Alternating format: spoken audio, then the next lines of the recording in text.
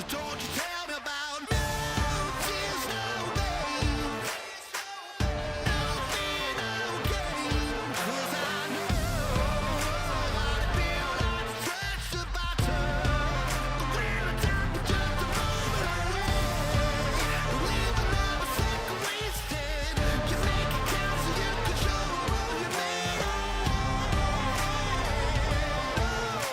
no, I know tears don't bring a moment's to say.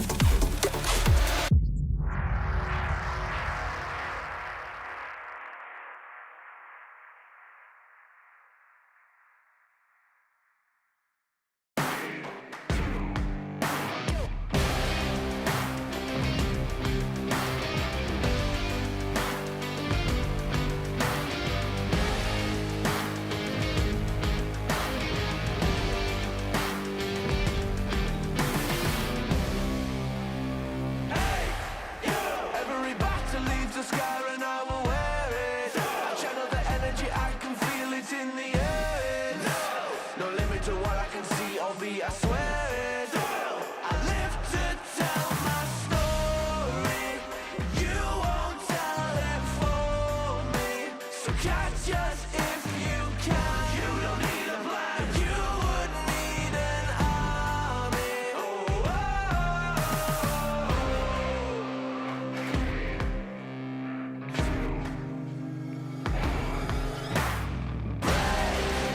this is all in the bottom road. You have to calm now, embrace the storm. And when we go, there's no holding on.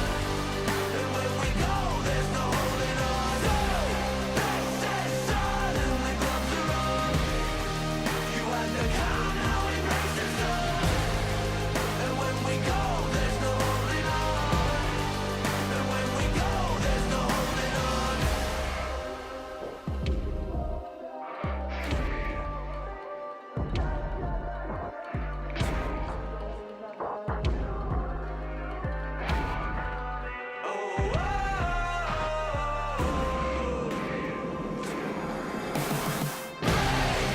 So this is all in the bottom road. You have to calm now, embrace the storm. And when we go, there's no holding on. And when we go, there's no holding on. This is all in the bottom road. You have to calm now, embrace the storm. And when we go, there's no holding on. And when we go, there's no holding on.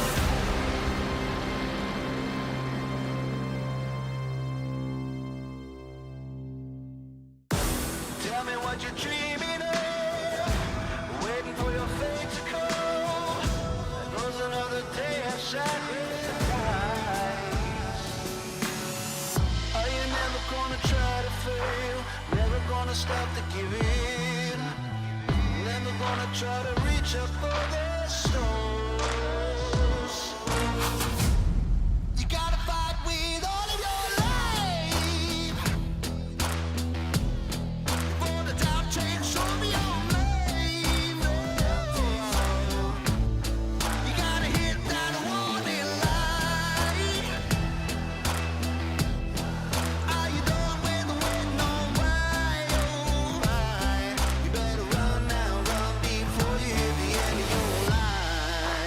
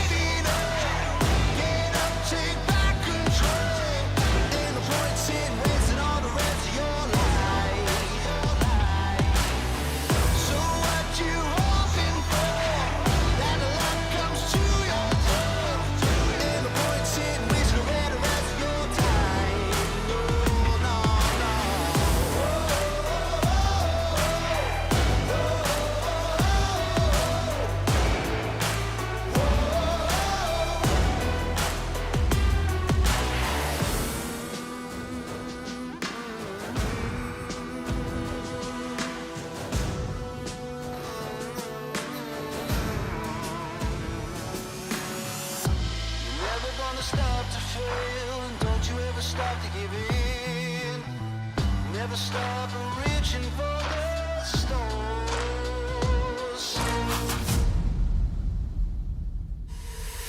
So what you waiting on? Get up, take back control. Ain't no point sitting wasting all the rest of your life. So what you hoping for? That the life comes to your door. Ain't no point sitting wasting away the rest of your time. Oh, no, no, no.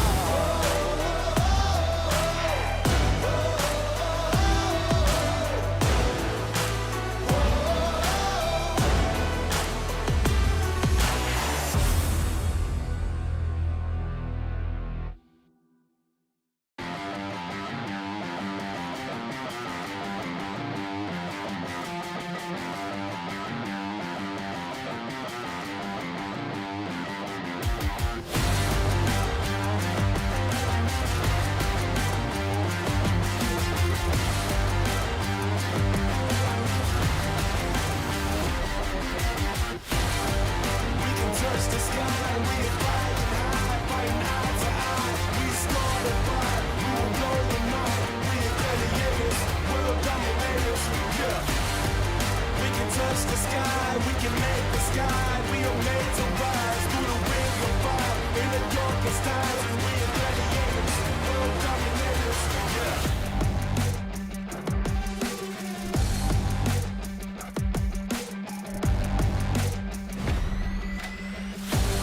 We put our lives on the front line. Battle to be king like a giant, like a titan. Ready for combat, we're ready to fight. Fearless of the enemy, we'll fight to survive. We are born to be conquerors. Rise to the top, gonna be the new emperors. Dragon slayers, earthquakers, bone shakers. Standing on the edge, born to be champions. We can touch the sky, we are flying high. Fighting eye to eye, we start a fire. We will blow your mind. We are gladiators, world dominators, yeah. We can touch the sky, we can make the sky. We'll make the rise through the ring of fire. In the darkest times, we are gladiators, world dominators, yeah.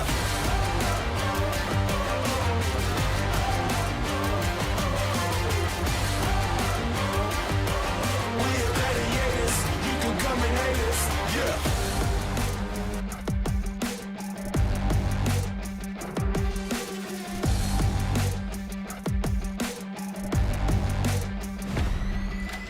Hands to the sky as we enter the arena, wild animals. We alliance, we're hyenas. Blood pumping, waiting for the enemy, the battle's coming. We're creating our destiny, open up the floodgates, bearing our souls. Nothing can stop us now, we're going for gold. This time is for heroes, a new era unfolds. Cutting through the darkness like a thunderbolt, boom. We can touch the sky, we are flying high, fighting eye to eye. We start a fire, we will blow your mind. We are gladiators, world dominators, yeah. We can touch the sky, we can make the sky. We are made to rise through the ring of fire. In the darkest times, we are gladiators, world dominators, yeah. We are soldiers, we are heroes, we are fighters. We can save you through the fire, through the blaze. We are gladiators, world dominators, yeah.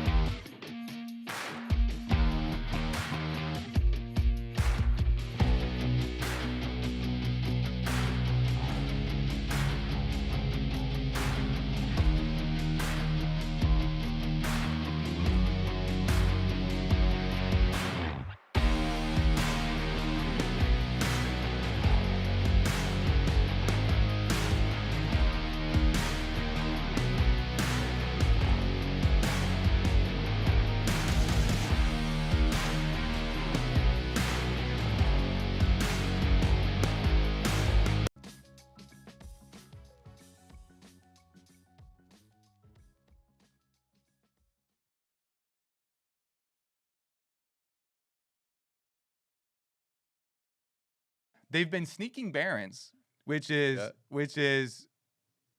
well, it's always better than just losing without sneaking a Baron. Better to sneak a Baron than have a Baron snuck on you. It's better to sneak a Baron than to never have had a Baron at all. Yeah. So wow, that is really high praise. You know, true. I mean, he sold me. boom. Dignitas are off. Tune in.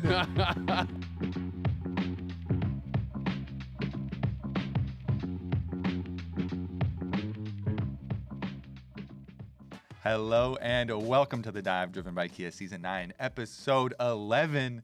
Not Episode 10. Not as Episode that was last 10. week. It certainly was last Which week. makes this week Episode 11. Welcome to, Episode 11. And this is going to be our no sleep episode just because coincidentally, None of us slept. None of us got sleep for all different, random reasons. It's fun that way. Yeah. Sometimes. Shared suffering. Yeah. That's how it goes sometimes. I think that it would be really fun to start off this episode with bringing back a segment that we did once in a while throughout the history of the dive, honors and reports, an old favorite. Yeah, we just wrapped up the positioning phase. So shall we begin with the honors? It's always nicer to begin with the honors. So I'm gonna honor Sven. I actually I told this to Sven and he kind of laughed, but then he kind of took it as a compliment as well. I didn't think he was gonna do poorly, but I did not think that he was gonna be on the level of like Masu and Jan right out the gate. Like obviously he was support for a while, he was doing really, really well. Then he went back to AD on Dignitas. Dignitas didn't work out so hot. He was still playing well there, but I thought he was going to be more like a middle of the pack AD. I thought he was going to be just fine. And Vulcan as well, honestly, like hadn't been doing that well with a few different players who were like, you know, these high, you know, profile pairings and stuff with like Berserker and Prince and whatever. I thought they were going to be kind of like a middle of the pack bot lane. I feel like Sven has played just as well or better than any of the ADs in the league. And Cloud9's bot lane has really pleasantly surprised me. And Sven's had some really big pop-off games where he's like absolutely dominating. So credit to him. I mean, I know he's one of like the hardest working, most like professional players in the scene. But you know, I didn't think he would be this good this fast on Cloud9, and I was wrong. So respect. I like that honor, and that you told him directly. You know, okay, I underestimated you. But wasn't familiar with your game. I apologize. Yeah, I'm familiar with the game. But the Ezreal Bard game for sure, like that, the Ezreal Bard game from both of them, Vulcan was mega smurfing, so was Sven. Yeah, definitely agree with that one. So what's your report then? We'll do each person both. My report is Xin Zhao pickers. What? Xin Zhao. Oh, that's a good one. 3-10 in the LTA North. So? And is going so you pick Xin Zhao, you lose. That's a player issue. Don't blame the champion. Blame the player. Dude, that's actually that's a tough one. It has been going like Xin Zhao. I've been noticing has just been doing so poorly in every time it feels like it gets picked in the league. It just always loses. It just feels like it's kind of getting severely outclassed by like Vi and all these other champions that are getting really popular, and it always feels like Vi is getting like first pick and like Xin is often an answer, but it just feels like it does nothing and then it loses. That's a pretty good one.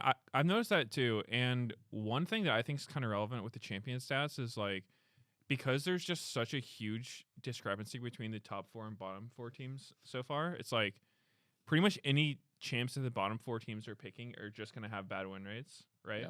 And I think with Xin Zhao specifically, a lot of people are picking him into Nefiri, who's kind of just, you know, broken. The 3 wins are 2 inspired wins, FlyQuest, and then the one win from Umti. Every other game was a loss.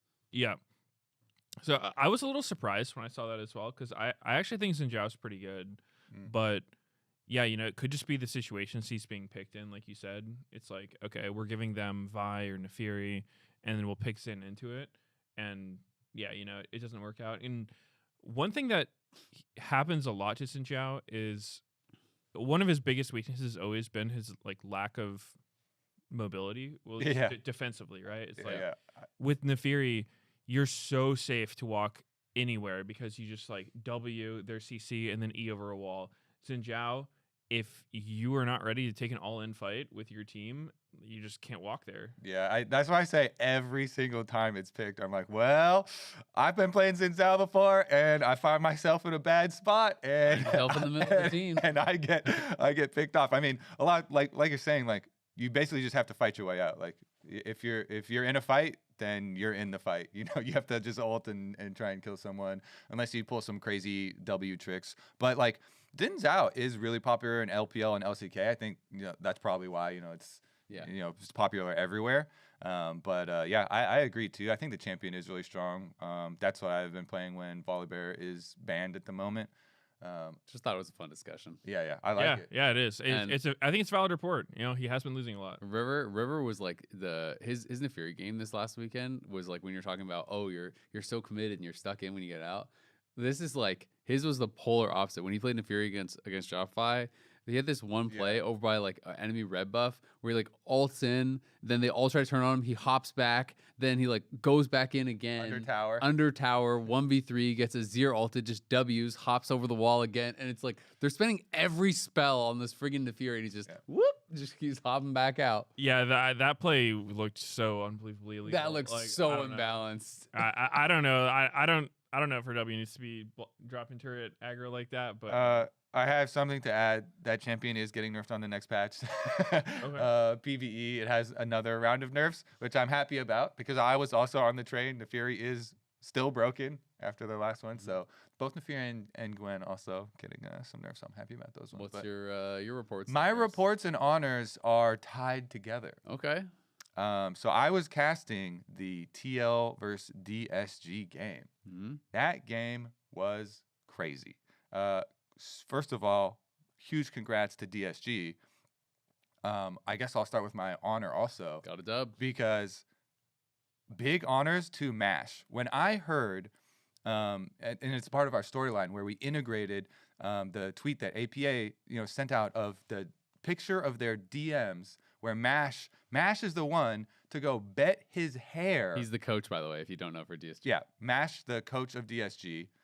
He's the big Jack dude on Don't stage mash with me. them. Exactly. He used to be an AD carry player, long time LCS player. And when I first heard that, I was like, DSG players and coaches are going to be betting their hair on winning games? That is crazy to me because they have not been looking like they can win any games. But then he bets his hair versus APA and they win. I was like, holy, big honors. Because last episode, it was just last episode where I was like joking. I was like, yeah, everybody loves underdog movies, but only when the underdog actually wins in the end. And it's like this heartwarming, oh my God moment. And DSG are the first of the bottom 4 teams to take a win off the top 4 teams. I thought that was just so cool. He like called their shot for them. And then, they started talking about scrims and stuff in their interview afterwards. And then it made some more sense where they're like, yeah, we beat TL the most in scrim. So probably that was building their confidence. Yeah, so I wanted to honor MASH for sure. I really wish I could give 2 because I thought Huhi was amazing. You just did. Yeah, you know what? I'm making the rules right now. Yeah. Second honor. He gets the second honor because the support Nico, he absolutely turbo blasted Impact. Like it was crazy. Mm-hmm. He made Impact's life hell. He made Impact go behind so many minion waves by diving them at the towers. He created so many plays. It was just like really, really good, like vintage support Nico. I'm gonna change the rules too. Do a second me. report. Dude, I'm gonna report Kobe for changing the rules mid episode. Valid. that Nico play, it was actually such a head scratcher when Impact was like right when the swap was happening and Impact saw Sejuani, right? Like XU messed up. He showed himself on the minions, and then Impact was like, I think he was trying to mind game him. It's like, when you have info that they don't think you have, you try to not make it too obvious. So he's like trying to walk the line, but then there's just a Nico in the lane. He definitely didn't make it obvious that he knew that. I will give him that. He sold it. He did. Which brings us to my report, which is going to be Impact. That was a super rough game. Of course, all the early game stuff and him getting, super far behind. But also, then at the Baron, he just kind of walks up and into the Nico again. And we got the comms listen in from the DSG side, who he is literally like, what the F is this guy doing? Yo, kill this guy. What is he doing? Which is kind of what people who are watching were thinking. I was saying the same thing at home. who he was speaking for all of us. Anyways, so yeah, those the reports and honors were tied together for that one. Yeah, that's a good one. That brings it to me. And this is kind of tough because, I feel like anybody on C9 could get honored. Azale already got Sven. Mm-hmm. Ooh, I don't know who I would give it to. My honor goes to Medios, the greatest. Anyone on C9 could get it. Could even be me. Now, Blabber actually gave me the shout out during LTA interview this weekend. That was actually sick. That was cool. I was watching it jokingly, being like Medios. Then he said it, and I was like, "Let's go." That's a dub. Yeah, that was funny. I feel like it's kind of a tie between Thanatos and Loki for me, but I think I would give it to Thanatos just because it feels like he's kind of going under the radar, especially with like, he was cheap in fantasy, and this dude's he's so good. I don't know. And I think a lot of people recognize him as good, but to me, he just stands out a lot, especially compared to all the other top laners, because even this weekend, he played Ambessa, who has looked completely useless as a champion every other game, right? Fudge has played her a bunch and kind of still lost some games with it. So when I saw Thanatos play it, I'm like, oh man, is this champion bait? And it was not bait in his hands. He made it look really good. He was like smashing Impact Scion with it. So I think he's just kind of on his own level right now for top laners. And it just deserves a lot of credit, because I think that's a huge reason why they're doing so well in their games. Do you think that Thanatos is becoming like the Xmithy thing, where everyone's like, "Oh my God, Xmithy's so underrated," as he like wins championship after championship, and like everyone agrees he's like really great jungler, and it's just so underrated. 'Cause it's just funny to me because I feel like a lot of people are talking about Thanatos as the best top laner in the league, best laning phase, and then Inspired got asked. I don't know if you saw this in his Player Week interview. Raz asked them most overrated, underrated player. And his answer was Quid for most overrated, and most underrated player in the league was Thanatos. And then you saying this as well just makes me like wonder. Because I feel like I've thought about him as the best top laner in the league for a while. I feel like people have talked about him as the best top laner, the best laning phase, that kind of thing. So I'm curious if it's like everyone feels like he is, but thinks other people don't, or if it's really not getting said enough, or what it is. Because it's feeling a little bit in my mind like the Xmithy thing, where it's like you ask anyone, they're like, yeah, Xmithy's top jungler in the league. So underrated. Yeah, it could be. I don't know. Maybe it just hasn't been enough time, because I know usually with imports, like they have this early import buff where they're very good for their first split or two, but it kind of takes a test of time to see how it haven't holds watched up. the shine of Korea off him yet. It's hard, man. You're away from home. You are in a much less competitive solo queue environment. Sometimes, there's language barrier, there's homesick, sometimes your teammates aren't as motivated, and that can like kill your drive. So I think we've seen it happen to a lot of players.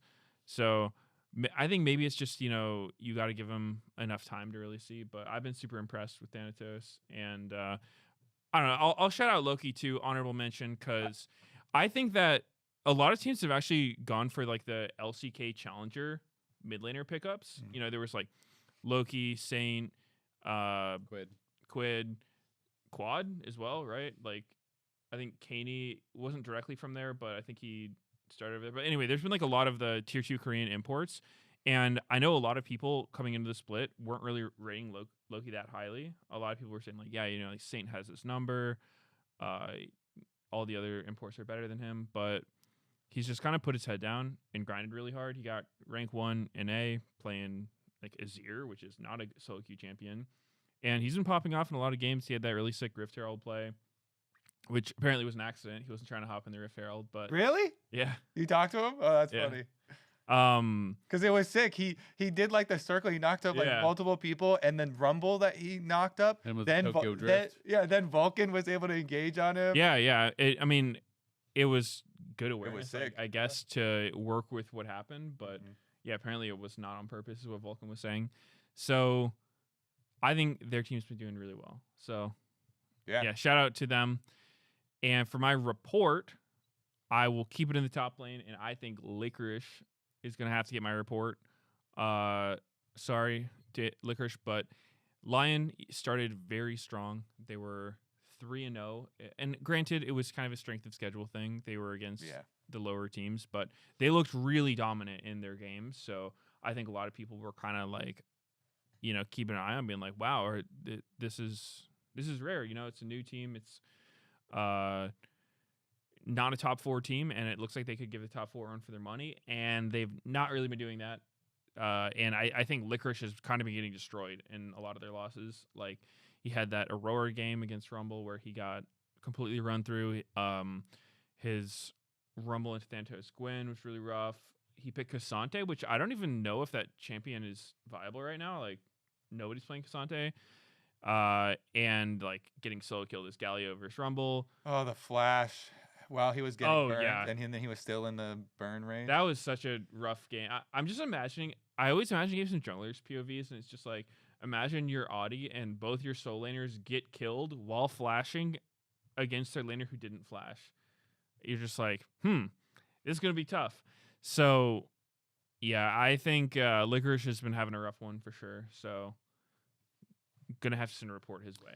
I think top lane in general has been having a rough one in LTA. I feel like top lane has looked pretty weak compared to normal, because usually I think top lane is one of our stronger roles, but I feel like some of the top laners that you can usually count on to be like a bit more consistent are having worse splits, and that's made the overall level come down, like Impact as an example and stuff.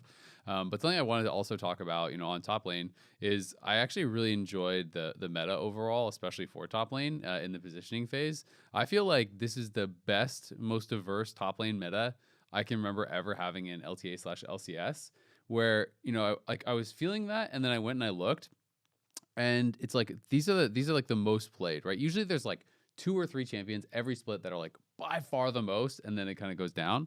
8 games of Rumble, 7 games of Gnar, 6 games of Gwen, 6 games of Ambessa, 6 games of Jace, 5 games of Sion, 4 games of Aatrox, 3 games of Galio, 2 games of Yorick, and then a whole bunch of other champions. And it was really interesting. And I noticed this first when we had Licorice was going up against Bwipo, and we did this shared champion pool graphic where it's like it shows the champions that they played and the champions that they share. There was nothing shared. And then the next matchup for Licorice, I think as well, was also nothing shared over like 5 or 6 games with his opposing top laner. And I just thought that was really interesting, that it's like you can have these people that are both playing in the same league, the same role, no overlap within like 5-6 games multiple times in a row. I thought was actually really, really cool. And to me, that's made top lane super interesting to watch, because like there are good tanks, like the Sion and stuff. And I actually thought Malphite, where Fudge picked it, was actually really good, and I felt like that was kind of more of a team gap than anything. Like it was working really well for the team. So I do think there's viable tanks, even if Casante's not one of them. But you can play like split push style. You can play like some of these more unique counters, like the Yorick or the Vladimir and stuff like that. We even had like Flash Ignite Riven, which was cool. So I've really been enjoying top lane, and like conversely, I think bot lane right now is in that boring spot where it's like, yeah, there are some other champions, but it's like 15 games of Ezreal, 15 games of Varus, then next most played is 6 of Kai'Sa, right? Where it's like basically those two are going to get picked every single game. I'm hoping that now as we move into the best of 3 phase, that'll even out a lot more, because it'll be fearless. You can only do it once in the series. But just in general, loving top lane right now. Yeah, I definitely agree on the AD carry point, especially too. That one is it's just like every draft we start out, it's not even that, oh yeah, they're going to get picked. It's like they're going to get first picked also, by 1 or 2 teams, and so then you just get this trade. It hasn't been super long since we had a pretty short best of 1 phase, and so now we're about to get saved by Fearless in phase 2 with the best of series coming up. So I think that with that kind of, like you're saying, helping out the AD carry one, feels like a pretty healthy meta overall, with a lot of versatility in all of the other roles being really possible. Like you can play long range or short range mid lane right now, kind of high mobility. You can Ryze is coming back for split pushing. Yone's getting banned a lot by most teams, but still viable. Ari in there, so feels like a lot of lanes are kind of mixed up. Yeah, I was talking to Anero the other day, and he was saying that the Yone nerf they put in where his E doesn't cancel CC was not even real. Mm-hmm. He said it was a placebo thing, because he mentioned they tried out Zoe against Yone, and that's, to me, was like the first thing that I thought when they mentioned the Yone nerf, was like, oh, you can actually sleep him now, but apparently when you snap back the E, it still breaks the sleep. So so I played against it where like I had it like not that specific matchup, so maybe that's just a bug where the CC would last, but like they go back and they're CC'd on the other time, and the travel time counts as part of that CC time. So it's like usually it would just expire. Like I played a Gnar game top where I was playing against a Yone, and I can't even remember what else, but and I got dove, and I went mega, and the Yone had aggro, and I like mega Gnar'd him against the wall as he was expiring, but he just snaps back. He's CC'd on the other side, but the stun expires as he's like going backwards. So like he was still CC'd, but it doesn't really do that much. That's how it's supposed to work. It's not supposed to actually break the CC. So unless like an auto followed or something, that would be weird, or it's a bug. But yeah, like my experience too has been that the E thing didn't actually really matter. Like maybe if you like more gonna bind them and then they instantaneously go back, then maybe you can like still catch up to where they were. But you have to be able to like run all that distance and get to them before the CC expires, which is kind of unrealistic anyway. Yeah, I'm not entirely sure, but that's what he was saying, and so yeah, that's weird if that's the case. Another thing that just happened was Inspired gave an interview kind of talking about like basically the difficulty for some young players as they come up. He was using Busio as an example, basically saying that there's like, there's some players in NA that have really good mechanics, but they're basically being taught the game wrong because they don't have players and coaches who actually like know the right way to teach them. And he was saying, Busio, when he came in from 100 Thieves, and he felt like he couldn't believe some of the concepts that had been taught to Busio by coaches or players or whatever it was, and that he basically felt like he needed to like reteach him the game. And essentially, once you've already learned the game the wrong way, as Inspired put it, it's really hard to relearn the game. That being said, he felt like Busio was playing the game the right way now and doing well. But it was definitely a big shot at coaches in NA, and also just a lot of the like veteran players or other players who might be teaching them. And just, it was kind of his explanation for why maybe some of the, like the young NA talents don't work out, is that it's like you join a team without someone who can really teach you the right way, you're already kind of screwed. Yep, I think that's super valid. That's absolutely a sentiment that I've shared when I was playing a lot, because it can be really hard to even know what the right way is for a lot of people, because, obviously put yourself in the shoes of a rookie coming into a team. It's like you finally get your big break. You're joining an LCS team. It's not a top LCS team, but it's an LCS team. And you just want to be the best like player you can be. You want to be the kind of guy who's like going to listen to your coaches, take in feedback, try to apply it. But who's there to really say if the feedback you're getting is accurate? Because I've worked with a lot of coaches or analysts or whatnot who just don't really get what's going on. League's one of those games where it's the only real way to prove that you know what's going on is to actually be playing, which is why I think when you have someone like Inspired on your team, it's so good, because he's not just telling you these things. He's actually playing the game too, and he's showing you that he knows what's up. But for any coach, it's not hard to talk like you know what you're saying and say things that sound, good on paper, but whether or not it's going to work is different. And a lot of review can be like super hindsighty. And then sometimes the stuff you tell people, it's like, okay, maybe in that one situation, if you applied this thing retroactively, it could have helped. But going forward, if I'm just keeping this thing in mind, is it actually going to help me get better?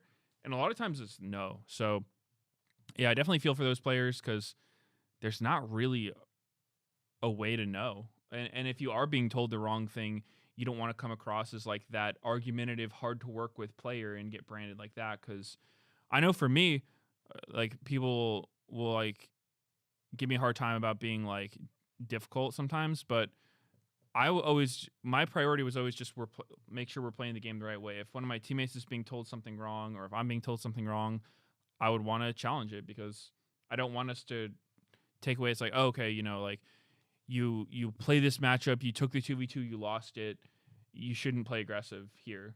And I'm like, wait a minute, like what if they could have won that? Like, let's look at that. Let's not just have these takeaways that's going to make us worse players because of one thing that happened. It's just like, bringing bad habits forward. So yeah, I totally get it. I think what he's saying is valid. It's just one of those things that's really hard to avoid, because unless you have players like Inspired, like these really experienced players who know a lot that can teach you, I don't know, there's just not that many people who are qualified. I thought this was especially funny when I was reading it too, because Nukeduck is the coach of FlyQuest now, and Nukeduck was one of the coaches that was coaching Busio while he was on 100 Thieves. That's true. And so I just I chuckled at first. Of course, Inspired said, players and coaches, lots of people here don't have like different views and are teaching like the quote unquote wrong. Which you can always say, oh, different people have different views of the game, but Inspired has pretty good track record, so. He has a lot of trust with MVP people. in EU, Yeah, MVP so in NA. he's got a lot No, of trust he's as far okay. as his view of the game. Yeah.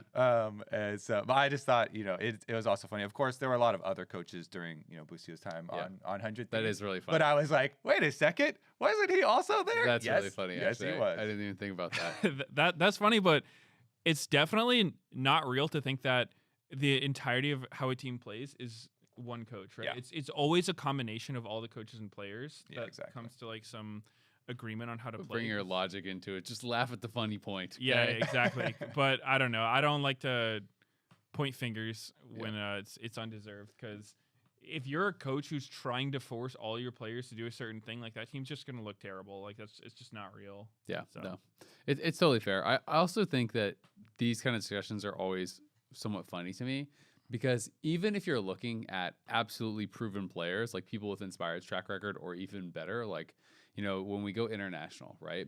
And I've had opportunities sometimes to talk to coaches, from the LPL or LCK, or talk to, casters who have had those conversations, or like, secondhand or whatever. And discussing with players, people from like, G2 when they were at their peak, or various teams that have done really, really, really, really well. And they'll be playing against another team that is like also of that caliber with that track record. And they'll like go through a draft or whatever, and they're like, this team has no clue what they're doing. This is horrible for this reason, this reason, this reason, this reason. Like, God, they're just idiots, right? They don't know how to play the game. And then you talk to the other team who has like just as good track record, and they're like, oh my God, did you see the stupid draft that they did against us? They're such idiots. They gave us the perfect picks because of this reason, this reason, this reason, this reason. And it's like, two people, super well established, all these titles, all these accolades, see the game in a completely different way, right? And I think that that's not like a dunk on any of the players or the coaches. I think that's kind of the beauty of the game, is that there's so many different ways that you can approach the game and see the game and play the game and still be extremely successful, right? It's like, Doumbé at his peak or whatever as a mid laner is like such a wildly different player than like Chovy at his peak or whatever, right? Like in the way that they play the game. And to me, that's one of the great parts about the game, is that there is not one way to play, and that there is, multiple styles and champions that play to that, and the way that your junglers want to play and your supports want to play. Like, you're going to focus heavily bot, or you're going to be roaming and playing for other lanes, or you're going to, push and move, or you're going to try to focus on the 1v1 and CS advantages, or you're going to play for plates, or you're going to play for objectives, or you're going to whatever. And I think that's kind of one of the things that is really cool. And I will say that as much as Inspired obviously like is a really, really intelligent player, has a great track record, there's more than just his way to play the game too, right? And so I think that's one of the things that makes it really fun to watch. Yeah, one of the best contemporary examples of this is Baus on Los Ratones, and the success that they've been having and incorporating him. And so yeah, it is part of what makes it a beautiful game, and also what fans love to see, because you like to see clashes in style. If everybody's the same playing each other, then yeah, it does get a bit boring. Right. One thing I want to add to that though is, because I definitely agree with everything you said.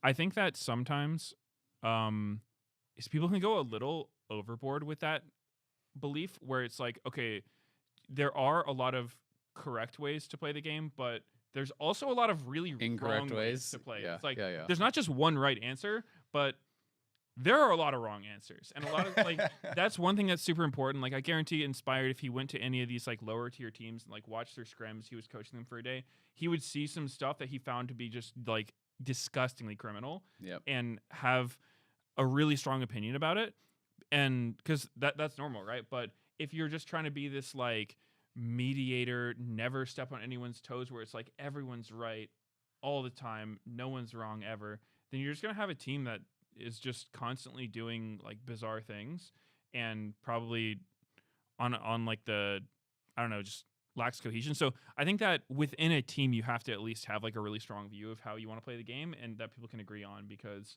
if not, you can't just be like, yeah, everyone's right, everyone do your own thing, and oops, didn't align, whoops, there goes the game. It's fine, I'm just a unique snowflake. It reminds me of the solo queue discussion of the guy who got like banned for being a permanent roam support Teemo and like never went to lane.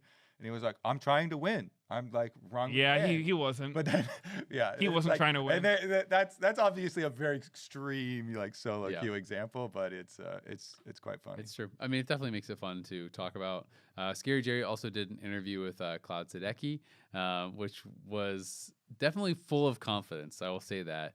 Some of the stuff was said in jest. Some of the stuff, like, you know, was just kind of like having fun with it. Some of the stuff did sound like, you know, he really meant it. You know, like the headline title is, if it was best of 3, we would be 8-0. First of all, there's only 7 matches. Second of all, the way he's saying it is definitely like kind of joking. He's like, yeah, we would have reverse swept every single one, right? Like, ha. Yeah. But you know, it was good to see that, like, it didn't feel like DSG was in the gutter as far as their mental was concerned, because I think a lot of these teams, I mean, they were getting not just beat, they were getting smoked. And when they lost to Dignitas, it's like, okay, this is the like dumpster battle at the bottom, right? It's like the winless teams, and they go in and they get absolutely blasted by Dignitas. All the discussions spun up of is like, is this the worst team in LCS history? Like, are they going to get a single game the whole year? You know, like all these discussions are going up.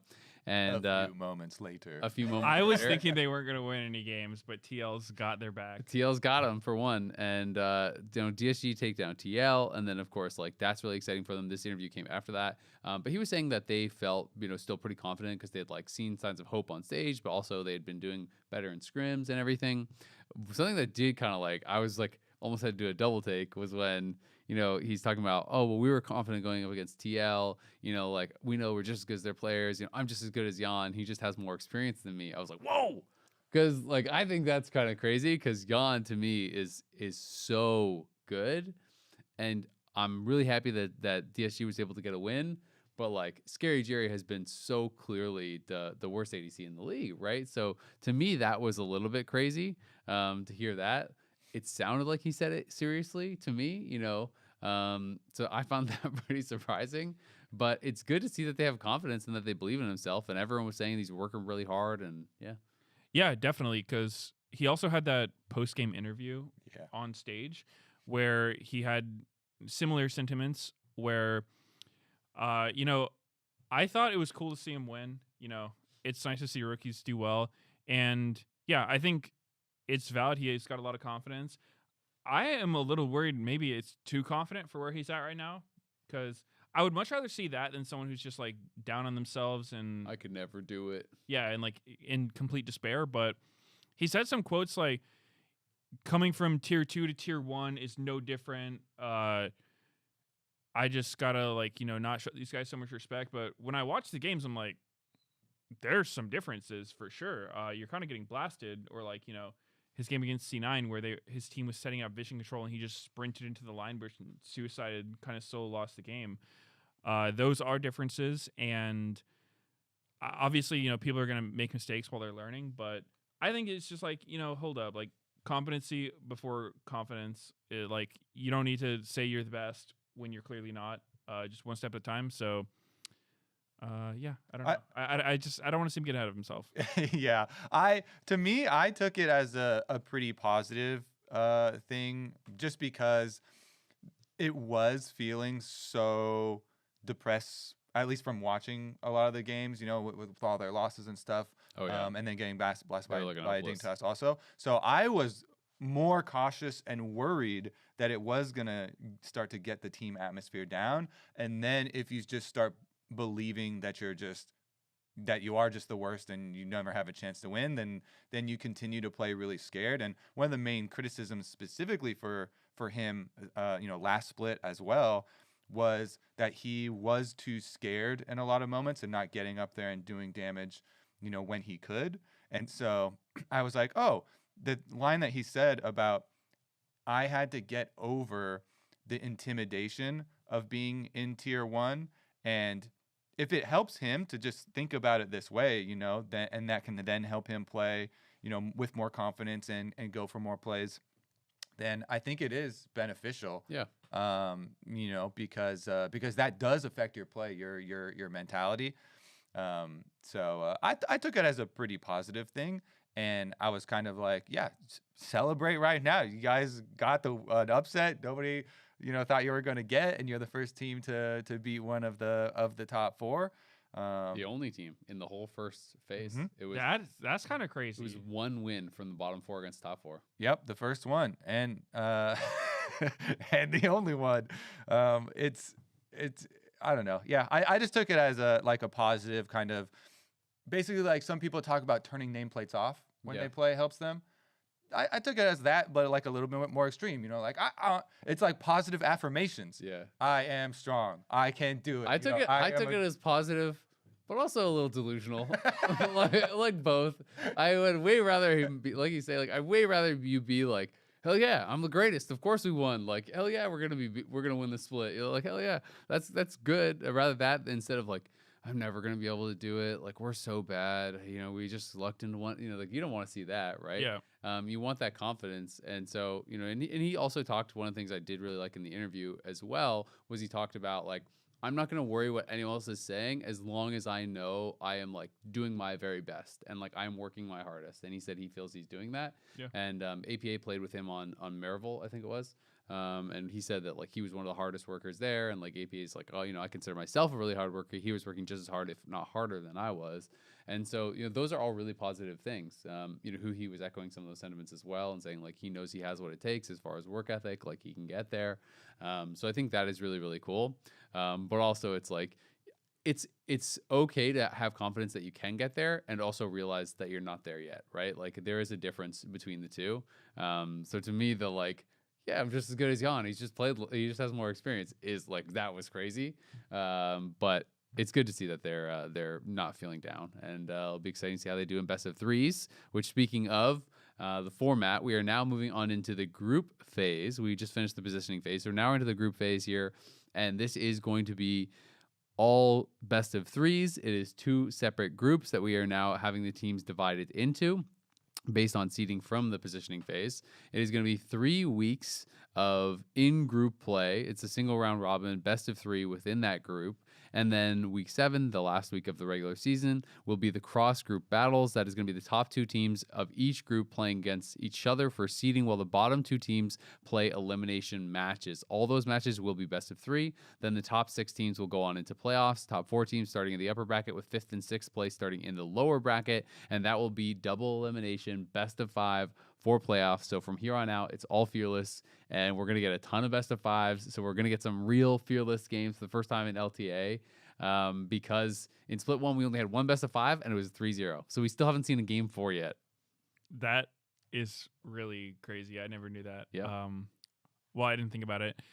Yeah, I kind of like it. It feels like it's ramping up each step. We start with best of 1s, kind of like get a feel for each other, and then best of 3s, and then I think playoffs is when it's going to get super hype, like that best of 5 double elimination. I'm excited for it. Yeah, when we get deep in the Licorice versus Bwipo best of 5 fearless drafts, and the top lane champion pools become the most weird and demented champions, those are the best times. That's what I want to live in. So excited that we're on to stage number 2 here with the best of 3s and with the groups playing each other. Yep, it should be sick. We are going to take a quick break, though, and then we're going to talk about the groups and some of the upcoming matches next week.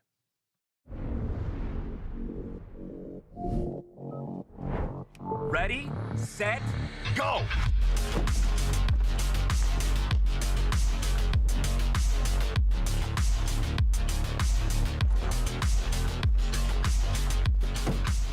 I'm at 47%. Oh, I'm on 63%. Man, I'm at 50%. Boom! 80%. Winner! The Kia EV9 can go from 10% charge to 80% charge in just 24 minutes with DC fast charging. Welcome back to The Dive, driven by Kia. It is now time to talk about the group stage in LTA North. We are going to be getting it kicked off here very, very soon.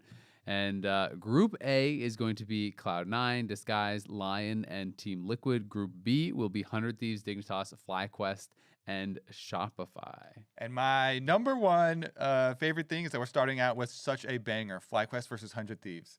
I say we just go straight down the list here in order, because we're starting off with a rematch here where, you remember in split number 1, 100 Thieves are the ones that beat FlyQuest. And then afterwards, we're getting all these interviews And the FlyQuest members are like, yeah, we should have beat them. You know, they just fought us here when they shouldn't have fought us here, and but it was not the case, and people are still kind of viewing 100 Thieves in that fashion. So I'm extremely hyped for a rematch, another best of 3 between these two teams, with how they have been playing. I think it matches up really well.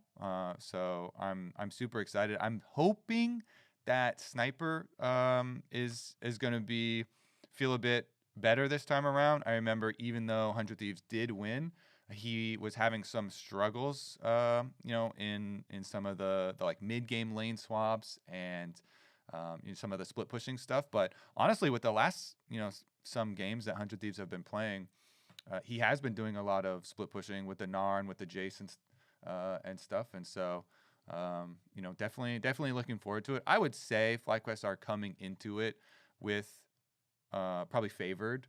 Even though, of course, last split, like we said, 100 Thieves did beat them in the best of 3 with what they've looked like this split.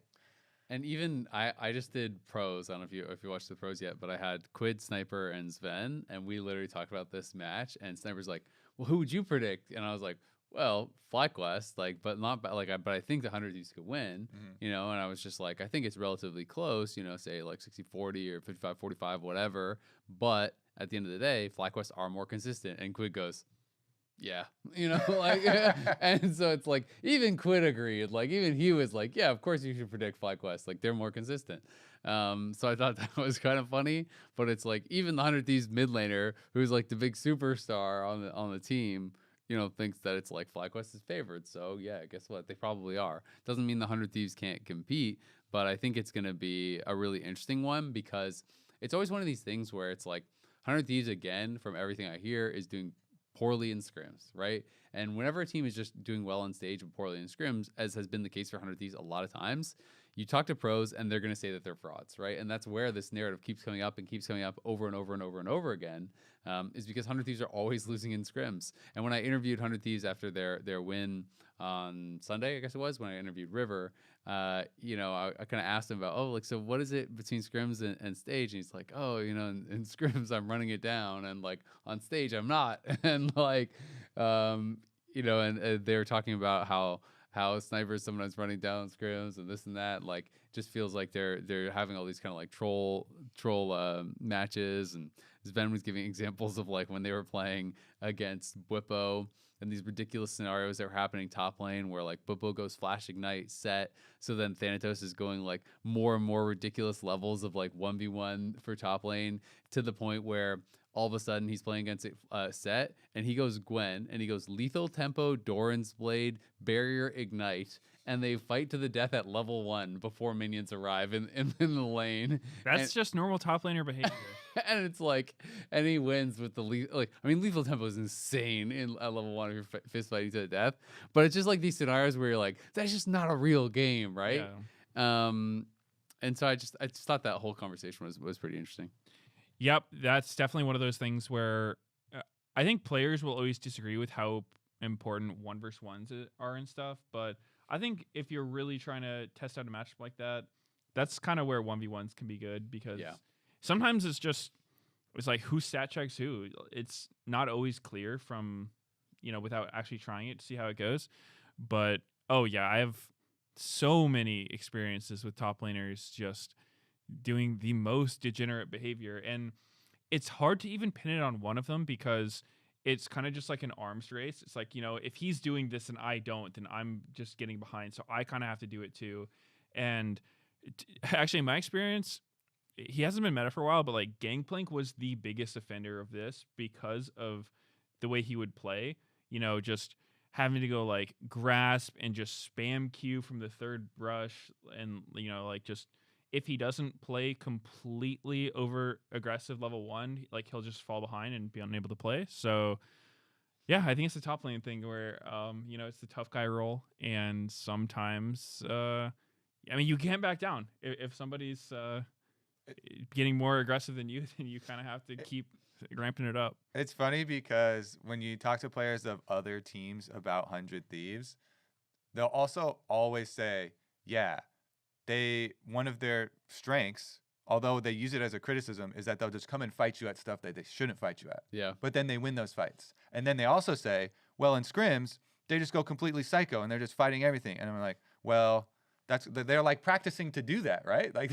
so is that like it? And then we also like talking to like, Golden Glue and stuff for 100 Thieves, like, they do encourage being really good, at these skirmishes and at these fights. And so I'm just laughing because I literally asked Quid about this exact question on pros, and I was like, so everyone talks about how good you guys are at team fights, and like 100 Thieves never rolls over and dies. If they get behind, they're gonna fight you, and blah blah blah. And a lot of times when you win, it's through your team fighting. So I was like, so are these really ridiculous scrims where you're just fighting all the time is that really beneficial? Is that the key to success? And he was basically like, no, like we just need to be more disciplined. Like, basically like we're just bad at scrims. Like we need to like be more serious in our scrims. And like other people on the team maybe would disagree. But he was definitely of the opinion that like that wasn't the reason why kind of thing. So I thought that was pretty funny. Yeah. I was also joking with Sniper after their win, because I interviewed him on stage, and I was like, oh, well, since you've been losing all your scrims, that helped you, because they had to come back in a lot of their wins this weekend, and they were versus bottom teams too. So it was a bit of a like, oh, this is a different look for 100 Thieves. They're having to like come back from early deficits, which on the one hand is like, oh, that is a good thing that they can show that they can also win the games without having early snowballs and stuff like that, and spamming fights. But then it was also a bit worrisome, and he was just like completely laughing, and he was like, "Oh, yep, that was the whole plan all along, right? We lose a bunch of scrims, so then we, you get practice like coming back from behind." Yeah, I think they've not cleared the fraud allegations yet, for sure. I don't know. They define what your line for fraud is then. Okay, well, because they made split one finals, they went 3-0. Their third place is what they finished in for this round robin. Yeah, so in split one, I know that their VP of Esports 100 Thieves was getting upset that people weren't respecting them for being first seed from earlier season, and 100 Thieves has had some good performances, but I think they're just extremely inconsistent, which is where the fraud allegations come from. Because, when you look at, let's say, FlyQuest, they're a team that is never just going to randomly play terribly and lose to, some other team, I think. They might not win every game, but, for instance, when FlyQuest lost to C9, it wasn't necessarily because FlyQuest was just doing some ridiculous stuff, losing fights, just forcing bizarre situations. And I think that's you just can't have that level of confidence with 100 Thieves when you watch them play. They're super entertaining. I love watching them play. They're probably the most entertaining team, but that's just because their games are so chaotic. And I like, at this point, I don't even know if they know if a fight's good or not. They're just gonna take every single fight. And so to me, it's hard to say like, yes, this team is like, one of or the best team when they play like that. And so I think they're just still way too inconsistent. And like you said, if they're losing all their scrims, then that's, you don't need to win every scrim, but if you're losing every scrim and you're just playing undisciplined, like, to me, that is kind of like fraud behavior. Are you putting the line at then, like, you don't consider them like a threat to win the title? This is like, no, I think they could win the title. I just think that, how are they frauds? Because they might just lose to the 8th place team as well. They're just so inconsistent. My rebuttal would be, I think TL are more frauds than 100 Thieves as far as like, top 4 teams and stuff. Because TL just look bad. 100 Thieves, in the last 4 games, they beat all the bottom 4 teams. Like I said, they got behind early, but I kind of took like, the one where they tried to fight the first scrap in the river. I believe it was their Lyon game, and they lost 2 people, and then they lost AD carry and jungle, and then they also lost the support a little bit later. And And Sniper was like, yeah, we just got to keep good mental and focus and focus on like what is the next play. And to me, that sounded like really positive as far as like, to your point about like choosing fights. That exact thing, that exact situation. I remember watching that and I was thinking like, you're fighting Varus, Nautilus, Xin Zhao in a 3v3 in the river. Like, show me a stronger bot lane jungle combination for that kind of fight. And it wasn't even, 100 Thieves had no advantage going into it. They kind of just full sent it and lost. And to me, that's just, obviously people make mistakes, but there are like kind of reasonable and unreasonable mistakes. And that just was like, that was just a really weird decision to take that fight. And the outcome was kind of, in my mind, expected. Like, I don't know how else I would have went. Does it make you feel any better that they then came back in the game after that? Yeah, I mean, I think they have good mental. I think they've got, like good team chemistry, and I don't think they tilt super hard or anything. So like those are all great stuff, obviously. But my criticism toward the team is just their consistency. And I think I could totally see them winning the split. I think they're good enough for it. When they're playing well, they're really good. Like I think River and Quid are some of the best mechanical and like extremely creative, like River finds such good angles. Yeah, they have like these insane game-winning moments, but they're also the team that's just like you can watch them and be like, what the hell is happening right now? Like this is insane. Like why would you ever try that kind of deal? And so I don't know. They're just so hit or miss. Like really high highs, really low lows. So yeah.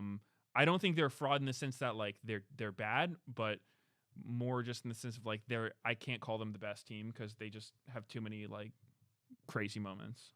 Yeah, it's gonna be an interesting match because I do feel like because there's this narrative that's just hung over them for so long of like, oh, you're always bad in scrims, you're a fraud, that kind of thing, where it's like they beat them in a best of 3 in split 1, and then obviously they lost the best of 1 in split 2. If they lose the best of 3 here, people will be like, again, it's just like, oh, that's just a fluke. It's just a fluke. Like you say, they have to be consistent to be able to finally kind of get that credit. Where if they win another best of 3, it's like, okay, now you won back-to-back best of 3s against FlyQuest. Like you got to get some respect for that kind of thing. And so through that lens, I definitely agree with you. I could definitely see how it's like they need to start showing that consistency against the top teams, or at the very least, like show a really competitive series against them and stuff to show, to kind of like silence some of those doubters, right? Like that's the only way they can at this point is string together some of those consistent performances to really kind of like establish themselves and really have people who aren't giving them that credit start to give it to them. But that being said, I do think FlyQuest on the other side, obviously, like is still looking quite strong. Yes, they did lose to Cloud9. It was obviously just the best of 1, but that was like a very good game, I felt like. Even just how some of the like individual 2v2s and things were going, I thought was really, really nice. Like the early 2v2 top, I felt like was played really well on both sides. Oh yeah, that was just cool really fight. fun to watch, where it's like, Thanatos is going in, gets this big chunk, sees Inspired coming around, and Blabber's going to be second to the fight top, so like he's kiting back, and then Blabber comes up and tries to flash past Inspired to Q onto the Rumble, so Inspired flashes back and is juking back and forth to block the Q, and then like all these things. It's like FlyQuest is still playing these situations really well, even in a loss, to your point, where they're not just having this like flop scenario. So I still do look at FlyQuest as the favorites in this. And when I'm looking at the like at individual specific matchups, I do still think that top lane is always going to be a big question mark for me, because I think as much as Sniper, I think, has become more consistent and plays the map better than he did last year, I still feel like his laning has been a bit of a question mark. And we talked about this on pros, but he had, that Aatrox game, the Electric Aatrox game against Impact even, where he was down like 30, 40 CS. I think his individual laning hasn't been as strong as it was last year, even though he's playing the map better and like understanding the concepts better and stuff. And Bwipo is always one of those players that you really do have to be pretty locked in for the laning phase, because I feel like he is one of the most likely guys to like bring out something specifically to crush you in lane. So I do definitely give them an edge there. And I think that bot lane, I definitely kind of have an edge for Masu and Busio. That being said, I think Quad hasn't been as good this year as last year either. I think that Quad, like while he can obviously play the melee champs, hasn't looked like, incredibly dominant on them, I think, this year, compared to someone like Quid, who I think Quid really is like a big carry threat on legit everything. So I kind of favor 100 Thieves a little bit in mid lane, but I favor the side lanes and stuff more for FlyQuest. I am super hyped for this matchup, both because as a jungler, I respect Inspired and River so much. And I think River has made some of the best plays this last Super Week that I've seen in a long time. Like he has been absolutely popping off. So I'm super hyped for that. But also, remember Inspired when he said who is the most overrated player? Said Quid. So to the like mid lane matchup point, like that, it adds some more like, spice and fire behind this one, because Inspired has always been so complimentary of Quad. Ever since Quad was promoted up onto this team, he has talked about how much, how good of a player he is, and like one of the only negative things I ever even heard him say about Quad was that Quad was so good he needed to ask for more resources to allow him to fully take over games. So I can tell Inspired has a lot of a lot kind of riding on this mid lane matchup, and his faith in his teammates. And for the 100 Thieves sides, I'm just so impressed with River right now. I really want to see these mid jungle duos just go super ham in the early games, because like they can control the whole map and snowball it. So very excited for this matchup. Yeah, should be a banger. I'm not gonna leak my sources, but a few different pros are telling me they think Quad is like living off of like past play, like that they think he's a lot worse, and people are just kind of like defaulting to thinking he's good because he had been good before. And a few different people told me they think he's going to be exposed now that it's Fearless, because they're saying in best of fives they think Quad is going to be revealed as a fraud this year. is what a few different pros told me. They're like, he can't play anything except control mages anymore. Like, just wait until best of fives. The true Quad's going to come out. He's going to be exposed. And I was like, that's very interesting. So we need one of those confessionals with like a thing over their head, and we get the voice changer, so we can actually get these lines and have like multiple, confessionals for people for like really spicy lines. But yeah, no, I thought it was interesting. And people are always gonna be more extreme, I think, the pros and the rivals and stuff, But it's gonna be a really good match. That's the first one to kick it off. Second match, what's the second match? It is Lyon and TL, I believe. Yeah. Okay, so Lyon TL is gonna be coming up. This one is gonna be interesting. Again, obviously Lyon, like you said, started off really hot. They beat all the other teams in the bottom four. They seemed like the team most likely to be able to punch up. I still feel like they are kind of in a tier of their own of the bottom four. I don't think that you can say it's top five because they won 0 games against them, but I feel like it's a top four, and then there's like a Lyon tier, and then there's the bottom three. Like, I still feel like they have looked kind of like that little bit more consistent and legitimate because their carries are really good. I still think that Saint and Henna like have that potential to be able to kind of get you in games against those top teams. And TL has looked the most vulnerable. They did just lose to DSG, so they are having some struggles. I definitely think that TL is still the favorite, like absolutely. But I think that this is going to be actually like a pretty compelling best of three. I'm pretty excited for it, and just to see if Lyon can do anything more in a best of. Yeah, I was pretty hyped going into their best of one that they played. I thought that was at the point where kind of focus on TL was like, ooh, they are looking like the easiest of the bottom or the top four teams to drop a game, and Lyon's looking like the best of the bottom four teams. So, maybe this is it. And then it was certainly not it. TL looked completely capable and very good in that one. And that was the one. I think that was the first of Umpty's Nefiri games. Yeah, and he had a couple of good ones. That was the Licorice Aurora game. I will say nothing. No, he did nothing in that game. I also felt like in this game, Saint got himself into a really good position on Rise, and I thought that they could have potentially like played through side lane and actually maybe been able to get themselves in a good spot. And this is I think this happened a lot of times with Rises, where they would get themselves into a good spot, and then they would just like kind of like over group and not be that useful in team fight instead of just like playing more heavily to side lanes, especially when they were kind of outranged. This was the game where the first game I think where Jan did like the full AD Kaisa, and he just got giga fed and like late game had like 4 items, you know, and just kind of like took over. But this game to me was also impact on Rumble, which he's really, really good on. Licorice did not have a good game, did not really like, you know, have much of an impact at all. And so even though, you know, TL definitely, you know, came out on top in this one, and as I said, they are still my favorite, I didn't feel like watching that they could never compete, right? You know, if Licorice was just on something that's like a little bit more stable and could have more of an impact instead of kind of like this counter picky type thing that didn't work out, I felt like they might have been able to actually match them in team fights. Yep, I think it's going to be a potentially different look for Lyon, and it'll definitely be an interesting match, which I want to keep my eye on the top lane, because I think Impact and Licorice have both kind of been slumping a bit this season so far. And so, you know, whoever wins will probably be a good confidence boost for them.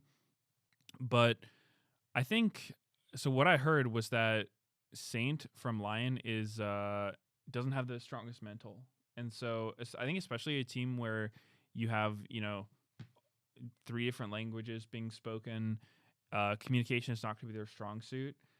It might be tough to come back from a 4-game loss streak, because, you know, obviously they started out really strong, and it's easy to get along and trust each other when you're winning. But when you just start losing everything, it is when it starts to break down potentially. So I am curious to see if they can come back. I think it'll be hard. I would bet on TL for this one, just because Lyon is like, you know, they haven't really broken through to the top 4, and I think that's probably going to hurt their confidence. Yeah, I was gonna comment on the game you're talking about with the Rise too, because they also had the Bard, and I remember them having no vision being a big part of it too, and like a big part of Bard, I felt like, you know, he needed to use that mobility to get around, to not only get vision, but also use Bard ults to blow flashes, and to like pressure side lanes also. So yeah, I do think it's like it's kind of a multi source thing here for this team, but like the parts of success that we've seen from them are still there too. So I do like that the bottom 4 teams I feel better about now at this stage than in the very beginning of the positioning, you know, best of 1 phase, because for a while there it just seems like, all right, it's so clear cut. At least now I do feel like they can punch up, but yeah, I favor Team Liquid too. Yeah, no, I would agree with that. I think that we saw some signs of hope for sure. I mean, DSG got the win over TL. Dig was in a big advantage over 100 Thieves. Shopify was close against a number of top teams and stuff. So we had like some of those teams looking like, okay, they're in a position where they could compete. They couldn't really close any of those, to be honest. But still, it did look more promising. And I think that these next couple weeks are going to be really important for TL in general, because there obviously, like, publicly has been the tryouts and stuff for, you know, for mid and for jungle and stuff. And I feel like Impact is not above reproach anymore. This is the first time I've felt like, you know, in his whole time in the LCS, where I'm like, Impact doesn't look that good anymore. And, you know, I really hope he can kind of have that return to form where he is that super, super strong, solid laner, because even on bad teams, he always looks like kind of like above reproach. It's like, yeah, but Impact's still playing well. And that hasn't been the case. You know, first stand, I thought he had his roughest international tournament that I've ever seen. And coming into this split, it's definitely been a lot rougher. So I'm hoping that TL can, you know, really get it together and look like a real competitor for the title again, because that just makes the league more exciting. And we know that they can be at that level. So definitely going to be an important couple weeks for them. Luckily for him, like Medio said, it's the slump battle up there with Impact and Licorice. So we'll see who does get the momentum builder. So those are the Saturday matches, and then we got Cloud9 versus DSG. So DSG, we opened the show talking about the confidence and talking about them taking their game off of Team Liquid. To our earlier discussion, though, like the comparison, Cloud9 right now seems like such a stronger, more consistent team than Team Liquid as far as 6-game win streak as well. Like it seems very lopsided. coming into this. You know, as much as it. Seems like it could be first versus eighth. Interesting. If you wanted to put numbers on it, Yeah. I guess you could. Yeah, attach some numbers to it. That's a fair comparison. I feel like that there doesn't need to be much more said about this one. I think anything other than a very swift one-sided 2-0. 2-0 would be extremely surprising. Yeah, for me as well. That my only kind of question mark, I guess, is like since DSG just had a good game, can they use that to do anything, to like kind of build a little confidence and be a bit more competitive? But I don't want to read too much into just one win because all of their other games before that were looking very one-sided, and C9's looking real good. So I'd be favoring C9 against basically everyone right now. So I agree. I think this one is going to be probably by far the most one-sided game this weekend. Turn nameplates off. Focus on your game. Yep. Play the best you can. Just as good as Jan, but are you just as good as Sven? That's the question. And I don't know. Maybe I'm most hyped for the support matchup. I think I was so impressed with Huhi in their game versus TL. So I guess if I had to pick one part that I am excited for this matchup, even though I do think it's pretty heavily favored for Cloud9, I think it'll be cool to watch the bottom lane and kind of the continued story there. Yeah. I think Castle can be solid as well. Like his York game was it. I think that was the game against Dick. Oh, I felt was, so like, bad for him. He was like the only part on the map that was like doing okay, and that is such the top lane experience sometimes where you're like, okay guys, I'm up 10 CS and I just took a couple plates. I'm doing well. How's the rest of the map going? You press tab 0-4, 0-4, 0-3, 0-3. You're like, oh. And it was the matchup where he got to use the York that Bwipo beat him with. Yeah. So it's like, oh man, we got the comms listening when Bwipo was playing it versus him, and he was like, "What the hell?" Yeah. It's like Ghosts are like chasing him down, and champion. Yeah, but then like he used that and he grew from it. He practiced it, he trained it, he made it, became his, and then he was doing pretty well with it. And it's just like the rest of the map's just on fire. The game was over. Before It he got doesn't involved. matter at all. Yeah. Those are tough. Next ones. one is Shopify versus Dig, and I would say Dignitas have really been heating up because even prior to their win over DSG, they were looking way better, getting lots of like stronger early games. What? I agree with you. All I could think is like Dignitas heating up 1-6, win over DSG, And good early games in the Ramping. previous losses. They're on fire. It's more on fire than they Also, on fire comes after heating up, okay? So they're heating up I was now. taking it one more step. Okay, whoa there, buddy. I was just going down the rabbit hole with you. I was excited. Slow your horses. They're I'm sorry, gotta slow my horses. Calm those horses down. There's no fire yet. They're heating up. They're heating. They're They're lukewarm right now. Their early games Slightly above room temp. were better, and they've been sneaking Barons, which is. Well, it's always better than just losing without sneaking a Baron. Better to sneak a Baron than have a Baron snuck on you. It's better to sneak a Baron than to never have had a Baron at all. Yeah. So Wow, that is really high praise. True. I mean, he sold me. boom. Dignitas are off. Tune in. Dignitas known historically for being the Baron team, not necessarily for good reasons. Tune but- in to watch Dignitas sneak a Baron and then lose. Yeah, I don't know. This one is kind of two struggling teams, but I think Shopify showed more signs of life than Dig, for sure. How hot would you How say many they are? How many Barons did they I sneak? mean, What temperature are they? Yeah.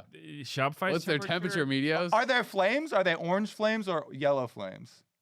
Maybe white flames. Which one's hotter? They're like White. White is They're- the hottest, right? Yeah.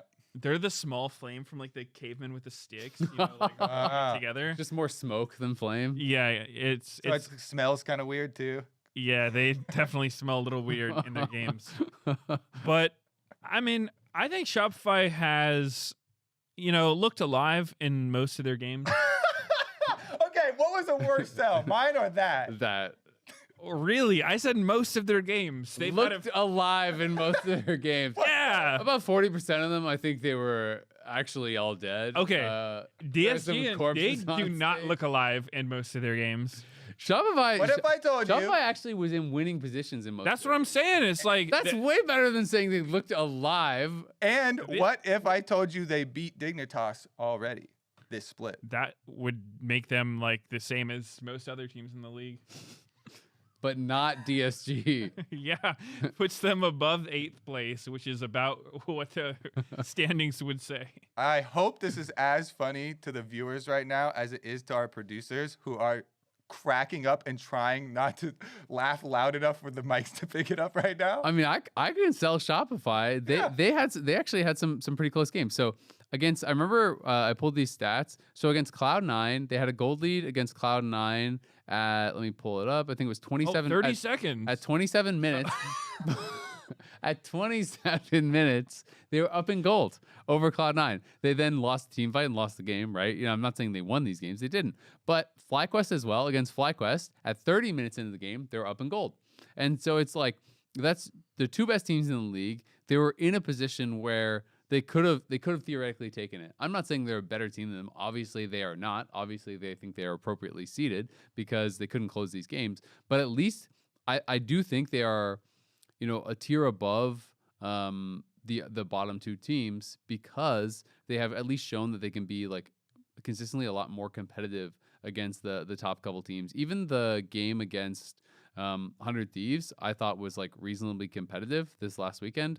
That was pretty much like dead even around 20 minutes or whatever. It sounds like you're agreeing with my synopsis of being alive against most teams. I mean, mostly alive. No, completely alive The most only of the one who time. has an excuse not to be alive is Busio because Masu bet his life on And them he's going dead, yeah. undefeated. 4-1 They're out. not undefeated, so yeah. Yeah, I mean, I don't know. They don't look. I mean, obviously they're not a top 4 team. They've got some struggles, but they make some good plays. You know, I think Contracts and Seos. I always want to say CEOs, but Seos. They've made a lot of good plays together, and it kind of just feels like the way that, you know, back when they were like Energy and CLG before that, like this core of Contracts and Palafox, they are very momentum based. If Contracts can get something going early, he can really take over the game. But whenever I see them have kind of like a standard looking early game, I'm worried for him because if it feels like when the game is even, something is just going to go horribly wrong for them imminently.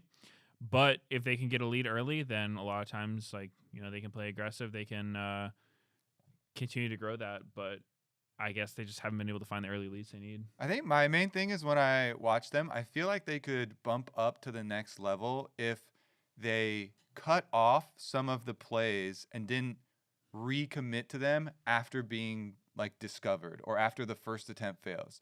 Because I see so many of these side lane plays where they'll like go up and they're positioning for a dive or something, but then, you know, the enemy does something like ults the wave or something, and so then it's like, oh, we're gonna have to wait 30 seconds now to actually go through with this play, and they kind of hesitate and they like go away and then come back and then they still do it and then somebody comes to counter it because they got the extra 30 seconds or whatever, or like, you know, and they make the first successful dive on the bottom side of the map, but then they stick around and they stay there and they try and also get, you know, Gromp or Blue or something, and then, you know, there's respawns or something comes through and there's like a defense. So I don't know, I feel like they have been in the past like really good at attacking side lanes, and it's actually been one of the strengths, you know, even when Palafox and Contracts were on Energy, when Energy was actually doing really well, you know, they would run like double split pushing solo laners and they would make a lot of attacks on side lanes and to a lot of benefit.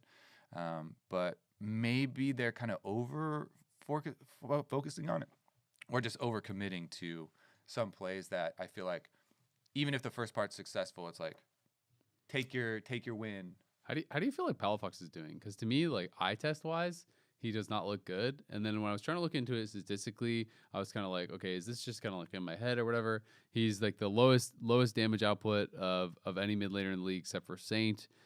Even when you add in 80 carries, he's like, you know, 4th lowest or 3rd lowest or something like that. He's the least kills out of any 80 carry or mid laner in the league. It just feels like, I don't know, it doesn't feel like he's having much impact in a lot of the games.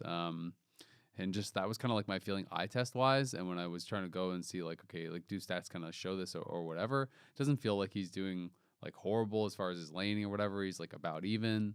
You know, he's getting gold and stuff, but it doesn't seem to be like he's able to kind of like convert on anything. Like, you know, he plays the side lanes and, you know, maybe takes some towers and gets some advantages or whatever, but it doesn't really feel like that turns into anything. Like 12 kills on the split is like kind of crazy. Like that was kind of like, I know kills aren't everything. It's just, but like if your damage is the lowest and you don't get any kills, it's like, well, you're not really doing much with your gold. And I don't feel like it's just a like a champion pool thing because he played like pretty standard stuff: Aurora, Zir, Talia, and Jace. Yeah, I think he's definitely not had the presence that he once would, or that you would hope as a Shopify fan.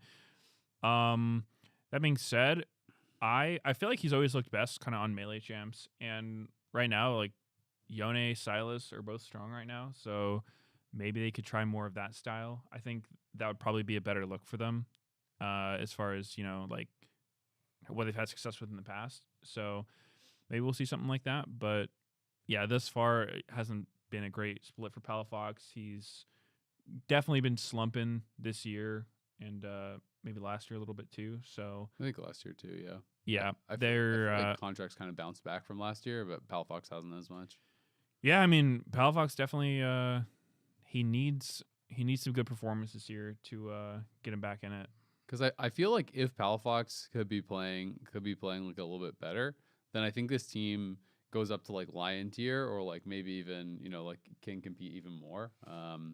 Because I feel like they're having these competitive games, but when you have a competitive game and the gold is close late game, I feel like largely it's usually decided by carries, right? Like the team fight, like when it comes down to a team fight, it's like how well are your mid laner and your AD carry playing. Of course, the rest of your team has to facilitate them and set up well and be coordinated. You know, I'm not trying to say it's like just on them, but I do feel like a lot of times it comes down to the quality of your carries, which is why like I never really believed in DSG, just to be frank, right? Like I didn't think that they had the carries to kind of like get you across the finish line, even in competitive games. And for Shopify, I feel like that has been kind of my question mark. And I was trying to think more about this, like, okay, they're close in all these games. Like, why can't they win any of them, you know? And I feel like eye test wise, you know, Palafox hasn't been playing as well as I've hoped. B-Boy I still think is looking pretty solid. I feel like Contracts and Seos are doing pretty well in the early game. Fudge has been like up and down, not the best, but I guess I didn't have as high expectations for Fudge. Whereas Palafox I was really hoping was gonna be like a big kind of like component of the team. So who are you favoring in the matchup then? Because I'm remembering back to the game that they played. That was at the beginning of the positioning phase. Yep. So it was a few weeks ago, and it was the week where Shopify came out and they ran the same comp back to back, and it was like the first successful run of it, you know, where they got the Nefiri early on, and they had Seos with Leona, and Seos was roaming with him a ton, and they were like creating a lot of plays, you know, getting leads for him, and then they were able to snowball it, and they actually used 2 solo lanes that I would kind of think back to the like heights of energy when I was talking about 2 like split push engage, you know, solo laners of using an Aurora and an Ambessa, and then having the early game of like strong jungle and support made it like look good to snowball, you know, because then they actually did, like in that game, Palafox got a decent amount of like Aurora engages. There was one that I clearly remember where he Aurora ults, then flashes over, and it like ping pongs him back, and then he like touches the hex gate, and it just like he looked very dizzy. But aside from that like very dizzy flash and ult play, you know, he did like get a bunch of engages and bird flashes and stuff. I think overall for sure he's definitely slumping. So I do wonder how he's gonna go up against Caney this time around, since Caney has had some pretty good games. Although also some slump ones for himself. So that's why I'm really back and forth on this matchup right now. I feel like it's extremely close. So I'm curious who you're actually favoring. I was kind of more hot on Dignitas coming into the split, because I felt like Surdy and Caney were gonna have really good splits. You know, I was thinking, okay, Surdy, you know, he's a really good 1v1, blah blah. A lot of people had told me that he's great in solo queue. Lane swaps are gone, so like Surdy's gonna be doing better. And Caney, I actually just thought Caney was really good from watching him play against 100 Thieves and everything. You know, internationally, I was thinking, okay, this guy's like pretty kind of under the radar, but he's gonna be doing really well. But Surdy has not looked very good. He hasn't really been able to do too much at all. And I feel like Dignitas is really struggling with their macro. Caney, I think, has had his moments. Like I thought, even in Loss's Victor game, you know, he showed some really strong laning, but they just haven't really been able to convert. So I feel like I'm still more on the Shopify side. I feel like I like how they're playing their early games more. I think that B-Boy is very consistent. So I feel like they have more pieces that I feel like I can kind of count on, I guess. Compared to what I'm seeing in Dignitas. But I do think it's pretty close. I think it's pretty hard to call. Yeah, I was going to say very similar to what you were. Almost a 50-50. But if I had to bet on one team, I would give it to Shopify very slightly, just kind of for the reasons you were mentioning. I think that Dig has just not really shown up this split. I think they've had a lot of like rough games, and it doesn't seem like they're totally aligned with how they want to play. I think Shopify, when they're playing well, they look like a pretty solid team, and I think Dig's just, I don't know, I haven't really seen it from them so far, so probably Shopify, but I wouldn't be surprised if Dig got together. Yeah, I'm Shopify. I want them to still go for their side lane plays, just not kind of use extra time afterwards. Just the good ones. Yeah, can I Keep the good plays? Yeah. Get rid of the bad plays. Exactly. It's so Simple as that. And the only other Boom. thing, keep some vision on Baron versus Dignitas, so they don't get a little sneaker. Yep.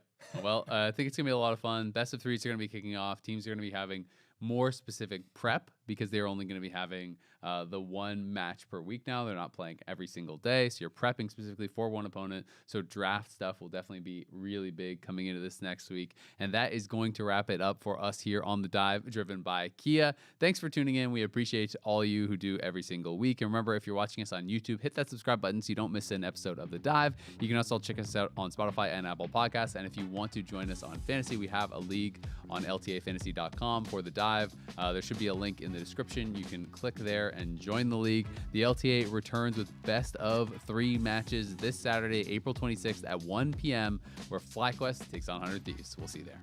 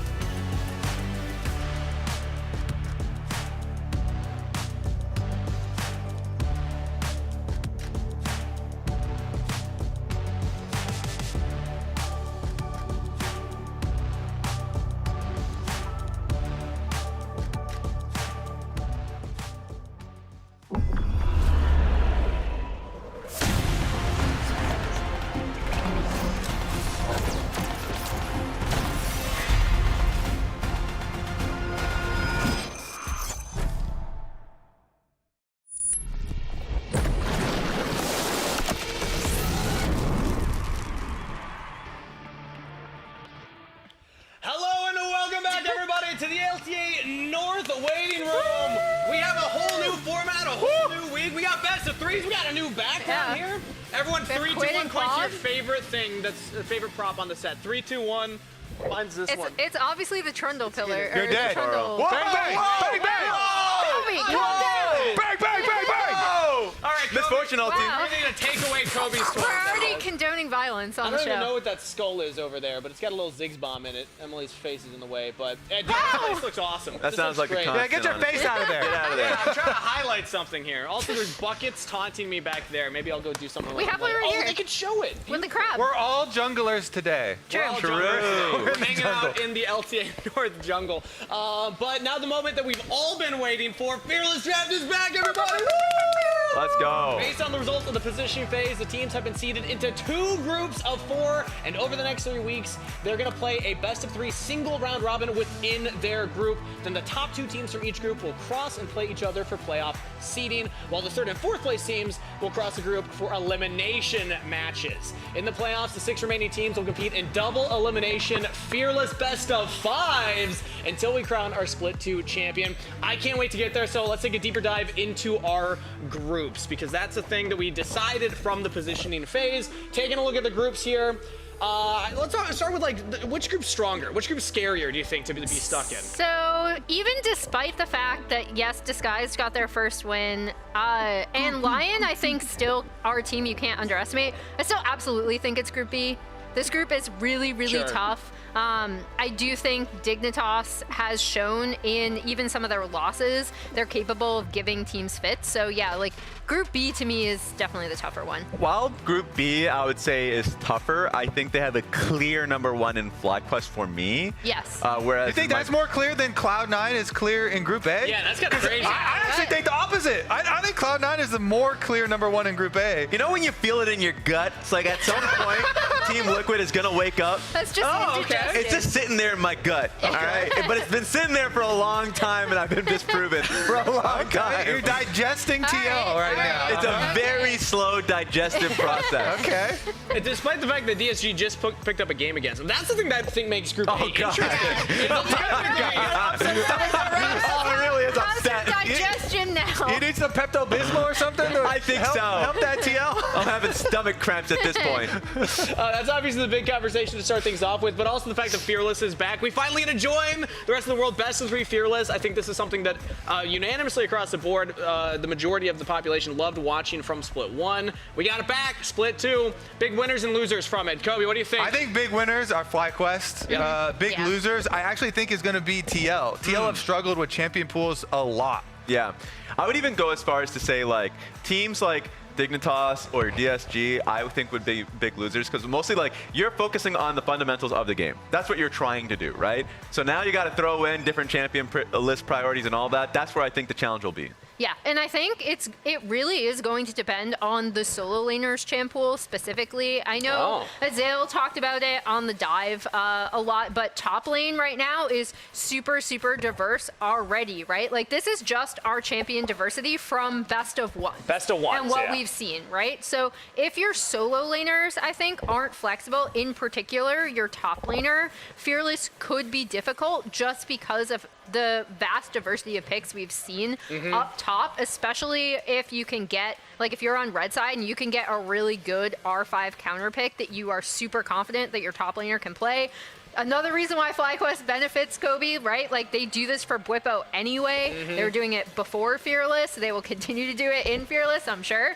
So yeah, that's what I'm looking at, is teams with really strong solo laners. It's crazy how many individuals we have up there. 80 carry, though, we might finally get past Varus Ezreal every game, everybody. But here's our Fearless leaderboard from the best of 1s. We're going to keep updating this throughout the rest of the split now that we're in Fearless best of 3s. But the current Fearless leaders up there, I didn't actually catch who was first here, but this is the second page, it looks like. So we have the top 10 most unique champs. Again, I'm expecting those numbers to drastically increase here. And that's the list that you're talking about, right? Quad is at the top. And I mean, the one champion that comes to mind that he played recently, even though it was in a loss, was the Lucian pick. I think that even without Fearless, we're seeing players show more in their champion pool. And to me, the people that we talk about constantly is like Licorice and Blippo because of the champions that they've been going for, like the Wukong flex into the jungle, and then we're playing the Fury top. Like that stuff is really cool, and it's only going to get pushed more. So even though I even said that it's going to hurt like DSG and Dignitas, they're the ones that are actually showing the most diversity so far in their pool. So I think it's going to make it even more fun. And the thing is, with these stats that we're showing, these are from the best of ones. Yep. So it's not really indicative because you haven't had to show your fearlessness yet. Even if We you were are, coward drafting. Yeah, even if you are a very good fearless player, there was no reason to pick your extra, secret or strange champions up until now. And I would be perfectly content if your explanation, if you're low on this list or something, you're like, well, why would I? I'm just picking the best champion, for the situation at the moment. Why show everything that you But can now do this we're in split? fearless. Now they have to. Especially with ADs, right? Because they've pretty much been. Yeah. Exactly. If you talk to Yeah, right. You saw that, I think, was the smallest of the shared pools. And it makes sense, right? But like obviously that I think is going to be the position that then gets pushed the most in Fearless. But we're also halfway through the split, so we're done with the round robin. Everyone's played each other once. It's time for our way too early split awards. Let's talk about them. The discussion. If we had to stop things right now, the hot takes for who would actually be taking it. We're kicking things off with MVP frontrunner. This is the big one on everyone's mind. I feel like it's also one that probably has the most consensus. Yeah, I think so. So we all talked about this. We all gave our vote. Everybody pull up your card. So you got some right there. Shout out to the amazing artist Elaine who drew this one. I mean, they're already showing who the person is. They got it. So there's no surprise That could here. be anyone, Raz. That could be anyone. Dude, don't read the bottom. We're like the dentists, right? Where it's like 4 out of 4 loungers agree. We all agree. Yes. It's inspired. So, but why is it inspired? So Let's dive more into that. It's because if you're trying to pick one from Cloud9, then it's spread around a lot more with that team because Thanatos has been really good. Their bottom lane has been very good. But if you're looking at FlyQuest, I think it's mostly been really big carry games from either Inspired or Bwipo. And so the votes are a little bit more concentrated on FlyQuest, since I actually think that their carries of Masu and Quad have been a little bit more subdued than previously. And so it does put more of a spotlight in, Bwipo and Inspired for FlyQuest. And some of the other teams, it's spread around a lot more. I think that's fair. But Raz, is it slander to say that the current MVP frontrunner is not on the #1 team, the #1 seed going into groups? No. I mean, I think Inspired has a little bit heavier of a load. I think right now Cloud9 is a team. Yes, it was a bit of a tie. It was a head-to-head thing. It was the best of one. I think Inspired's played so damn well in every game, and he was the player of the week in the last week. So in general, he has had really only good performances. Okay, fair enough. Well, let's talk about our next one then, because we have another award to give out. Kia Rookie of the Year frontrunner. Now, again, this is way too early predictions, but who we think should take Rookie of the Year? I got mine. Everyone, 3, 2, 1, flip them. Oh, okay. So we agree. Loki, and then Saint. Okay. All right. So let's hear the arguments for Emily. I want to hear from you. Why do you have Saint as your Rookie of the Year frontrunner? Yeah, I mean, I think he has been really, really strong as we see the eligible rookies: Saint, Loki, Scary, Jerry, and Surdy. I think Saint in particular has to do more with his team, right? Like, because I was also torn between Loki and Saint, and I'm like, who do I think has been a more consistent performer? And then also, who do I think has had a heavier weight on him, right? Because I think Loki could end up overtaking him again if C9 keep doing really, really well. I think there's a great support system there for him, and I think he's been incrementally getting better with the C9 team. I think a lot has put on Saint, and he has performed really, really well for Lyon, right? And a lot of reasons his strength has been the reason why they've won games. It almost sounds similar to Kobe's defensive Inspired being MVP frontrunner. It's just more weight on the player on the team. But Kobe, you disagree this time. You have Loki. So why do you think Loki is your frontrunner? I mean, did you see him try that Rift Herald? I did. What's really funny? I even did a Telestrator breakdown of it, and then I found out that's not what was intended. Medios asked Vulcan on their Cloud9 podcast, and apparently it was an accident. It was accidental driving. Would you rather be good or lucky, Kobe? Good. Okay, lucky. What do you? Those are both good choices. Yeah. I'd rather be good though, because then you're good all the time. But here's the play after the Rift Trail drive, and that was not an accident. Okay, that sweep was huge, regardless. I think that Loki's been scaling. So I think Loki, even though we're doing our like way too early, not even halfway point, but like 1/3 point, way through here. I think he has a really good case for himself. Yeah. Meanwhile, talking about the recent plays, you have the Rift Trail drive and the huge sweep, and then you have Saint dying and flashing That was pretty rough, mid versus FlyQuest in the first like 3 minutes in the same game that Licorice also got solo killed and flashed, and you're just like, oh. Yeah, it was Yeah, rough. and Jack in the chat also mentioned like, hey, it's not who's most valuable, who's the best amongst the rookies, which is like a good counter to the idea of Loki not being the most valuable to his team, but he's still performing really good. Whereas for Saint, of course, he's most valuable to his team. I just think that, remember, also Saint had a really good week where he got Player of the Week. Obviously, this was a tougher week that he had to play, and I think this is where the whole too soon to talk about it, and we'll have to see how Lyon scales and plays around him. I think it's very difficult to talk about somebody that's playing on a less, I think, organized squad or a less talented squad overall. Like, you're going to have to do a lot more than needed, and sometimes it's going to not pay off, right? So it's difficult to talk about in that way. Saint, I think, has just played so well throughout the split so far. So we'll see. And also taking into consideration that I like how you agreed with and used Jack's argument, but you're still I'm still holding firm. Still holding firm. I'm saying It's too early, but I'm sticking with him. But hey, we have the rest of the split for them to, give more arguments for who should be taking that one. But now we have our You next. didn't even give your argument. I didn't give my argument. Well, Just let me carry it? Okay, you I were got so you. eloquent, I got Kobe. you. Well done. There Well we go. done. I'll There take it that is. deal. All right, let's talk about now our Kia All-Pro front runners. So we talked about MVP. We talked about Rookie of the Split. Now, All-Pro. That means that we're going to have to build the entire team here. I have two. I believe we each have two that we're going to talk about. There's probably going to be some overlap, I imagine. I don't know. I still got 3 of them left here, buddy. I have 2 here. Yeah, How many do we have? All right, everybody, let's just flip them around. 3, 2, 1. Who we got?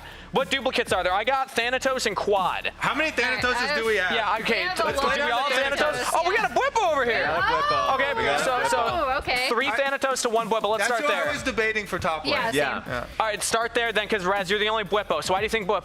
I think right now everyone's talking about Thanatos, especially the players, because of course like scrims get taken into consideration and everything. Is Thanatos more talented? Possibly. That could be the case. But in terms of current performance this split, Bwippo has been insane. Like some of the games that he has played, by the way, like the DSG game where he like basically dragged his team to the finish line. He has it just literally was the case for that game. I think he's really only had one game that was a question mark. That was actually versus Cloud9, but that was in a 2v2 loss where they like messed up topside. All of the stats go in favor of Bwippo in the early game. He is incredibly solid. 7 solo kills, another thing that he tops it like by a wide margin. I think he is having a very good split. And it's crazy because not a lot of people are really talking about it that much. Thanatos is right now the biggest talking point.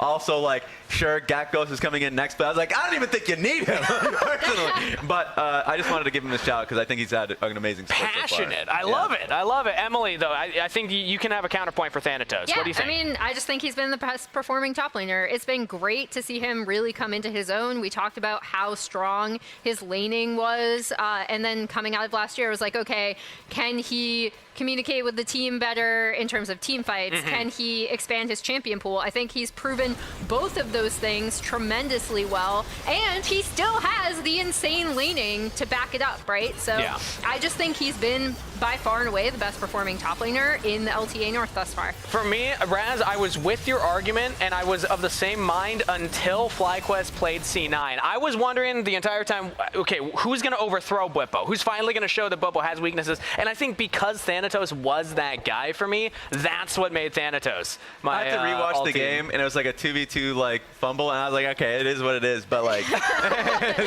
that's fair. It's like the early game metrics and also just how he's been playing, I feel like it's been one of his best. Very small sample size, but it's been one of the best he's had in a very long time. All right, who we got for mid? Oh yeah, Jungle's inspired, of course. Yeah, so mid, I got Quad, boom. Quad. We're getting the quad cars out. Oh, that's not Quad, that's Quid! Quid! Two Quids! What? Wait, that one's Quidward. He's got a little it's super jellyfish. cute. That's insane. Cat. All right, everybody shout out. Yeah, you got How is Cat. that insane? I feel like Quad has been less impressive than last split with FlyQuest. Well, week 3 for me was not great for Quid, I think, in lane. I think in lane versus Saint was tough. It's about to be good versus squad. That might happen. You want to play right now? Let's go. I'll take you on. Look at that. He's touring him up right now. I don't know. He's not as focused They put us on, in that they put us on situation. couches missed one the fight. weekend, and we get a physical altercation in the studio already. I just think I think Quid had a bad week, and I think, of course, if you have 3 weeks, one of them's rough. By the way, then I'm going with the other guy. So.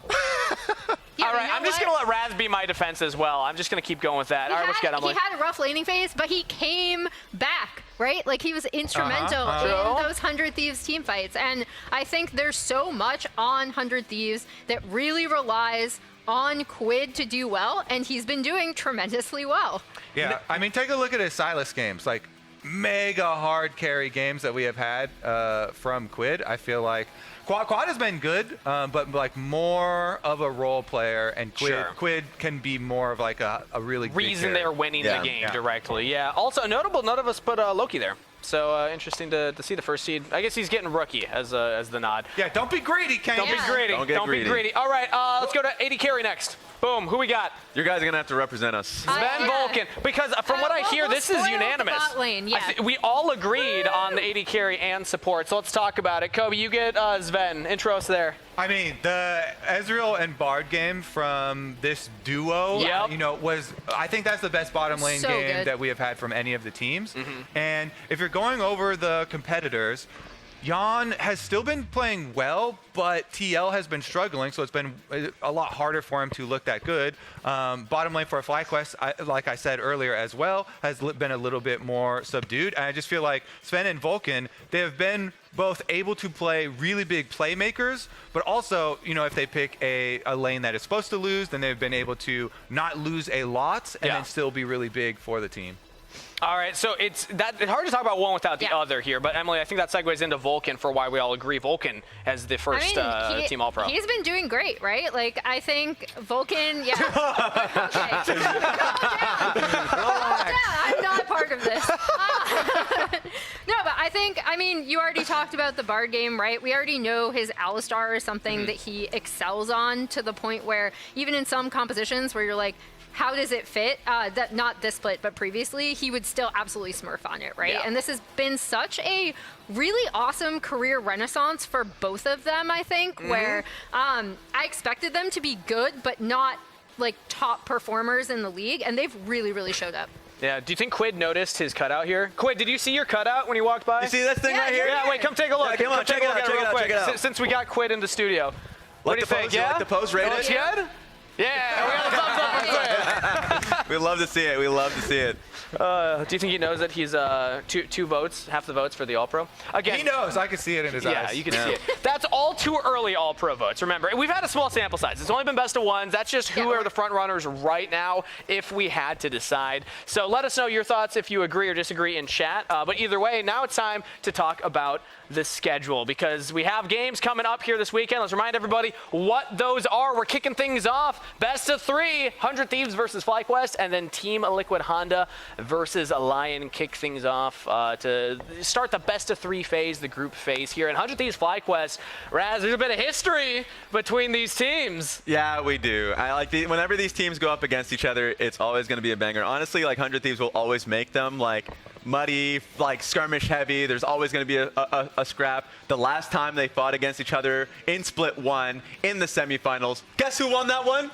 I'm looking at the record right now. You don't have to get 100 Thieves, baby. Boom. Let's go. Everyone doubted them. That sounded like a guess to me. That is a really good guess. Yeah. Wow. Thank you. I'm great at guessing. I'm great at this game, yeah.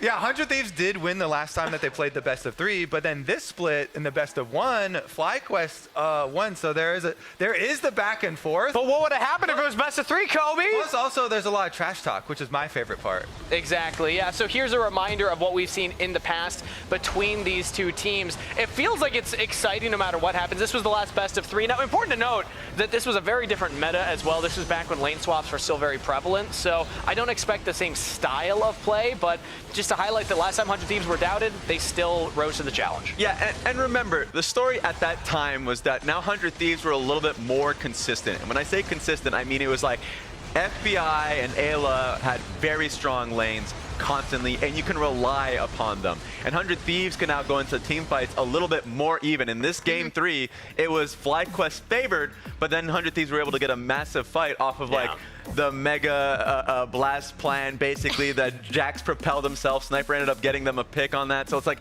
you can't ever call 100 Thieves out of a fight. Yeah, and we just want to bring that up again as a reminder that 100 Thieves can rise to the occasion when they need to. Expectations, I think, might still be leaning FlyQuest, but let's actually hear from one of the players themselves, because Inspired has made it pretty clear that he doesn't think 100 Thieves are a serious contender.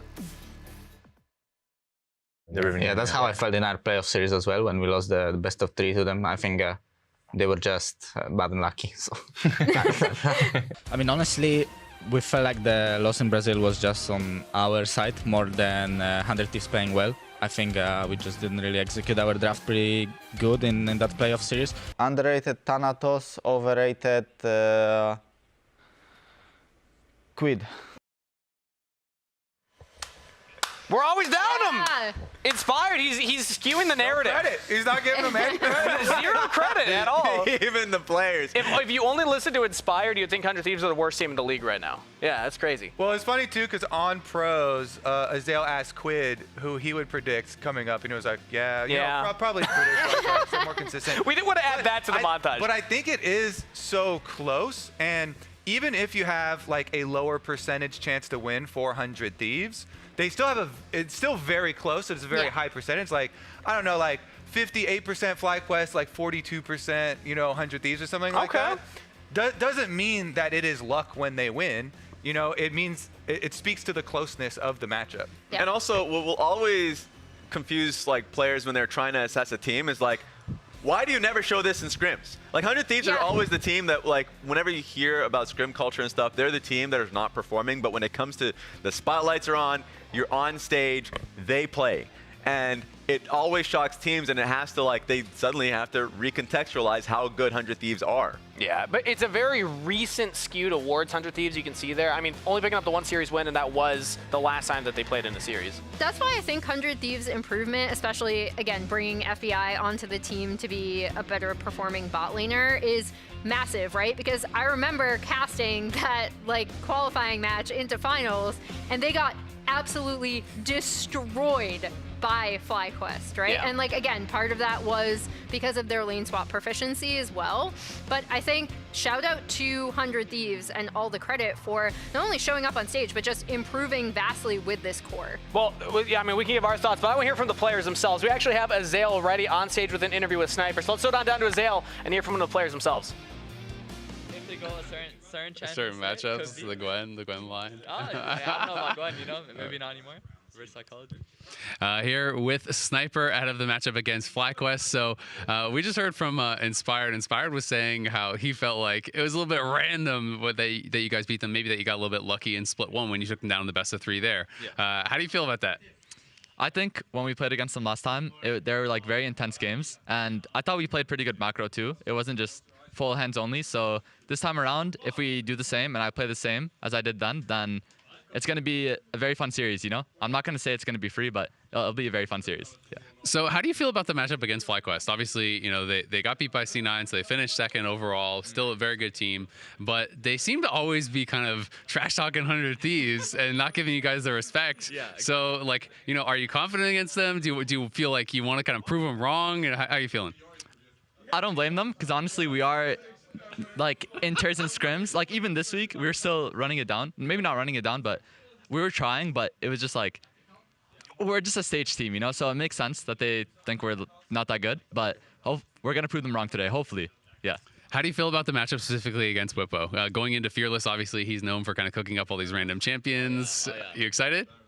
I'm very excited because he's like a very aggressive top laner, and he's not scared to like just lose his team the game or win his team the game. So those are like the top laners I love playing against. So I already know it's going to be a very, very fun matchup because I'm like that as well, you know? So let's have some fun today. Let's do it. All right, should be a banger. Back to y'all at the desk. Yeah. Yes, sir. top laners. That was awesome. Top laners that are not scared to lose their team the game. Yep. I hate those top laners. Yeah, let's get those on the other team, the enemy team. Popping in your forehead, yeah. Also, I love the behind-the-scenes look there we got. We're still inting in scrims. We're Good still to inting know. in Just scrims. spamming F1, looking top lane. It's like, please win this one. Please win this 1v1. We actually have some comms we want to listen into. That's the longest interview I've ever seen these guys. General Sniper telling his life story or what? No, tactics are being revealed probably. Take off your Tactics? headset, yeah. Talking shit about you, Bupa. Enemy top laner has no tactics, and I'm going to expose him. No tactics? That was incredible. We're getting chirping in the studio. I love it. I like the trash talk, but first he started out with the longest interview ever. That was Oh, true. Yeah. Check yourself, Whippo. That was funny though. I love this so much. Enemy top laner has no tactics. I was like, I love this. So that's why this series is going to be so good. You We got chirpers on both We have sides. the quid and quad in the mid lane. Yep. We have the mega ego battle up in the top lane, and we have one of the best jungle matchups as Yeah. well. Like this entire series is explosive. And I mean, let's segue that into the jungle conversation because we wanted to highlight that as well. Ooh. River versus Inspired. River's had a couple of cool plays here this split. Yeah, this is literally a highlight reel that I just pulled of his team fighting from last week, just called Cool River Plays. And really what I want people looking at as we kind of run through is how he immediately goes in to try to get onto high priority targets as quickly as possible. And sometimes his patience in a lot of these team fights, and then also his aggression. But I think we talk a lot about River and his early pathing and how he communicates with his lanes. His team fighting is also really, really good. Yeah, this Otacon fight I enjoyed the most because like Shaden was getting really chunked here. He sees that angle, he goes for a smite steal, couldn't get it. He ends up getting the kill on Shaden, and then like still escaping in the fight. So I think throughout these team fights, he got player of the game in this one when they were able to claw this one back. A lot of it was because of how well he played in most of these team fights. Yeah, so many of the cool River plays are from his path that he takes to get to some of them. You know, flanking through the fog of war, he always is really cognizant of where enemy vision is and like how to get around it to surprise carries and those key champions. And then of course he also has good mechanics, and he was also able to use Nefiri to just chase down and avoid all enemies, juking them out here. I just wanted to pull this one because it was stupid, and I'm pretty sure I remember Flowers at the end just being like, what is that champion? Because it's also Nefiri. But then on the other side, we have Inspired, right? As we finish going through cool River plays. He's going to have one more Did you pull cool Inspired plays? Yeah, what happened I don't think we did. I don't think we did. talked about him as an MVP frontrunner. Maybe his top laner can I feel defend like he himself speaks for because I'm himself. hearing that we are ready on stage. Zale has Bwippo. Let's hear from him. Hey everyone, I'm here with Bwippo ahead of their game against 100 Thieves. Bwippo, you guys went 6-1 in the positioning phase. Didn't get the 7-0 that I know you were hoping for. But overall, how do you reflect on the positioning phase, and are you feeling pretty good going into the best of threes? I feel pretty good about best of threes. I mean, at the end of the day, I think last split was a reality check for us. We lost in a best of three. It means that we had work to do, and I think that everyone takes it a lot more seriously in the sense of preparation, making sure that we're precise on the champions that we are electing to draft once Fearless comes in, because as much as we were a team that was known for counterpicking, having unique picks, there were unique counter picks in a very structured environment. You would like move out one piece and put in a new piece. With a lot more chaos around the fact that there's 10 new champions, it's harder to just slot in a new champion without everything around them changing as well. So I think that that's something we've worked on a lot, and I'm excited to show it off. Is that something that you think fans and just kind of people in general overlook about Fearless? Not just keeping the individual picks in mind, but making sure that your composition as a whole still works, because that's to me what you're kind of talking about. Yeah, basically, it's also like everyone needs to know their job within the composition. Like the way you practiced, if you wanted to have success in the old format, was make sure everyone knows their job and then play around that. But when suddenly all the champions change, what am I doing? What are you doing? Like, do you have the same mindset? Are we going in together?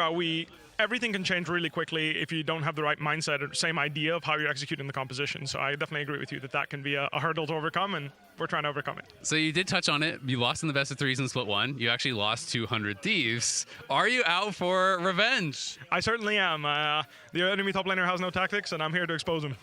Okay, well, best of luck to you. We'll see how it goes in the game. Thank you very much. Enemy top laner has no tactics. He's going to exploit them. Kobe, was that longer or shorter than Sniper's interview? What do you think? I don't have the time on that. It's pretty long. I think production actually keeps it about the same. Speaking of time, let's cover our predictions quick because we're ready to get into the game soon. I'm the only one that still believes in the Hundo Thundo. I'm still backing them. Before you've won, Yeah, I don't know why I'm actually air pumping right there. Sunk cost fallacy right here. He's holding on to his. I'm holding on. I'm still believing they're going to come back at any time. But with that said, that's our predictions. You don't care about us. You care about the games. Let's throw back over to the casters to get us into game number 1.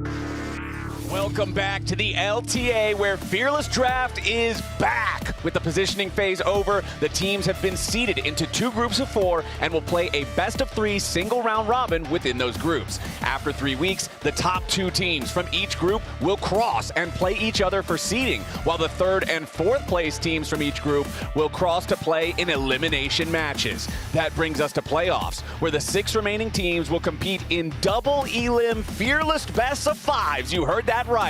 Until we crown our Split 2 champion. I am so excited to get back into Fearless play on this one. I am ready to see what the teams have been cooking up. We have not got to see Fearless here in North America since the end of Split number 1, where our teams took on their opponents from the south down there in Brazil, and now it's time to hop back into it here today. I'm Captain Flowers, going to be joined by Kobe for this first series of 100 Thieves versus FlyQuest. We heard him and everybody else on the lounge talking about this one, how this might be a little bit of a revenge quest for FlyQuest, who were confident against the Thieves last time but failed to secure the dub. Let's go ahead and jump into the first draft, as it has already started. It is Rumble, Yone, and Nico banned out by 100 Thieves, while FlyQuest removes the Varus alongside 2 of River's most played champions here recently in the Vi and the Nefiri, and a fast first lock on Kalista for 100 Thieves. Whoa, let's see how they play around the Kalista, because usually when people have given over a Kalista, they go with a heavy poke lane bottom lane. But Kaisa would definitely not be that. That would be really, really weak into it. So I don't think we're going to get a lock in here early. And it's probably just going to be something else for FlyQuest. I mean, Varus is already banned, but you can do, like Ashe plus other pairings, classic into it. Grab Nico early on as well.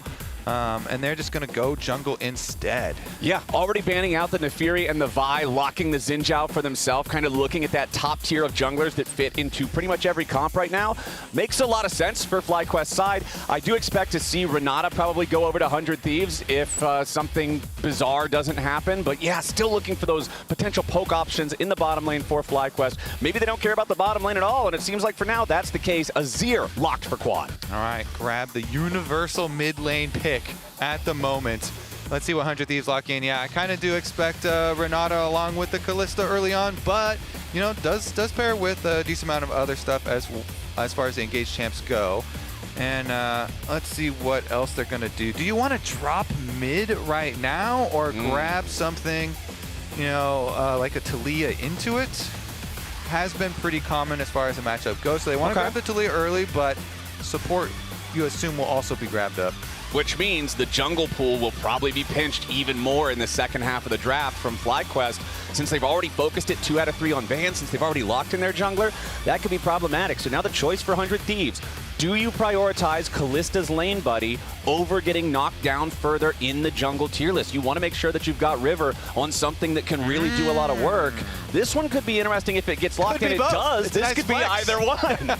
We cover both bases. All right. They've solved the puzzle. They were told to make a choice, and they said both. There you go. You say yes, and so we get the flex of Pantheon to cover both possible support, possible jungle. I would say it's more heavily weighted towards jungle, but, you know, it does have that option open. So let's proceed on through and see what FlyQuest are going to be answering. The Corki does have some good burst damage still, you know, even after the changes to the champion. So well, they'll figure out the pairing with it later, as long as they can protection ban a little bit more. And they're also still assuming the Pantheon will be in River's hands. Yeah, exactly. As soon as the second part of the bans opens up, they immediately slam the Renata ban. They do not want to allow that pairing over there for the Kalista on 100 Thieves side. And now again, I'm expecting 100 Thieves to look at that jungle pool even more. It's already feeling pretty tight. We'll see if they're going to make it even more suffocated as the Yorick is banned away. That's one of those picks that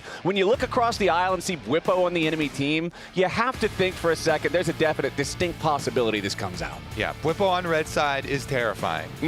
He's going to be he's going to have the red side final pick for himself, so they want to take out some of those very annoying Bwipo counter picks types of champions and see if they can get the reveal on Busio's champion first from themselves. So nice little Poppy protection ban here. It's always so annoying for Azir to deal with, not to mention effective both versus Xin Zhao and Corki. So very good couple of protection bans here from the side of FlyQuest. To close out those other support options that 100 Thieves would go for. Are they really going to throw another like sniper protection top lane ban here right now? Or are they worried about any sort of pairings with Corki? It looks like they're more worried about Bwipo on red side than they're worried about whatever Busio is going to pair with a Corki down there into Kalista. Okay, so the Scion and the Yorick, the Renata and the Poppy banned out here in the second half. On FlyQuest side, I still need to see a support. I still need to see a top laner. I'm guessing it's support locked in on 4 here every single time to give Bwipo that 5th pick, red side counter pick that you know they love to leverage for them, and that will be the case. So Corki, Alistar, the choice into the bottom lane duo of 100 Thieves. Whatever it ends up being, it could still be this Pantheon down there with the Kalista. They could lock something else. All right, Sniper knows he has to blind versus Bwipo, the terrifying top lane counter. And he feels comfortable on a smaller set of champions, but still a very effective set of champions for top lane. So should be fine with either the Jace or the Gnar. Pretty universal up there.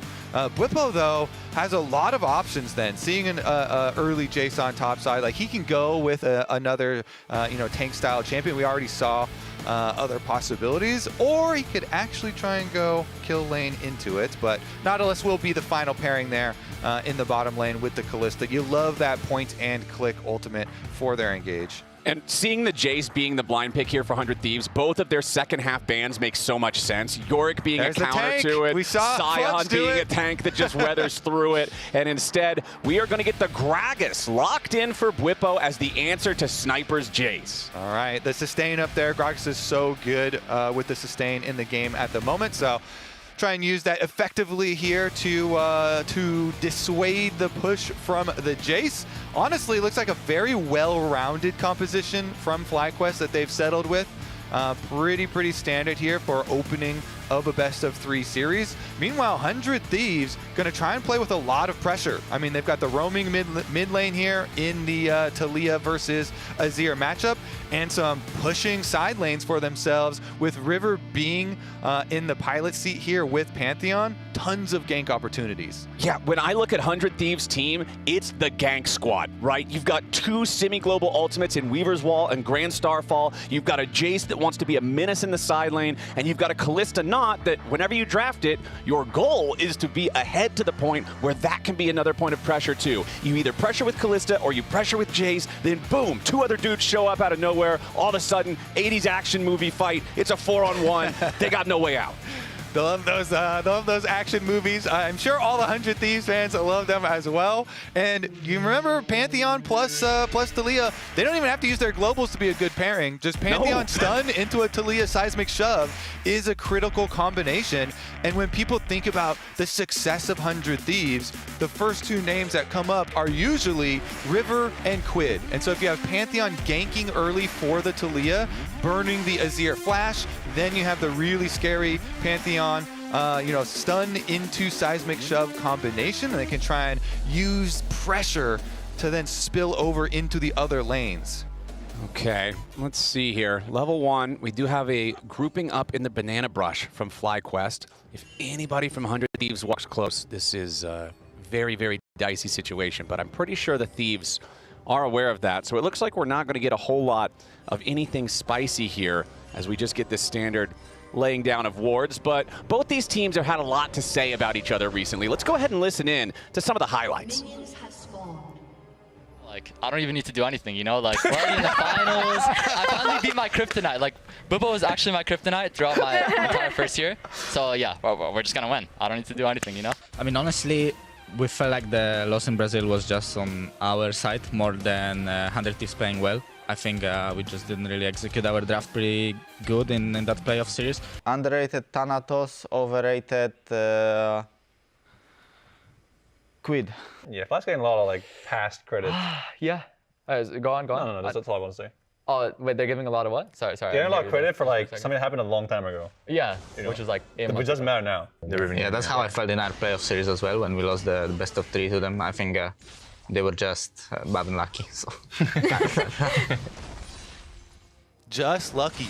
Just lucky. That's it. Let's see if they get Nothing lucky more again, to Flowers. it. No hands, no brain, all luck. I like the trash talk, though. I like the fact that both teams are pretty much saying, no, there's everything the other one's hyped up for. It's just not there. It's not that big of a deal.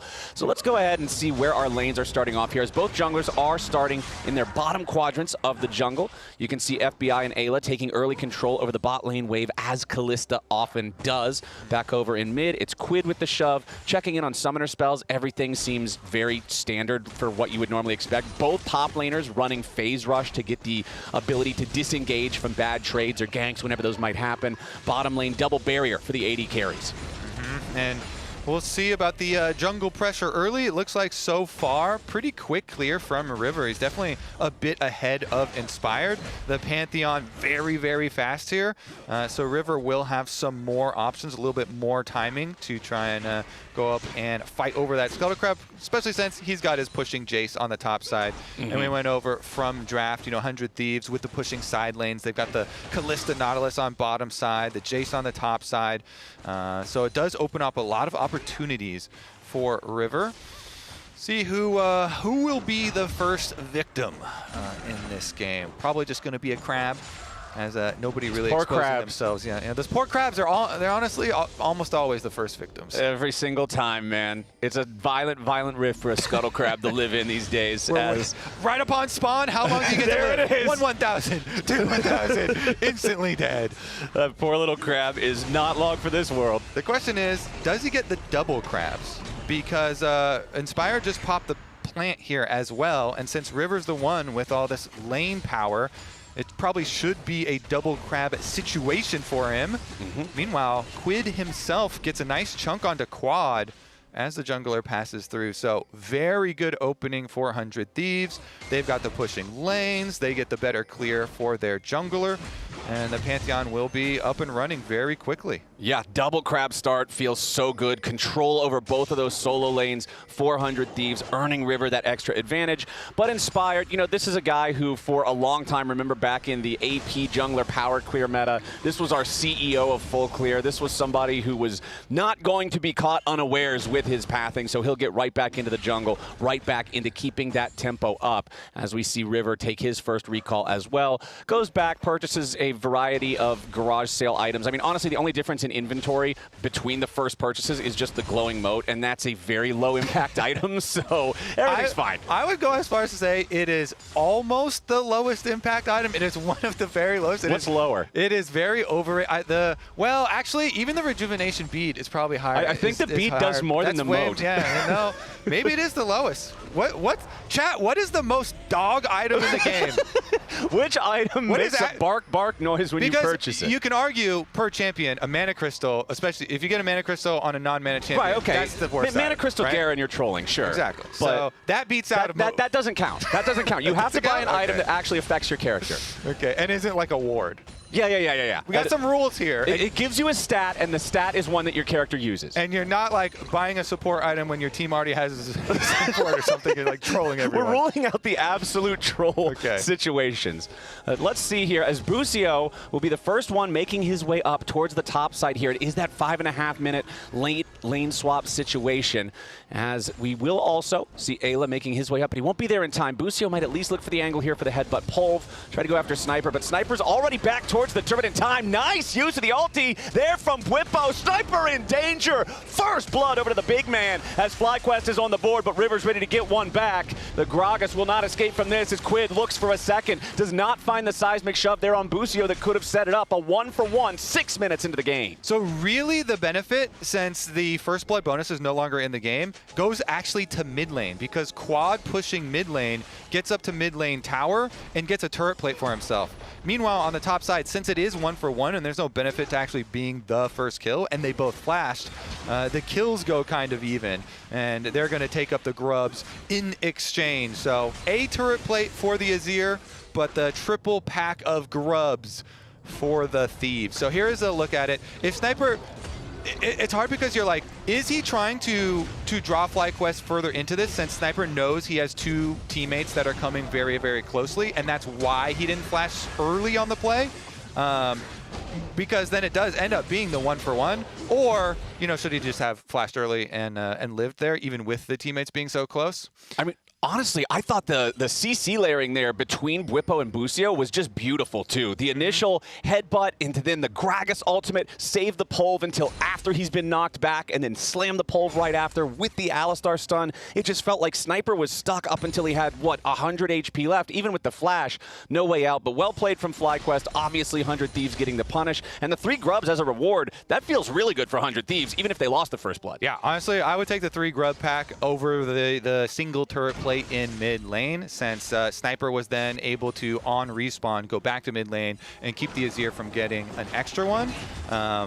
But still very, very close as the flashes are traded. We'll see if it ends up becoming a thing on the bottom side here with both junglers ganking. Both junglers showing up. Meanwhile, a lot of damage onto the 100 Thieves duo. FlyQuest feeling much healthier after that trade. It's one of those situations where you have to wonder, could it have gone better if River just decides to ult in with the Grand Starfall over the top, but did not want to spend that resource, didn't know that that Inspired was nearby, so then ends up just having to trade blows back and forth with the jungler, and his bottom lane duo loses out. Yeah, junglers right now, but also are now going to know that each other both are clearing their buffs off bottom side, and then will be meeting back up. So you still have that wild card, Flowers, on the Pantheon. I like the wild card. You can keep that wild card to re-gank.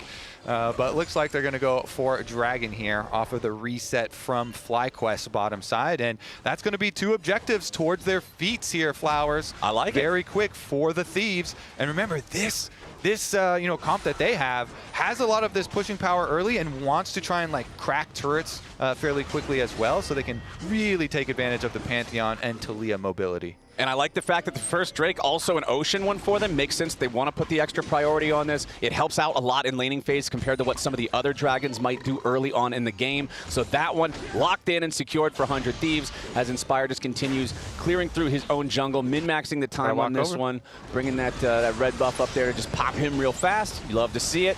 As a fellow jungle enthusiast, I'm sure you are also a fan of the very slight maximizations on the clears. Yeah, I like to make the red buff run for it. Meanwhile, Busio is going to make Sniper run for it. Oh boy. All right, they're making a repeat visit up here. They know that the flashes are still down for now. Bwipo taking a couple of turret shots, though, as immediately the Grand Starfall used by River to reinforce Sniper. A barrel throw to dissuade the 100 Thieves jungler from going any further forward. And nothing for nobody up here in the top side. That was a very efficient, quick move from FlyQuest to get the Pantheon ult out, but not overcommit to the play. You can see they called it off immediately. Ayla wants to keep it up, though. Yeah, Ayla jumps in after Bwipo, who's taking a ton of damage here. Sniper wants to go to the skies. River is not close enough to get the killing blow there on the Gragas, but now it's Busio in danger. Flash flash in from Ayla to lock him up there with the Nautilus passive, but a little bit more damage is still required. Oh, a beautiful Comet Spear secures the first, and now they're going to claim the second. 100 Thieves get 2. FlyQuest gets nothing. Oh, it is clean from the Thieves. They trap them. They stick around for the play, and Bwipo there out on the edge. But really, the difference is level 6 on support difference. Ayla getting it for the Nautilus there. Busio still level 5, so he's very vulnerable. You know, as he's getting chased down, getting chunked down, is going to have the ultimate to rely on to survive, and they just keep going for the chase. And Ayla's able to flash in and secure the re-engage, which allows the River to throw the spear through multiple. Push together, you guys. Yeah, I can hover. Big Ajir hovering bot. Yeah, I kind of want a bit. We see Gragas. No flash Gragas. They're here. Gragas no flash, guys. I'm here. Guys, I'm here. Kill Gragas. Gragas no Kill flash. Gragas. No flash, no. Alisa. I can't do anything. We can still win. I can Q. Haven't seen Ajir for a while. It's all you, Rip. You kind of need a bait now, I think. You One can HP. look. I get killed. My favorite comms are Ayla's comms. He was very clear from the very beginning. He's like, kill guys. He's like, we can still get this. You know, he has the ultimate in the opener, uses his ult plus the ignite onto Bwipo to gain a lot of territory, and then flashes forward to get the root for the other one. And after these successful plays from 100 Thieves on the top side as well, the second pack of Grubs Flowers, that's a full 6.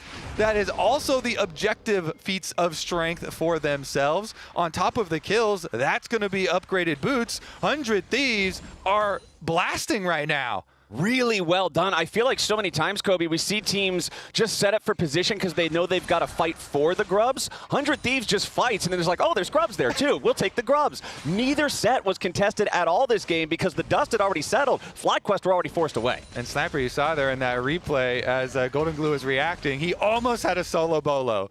So close. And we heard him after, you know, their series win down in Brazil, the best of 3 that they played. Sniper talking and being so happy about beating Bwipo, his kryptonite. You know, this top laner in the league that he felt like always had his number. And, you know, maybe it is a new era for Sniper versus Bwipo. That one was very, very close, but it doesn't count if it's close, you know, because now you look at the scoreboard and, you know, Bwipo is still ahead in CS. So the thing that I see when I look at the scoreboard, the entire gold lead this game is the jungle, right? It is River versus Inspired. River has collected all 3 early kills on the side of 100 Thieves, which means the pressure is on this Pantheon even more than before to continue to find the angles, to set up the team for these plays, to find the angles, to use the Grand Starfall, to catch FlyQuest unaware, and continue pushing this tempo forward so they can keep playing that side pressure style we talked about back in the draft. Busio's going to get found out here. River immediately jumping in for a quick snap of damage there, but Busio's still at about 2/3. As 100 Thieves knows, this next dragon is going to spawn here in about 60 seconds. They're the ones who have the lead. They're the ones who want to make sure they're in control of the bot side River. Yeah, I want to check how much gold he has in inventory, because again, when we're looking at the inventories, he just has 1 ruby crystal currently as far as fighting power over Inspired. Yeah. And so now he goes back and he gets to spend a little bit more. We'll see about the effectiveness of these control wards, you know, as people go back and use them to set up for the dragons, and we'll see about the dragons starting to stack here. But yeah, his ult is ready, his flash is ready. You expect to play from River here, especially since Quid on the Talia level 11 also is able to finish an item, plus very ready to use this Talia wall. So FlyQuest have to be careful about even positioning around the setup for this objective, because you know 100 Thieves wants to fight. All right, down in bottom lane, both of those mid laners just going to continue trying to gain priority over the wave, guarantee that it's going to be them who gets the first move, but it is Quid first into the river as Quad backs up. The rest of his team not nearby, so 100 Thieves with the control to, again, start up the neutral objective first. Yeah, and you know 100 Thieves want to fight, so FlyQuest do make the correct call. We're not going to walk into this. They are on some pretty good power spikes right now. They have full control of the lead up to the river, and they're just going to opt to wait a second. They might catch. Ayla wanted to go in there, but the back end of the shuffle throws him towards the turret. He takes 2 turret shots, and that's a lot of danger. Quad now going to be exfiltrated from the hot zone by ally Busio, as up in top lane, Bwipo and Sniper keep scrapping, and Bwipo remains on the losing end of the trades. I like that. The hot zone. Yeah. It's a battlefield out there. It's dangerous down there. Need to get the extraction on him, and the flash was used, so Azir will be a big target here. No flash on Azir, no ultimate on Azir. The hot zone's kind of follow you when you're a carry and you bring your flash like that. You are the hot zone. Yeah, so you are the hot zone, so Hot zone under attack. Yep, the hot zone to the cold zone as he's thrown right back into those freezing rocks. Loses half his HP from the seismic shove Unraveled Earth combo. And again, even though it's not a kill, it's a delay on base. It's reducing his ability to be out on the map and be affecting something elsewhere. Yeah, exactly. So now low health and no flash. He's actually got to have Inspired come down and kind of hover. So pings go out because Vision was there for the 100 Thieves. They're slowly gaining, extra like mini resources in the fact that they know there's multiple members of FlyQuest on the other side of the map, so they can be fairly aggressive up here on the top side with Ayla and River in trying to go get some vision or clear out enemy vision. So they grab Scuttle Crab and most of the stuff on top side, investing a lot of their control wards up here in preparation for the Rift Herald arrival. All right, FlyQuest has not been able to contest a single topside neutral objective this game. 100 Thieves has always just been enforcing random violent PvP just at the right time. So maybe not so random. Yeah, it's so random. Yeah, maybe not so random. But it has caused FlyQuest to not be able to contest anything. We'll see if 100 Thieves can force something else before the Herald spawns, because right now, they're the ones in control. They're the ones just starting it up. FlyQuest not on the approach. Yeah, I think full credit is due. Really good job, and especially to Ayla, I think, with a lot of the roaming plays that 100 Thieves have been able to pull off. Of course, River has been magnificent, but I think a big, supporting actor in the early stages here for 100 Thieves. Big gold star to Ayla. So we are just going to get another trade flowers because FlyQuest still know, and probably even worse for them now to try and fight, and a lower value objective in the Rift Herald. So I think another correct call considering the situation they're in from FlyQuest. So just go for the trade on the bottom side, get that tower gold, get it into the Azir where they do need it, and try not to give up anything on the other side of the map. Seems like they'll be fine. Ayla wants the dredge line, but takes a ton of damage immediately. Has to be saved by the Fate's Call, but now it's FBI in trouble. Grand Starfall over the top as River makes his way into the fight, and now they've locked up Inspired here in the front line, and FBI's got the first kill. It looked a little wild here at the start, but Sniper arrives to make it even wilder. Busio and Masu trying to get away as River jumps forward. A little bit more damage is needed, and Quid provides. Busio falls. 2-0 for 100 Thieves in another fast fight. Dude, they are smashing them. 100 Thieves here showing up in a huge way. FBI is going to destroy the rest of this turret with Shelly. All the way back over the wall. He doesn't get to finish off the minion wave. It's fine. Whatever, it's fine. It was a fun ride, okay? It's about the journey, Flowers. It's like a roller coaster. Not the destination, because the destination ended up being on the other side of the Raptor Pit. Regardless, really, really incredible stuff here at 400 Thieves, because, and we even heard, like we were saying on pros, Azael asked Quid, who are you going to predict? Wait a second, we actually might have some more action with Busio going fairly deep on this Hex Gate, but even some of the 100 Thieves players were like, oh yeah, I totally understand if people would predict FlyQuest because they're more consistent, but we're going to fight for sure. Teleport comes in. All right, Busio in danger, but the TP right behind 100 Thieves means it could turn around very quickly as Bwipo makes his entry, and River is shut down. Beautiful start there for FlyQuest, as it looks like the second should be guaranteed. There's no Fate's Call ready to save Ayla, and Bwipo even lives. Now the pressure's on to Sniper, but Busio falls to Quid. That empowered extra rock, enough damage to take him down. So a 2-for-1 trade, but this is the first skirmish FlyQuest has won this game. Unfortunately for FlyQuest, the Dragon timer is a bit too far out, and it's going to far exceed the death timers. So they do get +1 on the kills here, but they aren't going to be able to get an objective back for themselves. So here's another look at it. When Busio went super far in with the Hex Gates, they had the deep ward to teleport on, and they used that to try and bait in and trap River. And so they get their trap kill here on River. It was a very good ward that he was able to place so they could allow for the teleport. In the chase down then, when Ayla goes back in and they kind of get this last little rock from Quid, it's just support for support. That's, that's what you like to see from the Nautilus and the Alistars, right? Yep, they got to go in. They know what their job is. They go down. Their job is a lot of black and white screen in most situations. I like That's it. how it's got to be. The More cost action. of playmaking.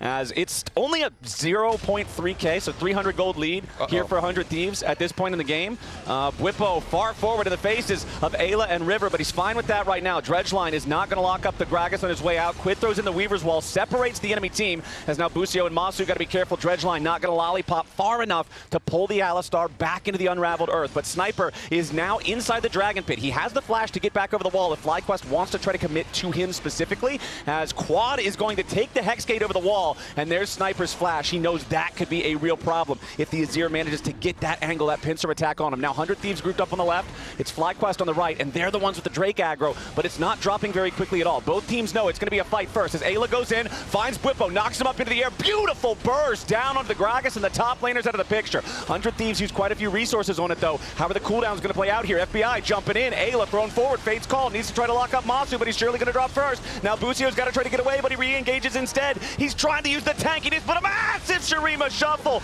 coming out from Quad as FlyQuest fight back, and now they've overtaken the fight. It's Quad and Masu against River and Sniper, and Accelerated Shock Blast is not enough to save Quid, and FlyQuest gets a 4 for 3. It's a bloodbath in bottom side. Oh, what a fight! 100 Thieves strike first with getting a very good hook and combination onto Bwipo, but Quad saves the day. Let's take a look at the beginning. This was quite good. Look at how they section off Bwipo. They seismic shove him back in, immediately burst him down, and then they wait for cooldowns. They back off, 100 Thieves wait for cooldowns, then they want to re-engage with their numbers advantage, but Busio immediately pops his Alistar ultimate to hold the front line. Inspired dodges that seismic shove, but really the big turnaround here, Busio goes in on the front line to open up space for Quad to flash forward 3 members. Masu then Valks over the Azir wall as well, laying down that Valk damage on top of it, and they get the burst to finish them off. Big shutdowns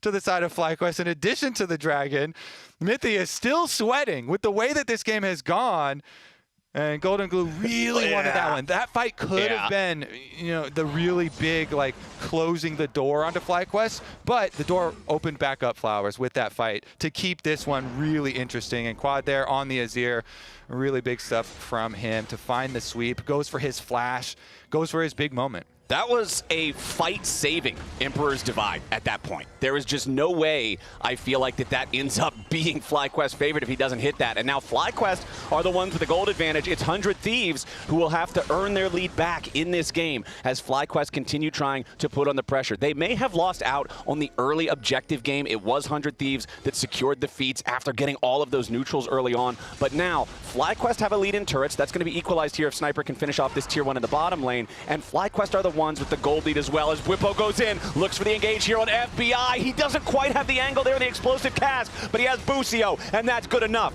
Bwipo continues looking for a little bit more, but it doesn't look like they'll find a whole lot just yet, as River flashes over the wall to escape yet another Emperor's Divide that would have been a death sentence. FlyQuest will claim their single kill, and it gets them a tier 1 turret to boot. Oh, this is huge. FlyQuest, off of the spark of that Dragon fight, are retaking control. Tower down now as well.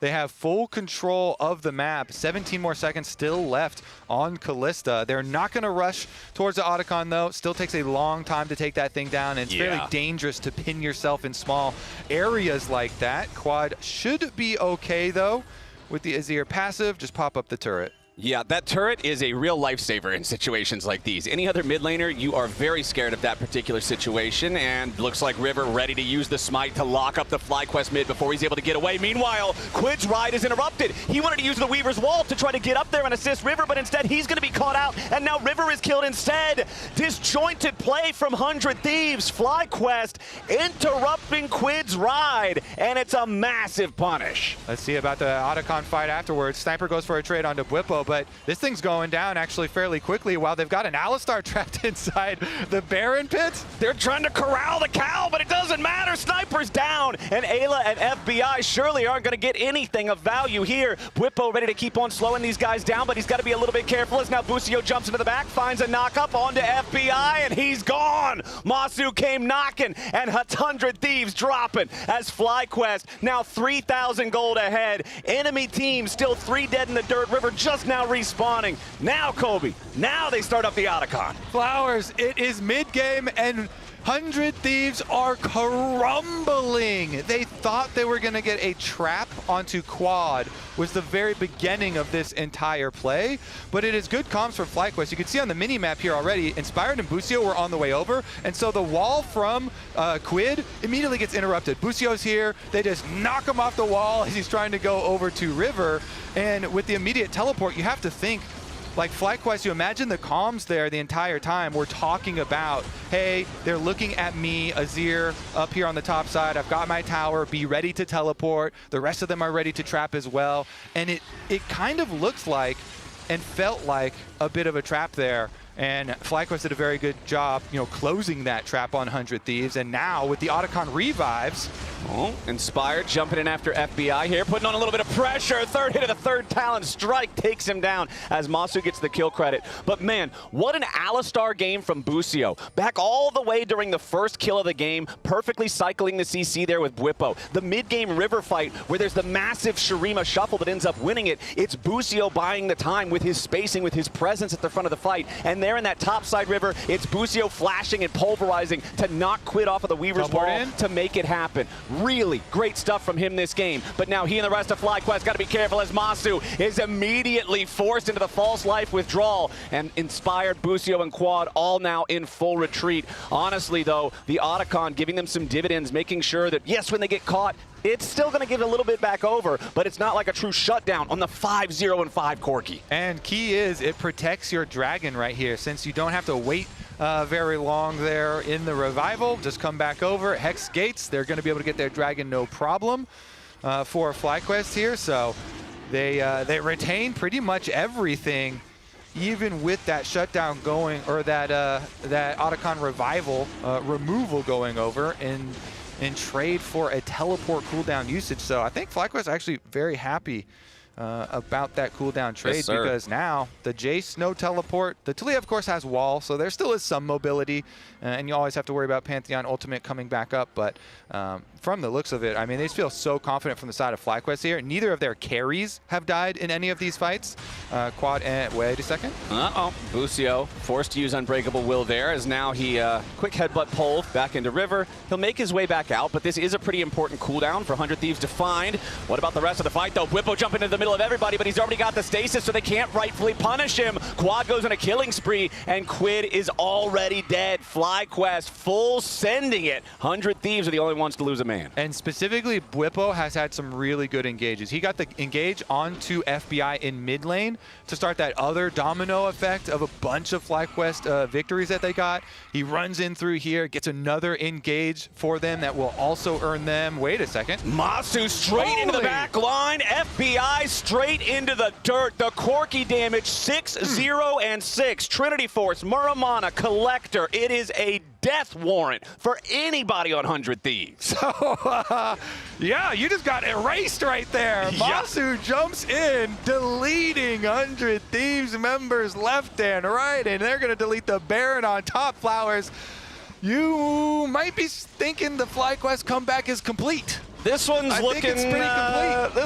pretty done, my friend. FlyQuest, despite their rough early game, have bounced back powerfully. Now with a 6,000 gold lead, tied up Drakes. They're ahead 2 turrets, and they just keep finding plays like this.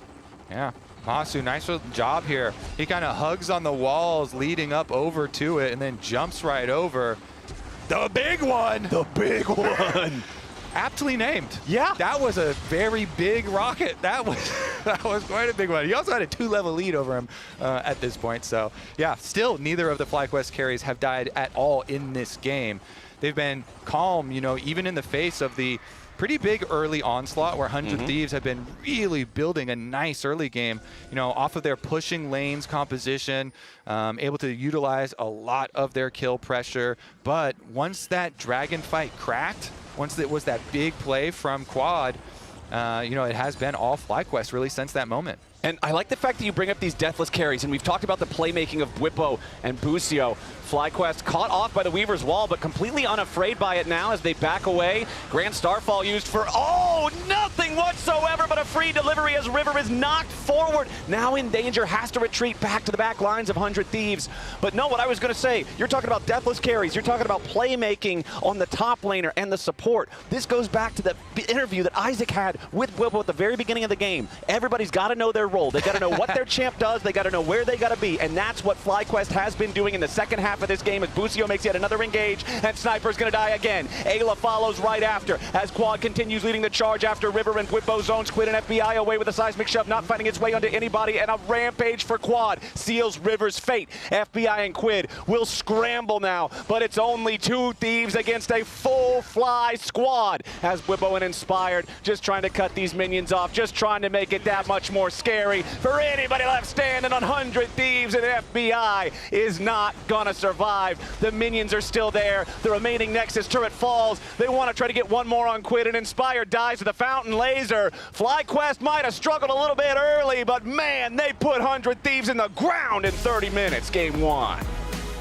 FlyQuest. What a comeback there. Everyone's going to be looking at that Dragonfight Flowers. Oh, yeah. Dragonfight, Dragonfight, Dragonfight. Because right out of that, they came back, they run down mid, they get some more picks. Let's listen in actually on some comms here. All right, we're going to go ahead and head on over to the LTA Lounge to break that one down. It's Lounge comms. We got Lounge comms. Let's hear him, Raz. What you got? Give me your comm. What are your Raz, they comms, can't see you. Yeah, He's mouthing out words right now. It was a great bit. Oh, but it come to us a little earlier. Too late. Yeah. You missed the joke. You missed the joke. You missed the bit. All right, well, we got the lounge comms. We also have the lounge notes. Emily passed me this during the game. This is the 100 Thieves Classic, everybody. Step 1, you win early. Step 2, you throw it 20. Step 3, you lose game. It's like clockwork, guys. How does it keep happening? That's the strat. That's the strat. Get a close-up of that one right there. Here, with the light, there we go. This is the 100 Thieves game plan. If you check Golden Glue's notes, I'm pretty sure this is it. Whoever wrote that has amazing handwriting. Incredible, impeccable. Good job, Kangas. For me, the backbreaker is definitely that Drake fight, right? Yep. We set up, it's a battle between these 2 mids. That also just happens to be our Pagoda moment featuring Quad's Shurima Shuffle. This was fantastic. Gorgeous. I also want people to keep their eyes on Busio, right? Because he actually does so much in terms of just making himself a really obnoxious meat shield. He does. And I mean, for me, I was wondering when it was going to break because, yes, the early game lead was there for 100 Thieves, but I thought this situation, this positioning was great. You're right. Whippo and Arle's Busio and Inspired basically play the form of like giving him space, and when he finds that opportunity at 3-man ulti, incredible play. And you talked about step 2, throwing at 20 minutes. That was a little bit of a throw, but a huge play from Quad to make it happen. Big outplay. And then it was later at the Otacon fight that it really solidified FlyQuest are back in this. But it's crazy how accurate this actually can be. Well, especially since 100 Thieves, I think, did a great job of controlling early objectives, right? Like, they had a massive lead in terms of map control. At 20 minutes, they'd taken all 6 grubs, 2 Drakes, the Herald, 1 turret to FlyQuest, 2 turrets. So I did really like, in particular, River and where he was able to affect the map. And they were winning a lot of these skirmishes as well. Yeah, that was step 1 on the 3-step plan here, is win the early game. But I want to bring the conversation back to the mid lanes here, because we got Quad on the Azir. We actually threw up the champion up there, the Insane Shuffle play. Quid finally played Talia. We actually hadn't seen that yet.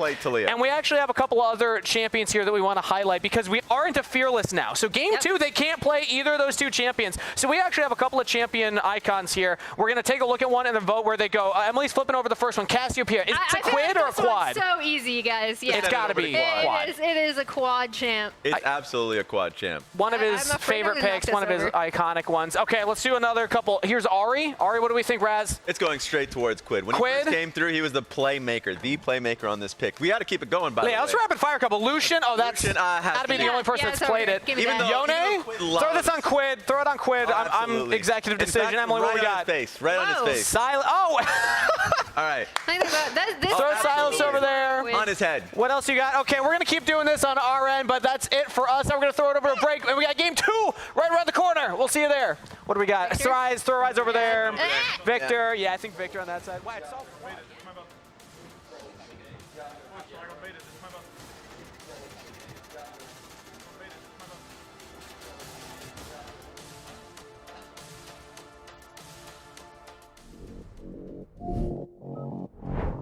Ready, set, go!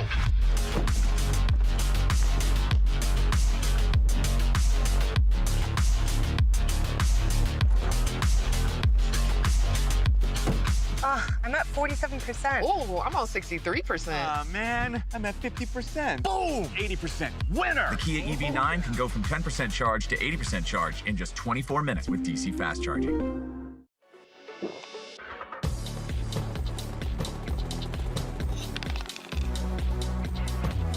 Red Bull gives you wings. Rich in the ground before Dub can even get there. In time to try to knock out as Impact gets burst. Don't feed.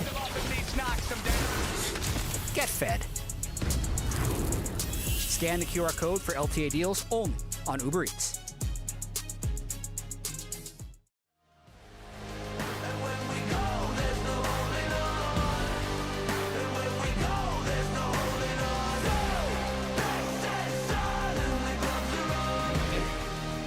Kill guys. Gragas don't Kill flash. grass. No flash at all. Alisa. I can't do anything. We can still win.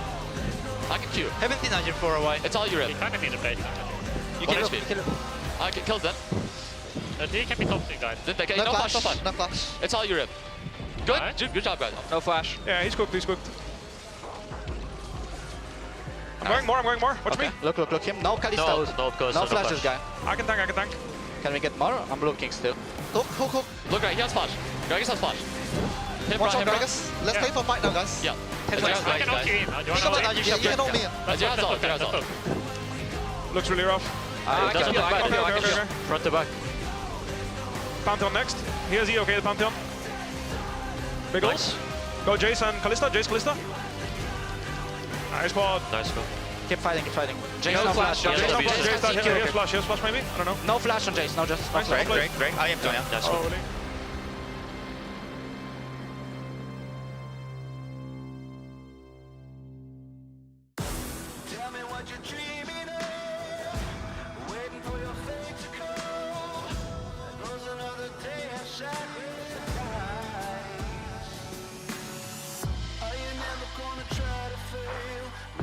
Stop the giving.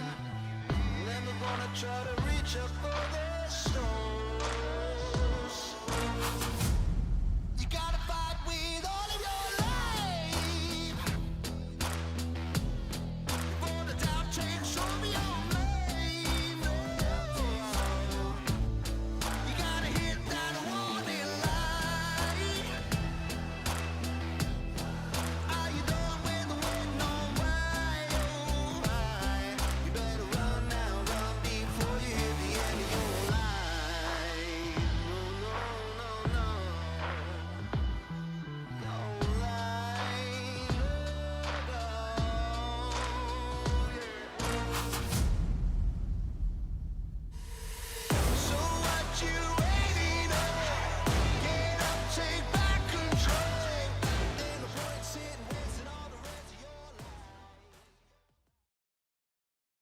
Boom! I feel like I'm playing Dota. Why are you spamming, bro? It's chill. Like, This guy's spaced. Oh my god, you got spaced. Come here, little boy. I got you. Hi there. I'm Vivo from FlyQuest, and I'm here to 1v1 Masu. What are we playing? You should pick. 80% of the reason why I beat people in 1v1 is because I'm smarter about which champions to pick into. Okay, then I will pick Silas. What do you want to pick? What, you'll pick Silas, but if I counter pick you, it's no fun. Just counter pick me. Time to make it in. No more cages. Oh. Wait. They weren't telling us this beforehand. Holy, I don't even know what's happening. I'm actually gliding on my screen. I don't know what's happening. Dude, I am completely dizzy as well. I'm still last setting though. I feel like I'm playing Dota. I've got turn speed. Oh. I still buffer your That's crazy, yeah. Oh. Holy, that was the juiciest Gallium auto I've ever seen. Yes. That was so juicy, it was crazy. Boom. I have to say, I picked a good character for this. He looks cool. This is kind of fun. Oh, it hit me? That's broken. Why are you spamming, bro? It's chill, like, we have time. Like, why are you spamming like that? I'm trying to make it I hear his faster. keyboard going crazy. Come here, This guy's spaced. He's Oh my actually god, I spaced. just got spaced! What the hell? Yo, you can't do that like in Galio, bro. Really? Yeah, I get like infinite damage reduction. Pretty good for me, I think. Oh, one more. Come on, give me that auto. Oh my god, I couldn't squeeze it Nah, in. you're actually got. Oh, he juked it! But I hit level 3, so he loses anyway. Oh. I just have And to a watch. basic Q. Auto. Yo, please, bro. Wait, did I miss the Q? No, I'm getting smoked in the queue right now. Getting smoked, little man. Oh my god, what a combo.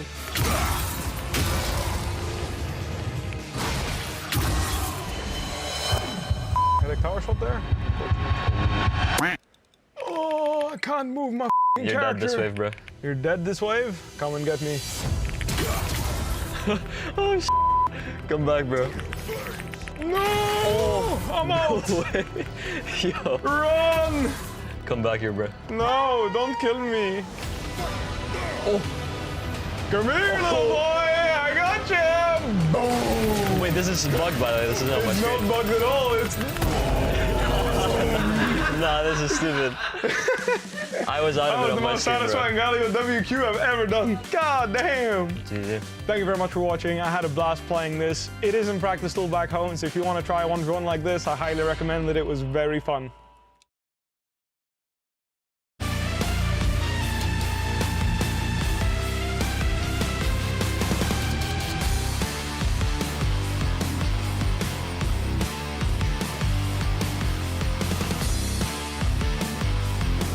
The officials are investigating a tech issue on stage right now with the teams, so you get a little bit more of our thoughts on the match before we actually hop into it, which is convenient because we didn't have time to actually cover every single champion that we threw up on our mid lane highlight matchup. So Emily, what are the ones that we didn't catch yet? We just started slapping them up. We were there, slapping right? them up there, So, yeah. The main thing we were trying to go through is like, which of these players do you think of the most when these champions come up, right? So obviously we've talked about Quad. We got a lot of mages over here. Pretty much all range. There's not a single melee champion on there. I gotta take one pick out. The Lucian, even though he's Lucian, played it, yeah. it's going smack down in the middle between both of them. Okay. Even That's though beautiful. Quad has played Lucian, Quid is his favorite pick is literally Lucian. That's true. Yeah, so look, it's That going is right very there true. in the middle. And now that it's been fearless best of threes, he could pull it out. I will say, I thought Quad looked a lot more comfortable in AD mids when it was the meta. I'm just gonna roll that out. Or we could put Lucian over there and I could just chill right here.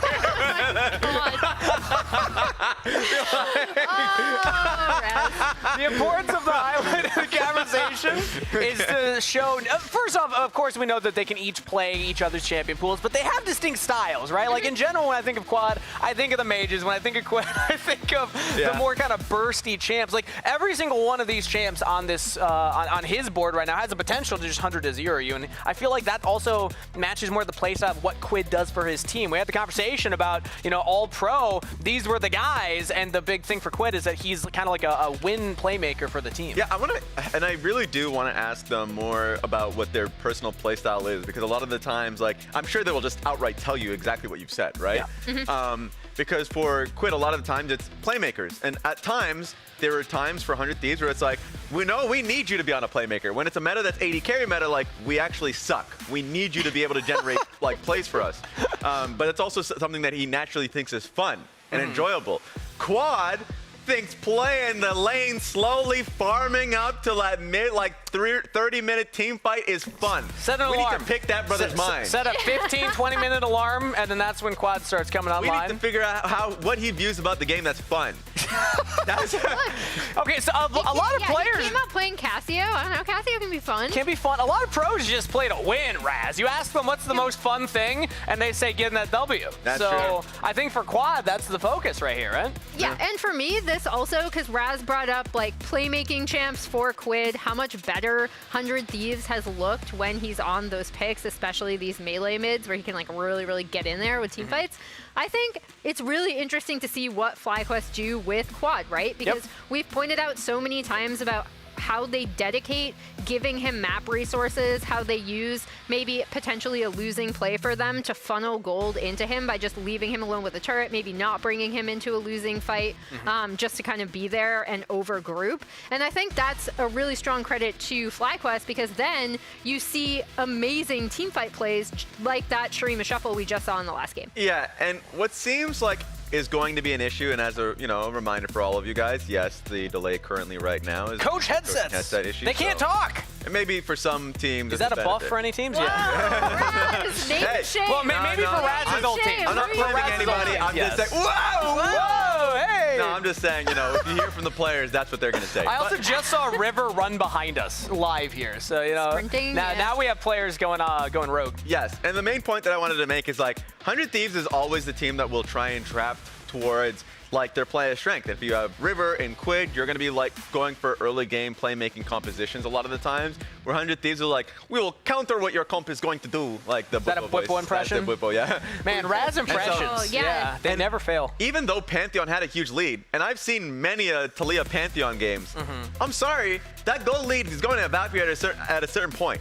You're going up against Alistar, Gragas, Azir, this comp is dedicated to disengage and be able to win out in long-ended team fights. Yeah, something I noticed in that Dragon fight where Quad got that Pagoda play was Alistar and Gragas got every flash pretty much earlier in the play, except for FBI's, who preemptively flashes. But yeah, it's to your point, their comp was built to win the early game. It wasn't built to scale and team fight later. Yeah, and at the end of the day, all of that should turn into solid vision that makes it difficult for FlyQuest to walk into you.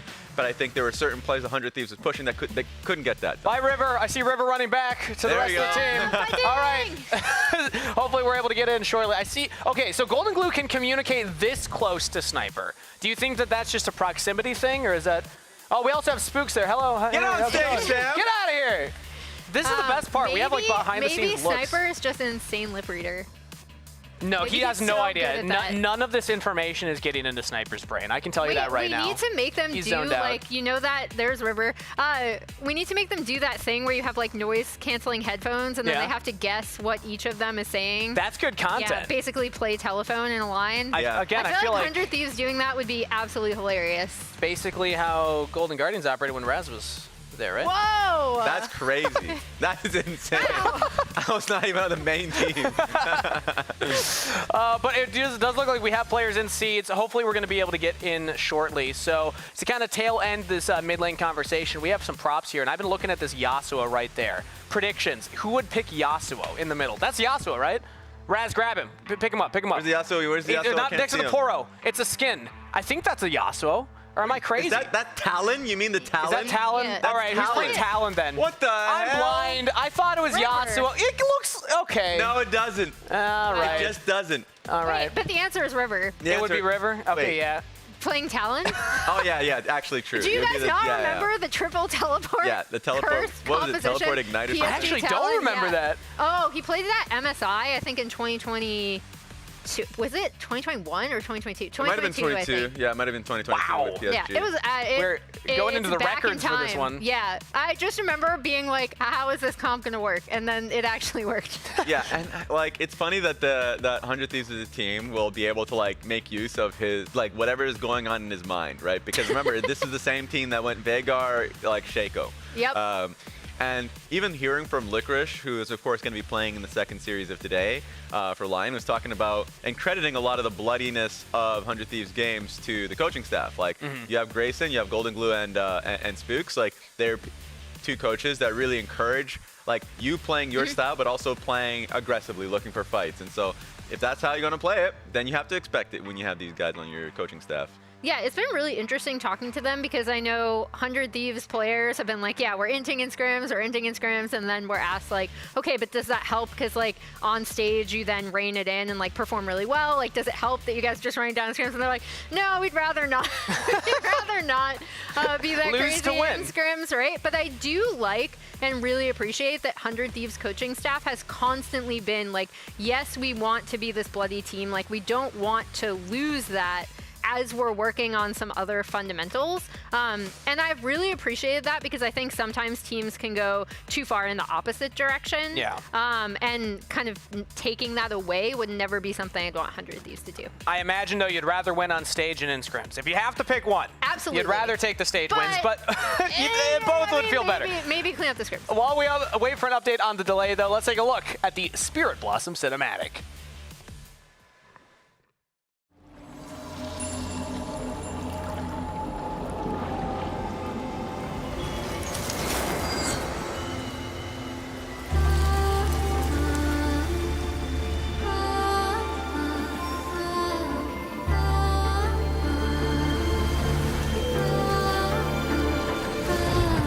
Echoes from beyond the past.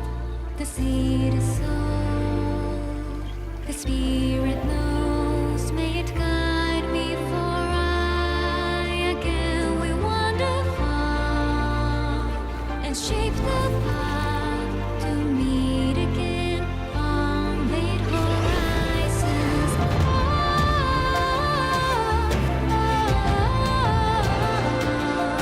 The wind is calling your name, a whisper of the souls who never leave you.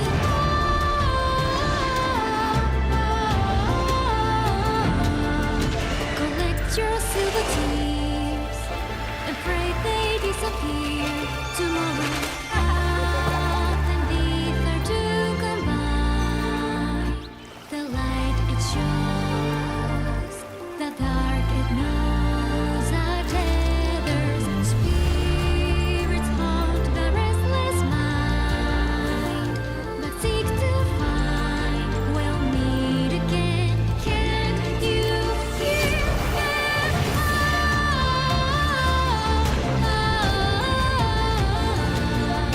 the wind is calling your name, a whisper of the souls who never leave us.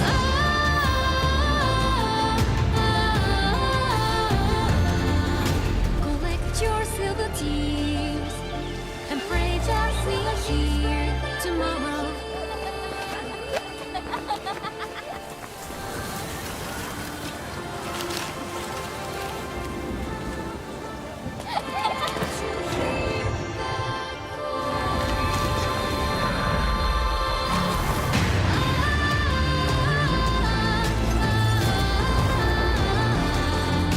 The wind is calling my name, a whisper of the souls who never leave me.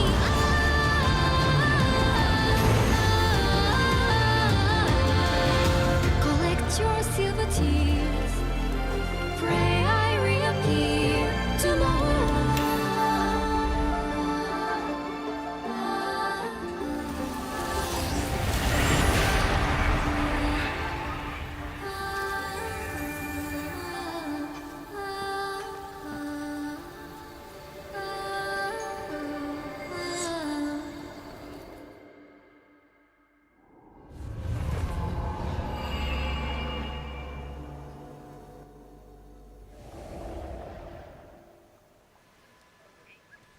That was another look at the beautiful cinematic for Spirit Blossom coming up for Season 2 here. But while we're still waiting for the tech issues to wrap up, Raz has been live in chat, I hear. I have, actually. And you've been harassing our Twitch chatters in a way. I'm asking great for their at live that. takes. Yeah. So what are some of the crazy things that people have been saying so far?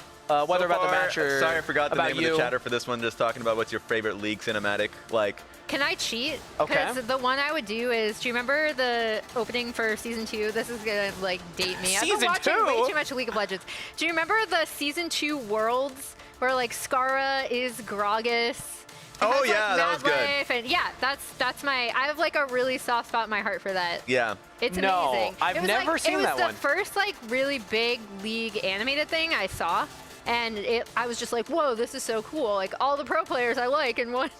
Okay. And that was a very That's a like good one. visceral fan reaction. That's all, 'cause, I mean, that would be like a unique one for the time because we see that now where like the last World Cinematic had players in it, but that was like, yeah, you're saying season Yeah, 2. I did not remember the name of it. Our producer Manny has told me it was called Road to the Cup 2013. Okay. That'll do it. That'll Whoa. Road to the Cup. All right. I just remember it as that one cinematic from season 2. I'm gonna go. My favorite cinematic is probably the one that Pantheon's in. I play a lot of Pantheon. I don't remember which one it was. It was one of like the ranked season ones. Yeah. I think it's Oh, 2022. See, I think it was that. I remember that one. Yeah. I think that was probably the same one that I had. I think He's fighting Leona. Yeah, whenever the new ranked cinematics come out, it's actually like 99.9% of the time a banger. Like it is actually insane. I can't remember the season or the split, but there was one where it like ended with Lucian just like gunning down ghouls at the end. I was like, all right, that was sick. That one's good. They actually have like a statue of that on the campus actually. Or Yeah, Riven really cool. fighting Draven, which just literally never happens, but you expend the sense of disbelief for that moment. You're like, all right. When they assemble the Avengers to take on Scion in the one, that was great. It was like Kennen and Aurelia and everyone jumping around. Yeah, those are insane. There's a lot of great cinematics. That was a great question from whoever that chatter was. Raz didn't respect you enough to remember your name. Wow. But a reminder, we do have a delay still on stage. So Raz, what else are people saying in Twitch chat? Any What are they other? asking us? Well, let's drop a poll in there while we're at it. Sam Style is shaming you. Ask Kangas to message me back about CLG stuff. So. Oh, okay. I'll give an announcement on that. We're slowly someone? getting messages out. The goal is to get that stuff sent, but it's going to take some time. So be patient, everybody. Be patient. You owed someone CLG stuff? I didn't owe them, but I did say. Kangas owes some people money. Well, okay, all right? technically I owe a getting lot of into people it. that because I did say that I'll send them out, but Pay him back, Kangas. Pay him back, all right? It will go out. It will all go out. Shout out to everybody who did message and show interest in that. There was But a anything else? Heimer fan in there who is more likely to play Heimerdinger. I don't know if anyone is likely to play Heimerdinger. In That this? champion is Weirdly, Blippo, right? It would actually be Blippo. I think it would be Blippo. It would actually Heimer top? Last time we saw him was support. Right? Beryl notably played a lot of him at Worlds 22. Between these two supports, I would say Busio. I think I would have to agree with that. When I think of Ayla, I think more. Oh, Mr. kinda- Yosh. Mr. Yosh is the one that asked that question. What was the one for the Heimerdinger one? Yeah. Okay. Cool. Okay. Shout out Mr. Yosh. So between these two supports, I would say Busio. Okay. True. But I feel like ever since he started out with the Azir game, he's never really looked back. Oh, he did his debut. Smacked his hand. They were like, never again.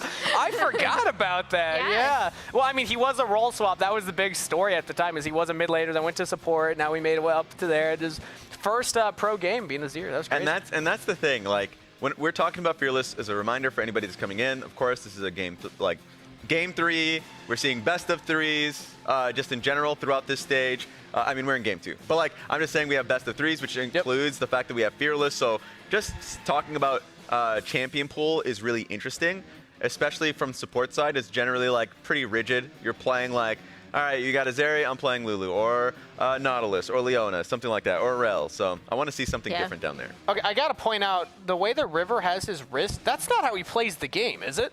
Has anybody paid attention to River in-game? He's we had no T-Rexing that mouse. That was great. To piggyback on that point, Raz, though, when I was looking at champ diversity of LCK for support was actually pretty massive in terms of the variety of supports that have been played. Yeah. Oh, do you remember kind of ballpark figure what Let that me looked pull like? it up on my laptop. Yeah, I mean at this point, basically, we might as well take a look at it because I probably for still have anybody the page remembering, open. we showed it here. Now it's best of 1s in LTA North, but in the North we had top lane be the most diverse champ pool in only the best of 1s so far. Obviously that could change as we go to the best of 3s because things like AD carry champ pool almost exclusively like Ezreal. While she's looking this highlight. up, I have to ask you a question. This is from Fine R. Fine R. What caster has the best mental? Caster has the best mental. Ooh, Not me. I'd say it's Azale. got to be Azale. Absolutely not me. I think it has to be Azale. So Azale, shout out to Azale because he's one of the only casters who will go from color cast to play-by-play or play-by-play to color cast across series on the same day.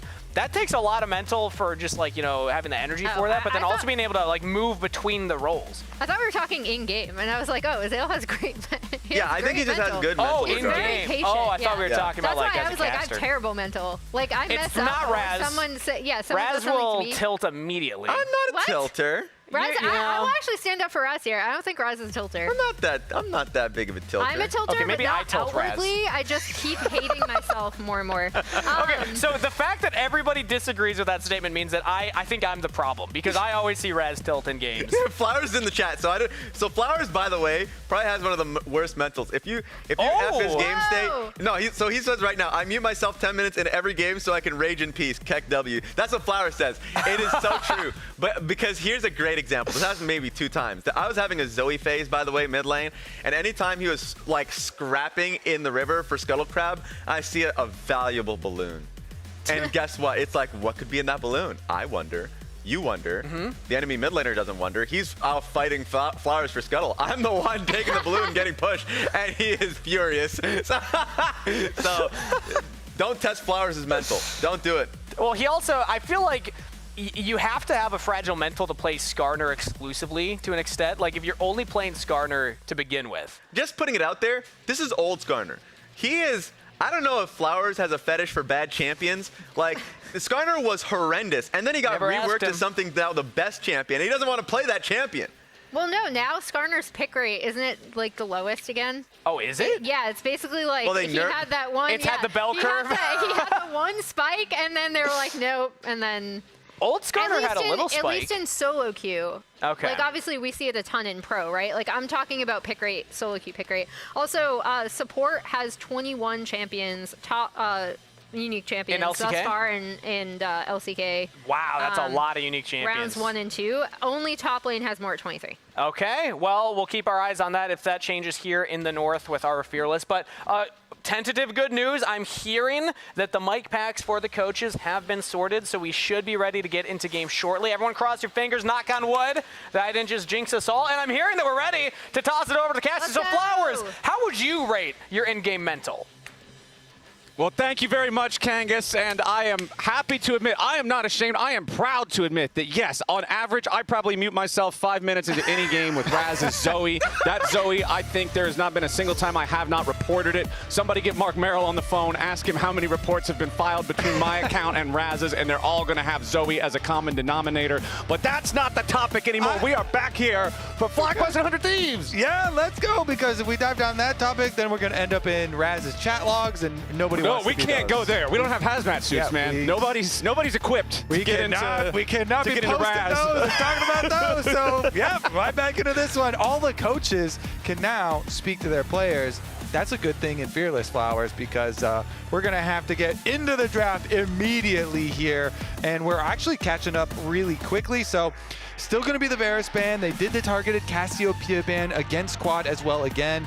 Interesting, 100 Thieves also ban out the Poppy here very early on. So they're banning a couple of these counter-engaged champions. Makes me think 100 Thieves are going to go for some sort of dive or hard engage, type of composition for themselves. Not really a surprise with the way that they like to play the game, but Neferia is a good place to start. Grab that for River as quickly as possible. He's been so good on it. It gives you a lot of outplay potential. And remember, in game number 1, Neferi was one of the bans here in this first phase for FlyQuest alongside the Vi and the Varus. They gave it up this time to ban the Yone away, kind of respecting that there on the side of Quid. But the Rumble, the Cassiopeia, the Poppy, like you already said, those are going to remain banned. First pick of the draft for FlyQuest is Victor. Wow, right out the gate, they don't feel too scared about the counter picks from Quid. I want to see if Quid can actually punish this. Go something nice and aggressive here in mid lane, because presumably you're also going to have Ayla on an engaged support since they've got Neferi carry jungle. So should be some extra playmaking there. Sejuani will complement the Victor. Interesting, because Sejuani just leverages more threat for Whippo's pick later down the line as well. But going over some hovers here on the side of 100 Thieves that are a little spicy. Yeah, Kassadin's one of those ones that is like a solo queue counter to Victor if you're confident in your Kassadin play. Like traditionally, a lot of times Victor's weakness early allows Kassadin to scale up but it's also a professional play bait more often than not. They will almost never lock it in, so not really surprised to see them switch off of that. Quick reminder, heads up to everybody out there, this is still Fearless Draft, but Fearless bans aren't updating on our graphic right now. Production is working on a fix for those, but just to remind you all, the champions that cannot be played because of last game: Jace, Gragas, Pantheon, Zinjao, Talia, Azir, Kalista, Corki, Nautilus, and Alistar. So all of those bans are still in effect thanks to the Fearless system. You just don't see the neat little graphic on the screen right now showing them off, as Misfortune is locked in on the side of 100 Thieves. And I'm not gonna lie, Kobe, this one's got me a little bit concerned right now, because there's almost no setup to lock somebody down inside the MF ulti on the rest of the squad so far. But I would say it's guaranteed Ayla's going to play like a Nautilus or Leona or something like that. And so we can't play Nautilus. I can't play Nautilus. Nautilus is on the list from last game as well. So yeah, Rel or Leona. Okay. Then, Okay. You know, one of those types of champions, but should still be whatever it is. It's going to be a strong lane phase. Misfortune does have a very powerful lane phase here, and since Varus is still banned, plus the Kalista and the Corki from last time around, should have some strong priority there.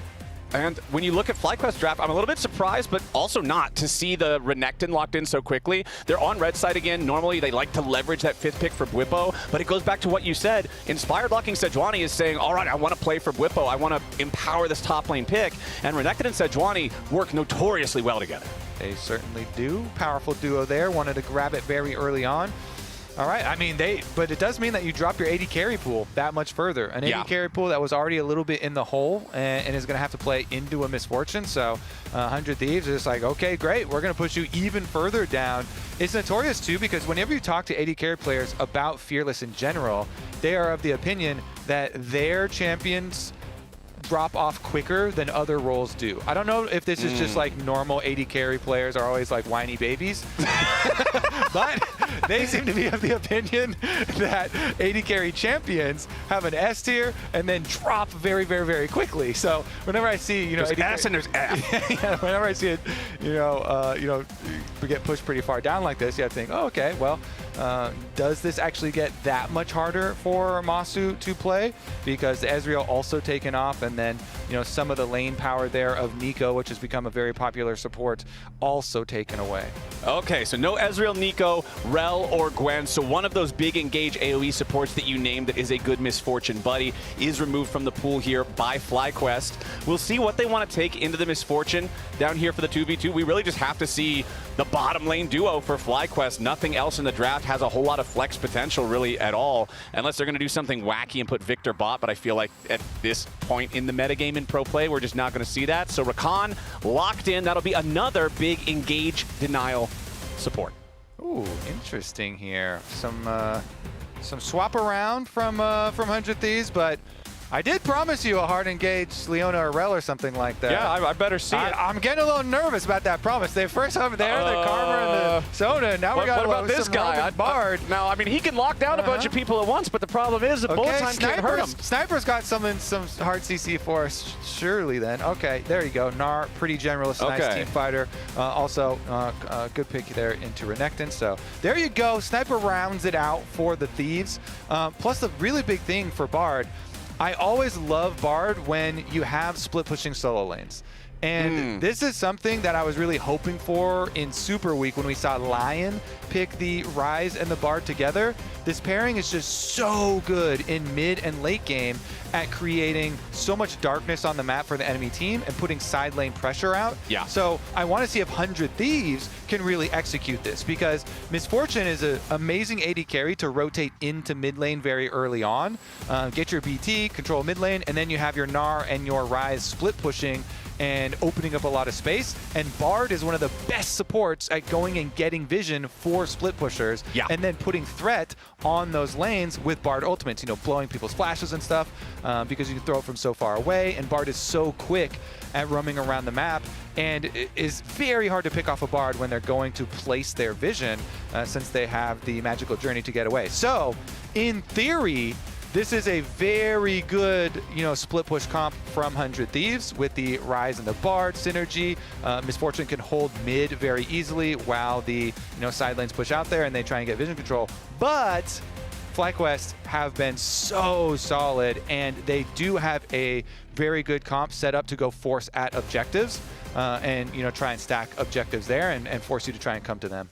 Non-subscribers, we'll see you back here in 30 seconds. But for everybody else, yeah, I think, Kobe, when you're looking at FlyQuest team comp, it looks like just textbook League of Legends 101 competitive team composition. Renekton in top lane, control mage with wave clear in the mid lane, a strong scaling crit marksman with a good engage support bottom, and a jungler that can facilitate in front line, and right? They're saying, come fight me, fair fight. 5-on-5 in my face, okay? Yep, exactly. Don't go running around the map. They don't want this scrappy street fight stuff. They want to square off in the ring, the gloves, the bell, everything. Get back here. Let's get down to the dirt. You, me, we'll hash it out.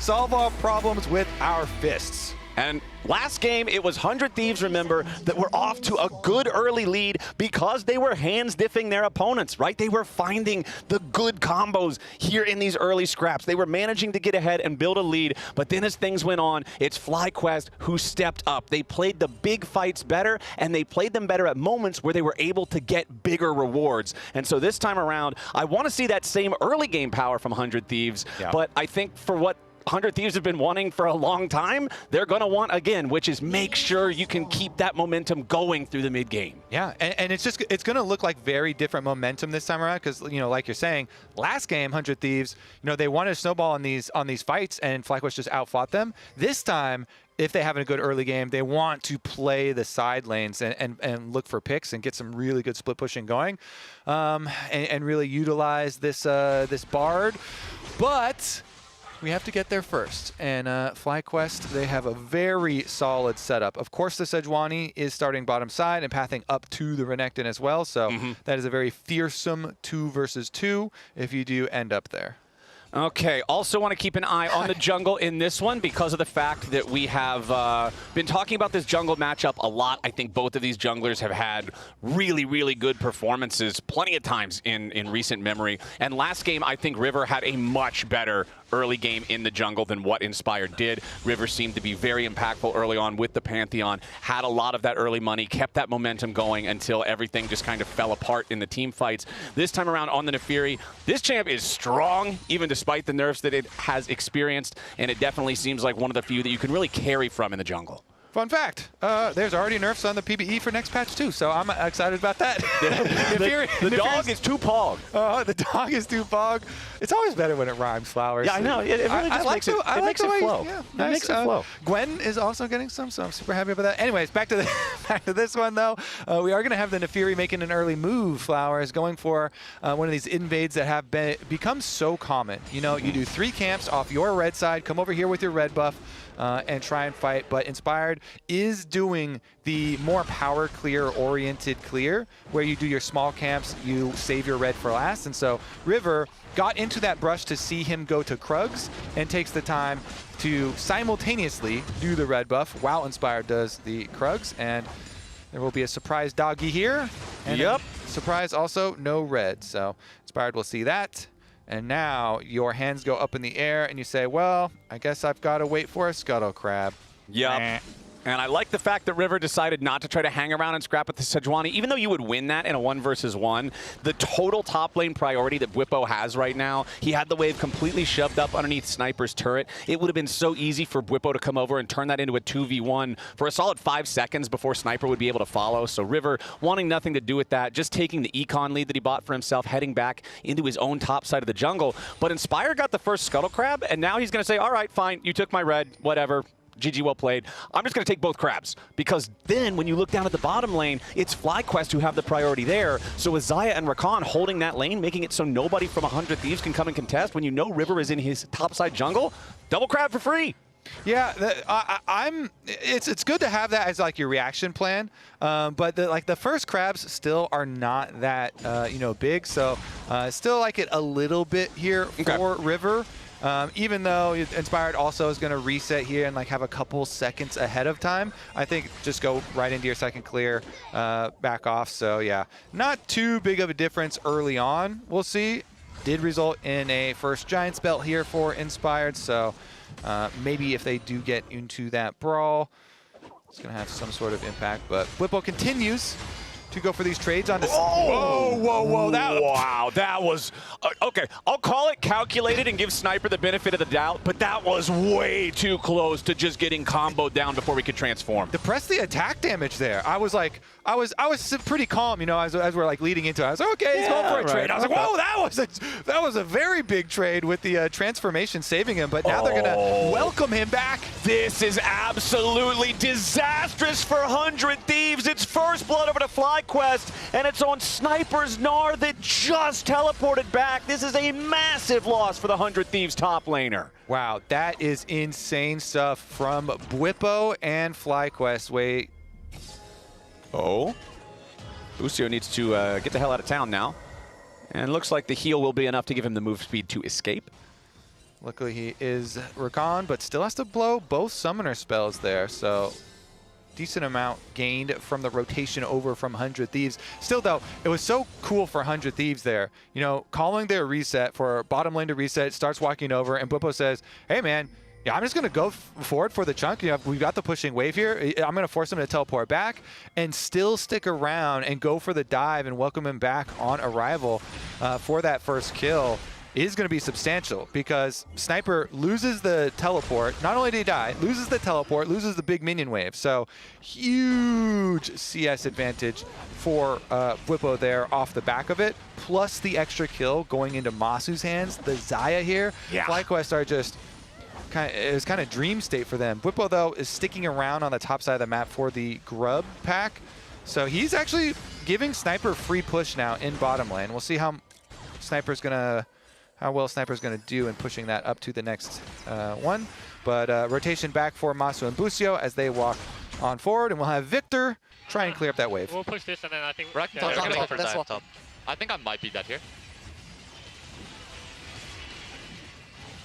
I can move after this. I can't do much about that. Top. Yeah. Oh, Renekton has CP. He'll just... He called it? Yep. Did call it. I might be dead here. I am dead here. So, I mean, just good macro after two from FlyQuest with the rotations. You know, like we talked about. Bwipo stays on the top side for the grubs. Then they start rotating quad down to the bottom lane where Sniper's pushing up. He catches that. Masu and Busio stop off in mid lane.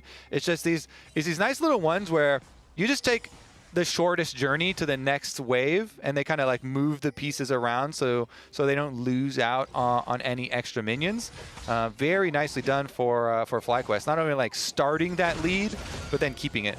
Yeah, and hey, look, it's Busio and Masu up here on the top side. Again, looking to cause some trouble, but Ayla is ready to provide some peel for Sniper. They stunned Bwipo up against the wall. He used the early dominance to put the pressure on the 100 Thieves top laner, but now he's forced to retreat all the way back. Is going to take one turret shot. The slice will guarantee the second cannot fire off in time, but a nice defense from 100 Thieves this time to prevent Sniper from falling further behind.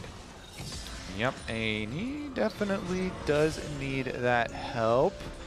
Yeah, they're on a full level at this point. Meanwhile, the 100 Thieves feels like they're always playing catch-up. You see these rotations, they're constantly moving but not getting much. And FlyQuest macro kind of running the early game here. Really good calls so far. And if this team gets the early lead, it is so much easier of a game plan. You know, like you're saying, from Champ Select, bro, like you have mega engage. Square up and fight. You have mega engage. You have a very, very good team fight, and the game just feeds you objectives right now with the way that it's set up. So it's very easy to just on spawn, go to the next one, go to the next one, line them up, look for your Rakan Sejuani engages, you know, scale up your Victor, your Xayah.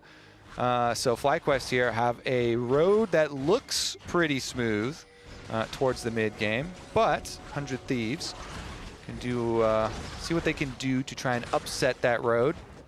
Once again, it's FlyQuest looking to overload the top side, but 100 Thieves, they've recognized the plan. They're defending this very well now. They recognize that FlyQuest wants to continue going after Sniper time and time and time again. It's still just the two mid laners left on the other side of the map. Important to note, Quid does have teleport. Quad is still missing his for a short period of time longer. I'm sure FlyQuest is aware of that and probably doesn't want to make any insane plays just yet until they know they won't be outmanned. Also, very important to note, River is using the dog emote on the dog champ. You dog like to see squared. that. He's all in, full mental. He's becoming All the dog. in, all dog. All dog. Only dog emotes. Play the dog. Let's see if he can do anything though, because up until this point, it's just been farming, and it's just been really that one play, and then the lane assignments that have been better from FlyQuest. And as we said, every time there's an objective, they're just going to get their first setup. Next set of grubs is going to arrive in 30+ seconds at the moment. It's Whippo, actually. Yeah, Whippo's hanging around for a long while here against Sniper. It looked like he was trying to bait him into something, but Ayla, this is not where he wanted to be. He goes on a magical journey straight to hell. Whippo's the one sending him there. He did not want to punch that ticket. Well, yeah, he was getting chased into hell by Busio and Inspired.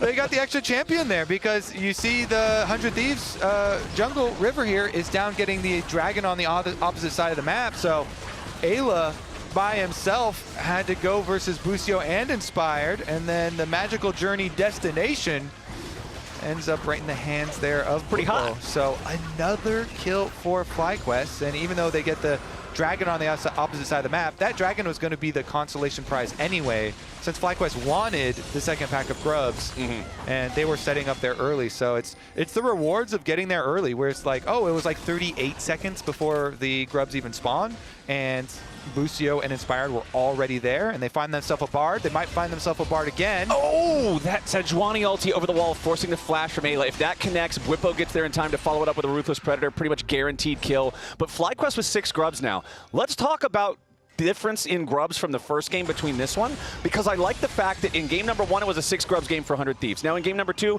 6 grubs for FlyQuest. But grubs are a down payment objective, Kobe. You need to be able to get pressure onto turrets with them afterwards. Flash from Whippo there to escape Ayla roaming up the top side yet again. And we saw that last game, 100 Thieves actually weren't able to ever get ahead in terms of turrets. Even after they got their first one, FlyQuest was already ahead too. So they couldn't get much value. But with FlyQuest being in a lead in this game, already up 2,000 gold, they still have 2.5 more minutes to try to farm turret plates. I feel like these 6 grubs could be a lot more valuable. Yeah, definitely agree. I'm not gonna ult, I can just EW off you. Yeah, jump by the I don't know when he can portal. I'm going. He will get stunned. He has nice flash. stun. I think he's cooked. Well played. Nice, good. But only Nafiri bot. Yeah, but I have 3 cookie and then... Yeah, they don't have Yeah, much that damage. was cool. He threw the Sejuani stun and then goes through the journey, so then the stun ends up on the other side. You're always so used to like Bard turning around and binding you afterwards, but Sejuani got the last laugh on that journey. And activating it in the portal too. Remember that Sejuani E, it's a projectile. So because Bard is moving as fast as a projectile, it only catches him at the very end. So the journey doesn't get to buffer the stun at all. Really nicely done. Plus then, Whippo's also waiting there with open arms. Crocodile ready. So Open jaws. Beautiful stuff so far from FlyQuest. As far as our grubs point too, it's not only is it value for FlyQuest, but it's big denial. Since 100 Thieves are a team that want to split push, critical that you don't let them have the extra split push objective, basically. That would help them burn side towers down that much quicker. So looks pretty good so far. We'll keep track of, Heartsteel stacks here for Inspired. It is mega nerfed now, so it's not nearly as impressive, but he's got that stacking. They've got the Rod of Ages build for the Victor. Become very popular for a lot of mages now. You get more tanky. Yeah. Stack up, wait for your big level tick over once you fully complete your stacks, and it feels like it should be a pretty comfy route here for FlyQuest. Now that they've got all of the grubs, they can start to turn their eyes towards the other side of the map, though, and look to start stacking dragons with their solid setup for their team fights.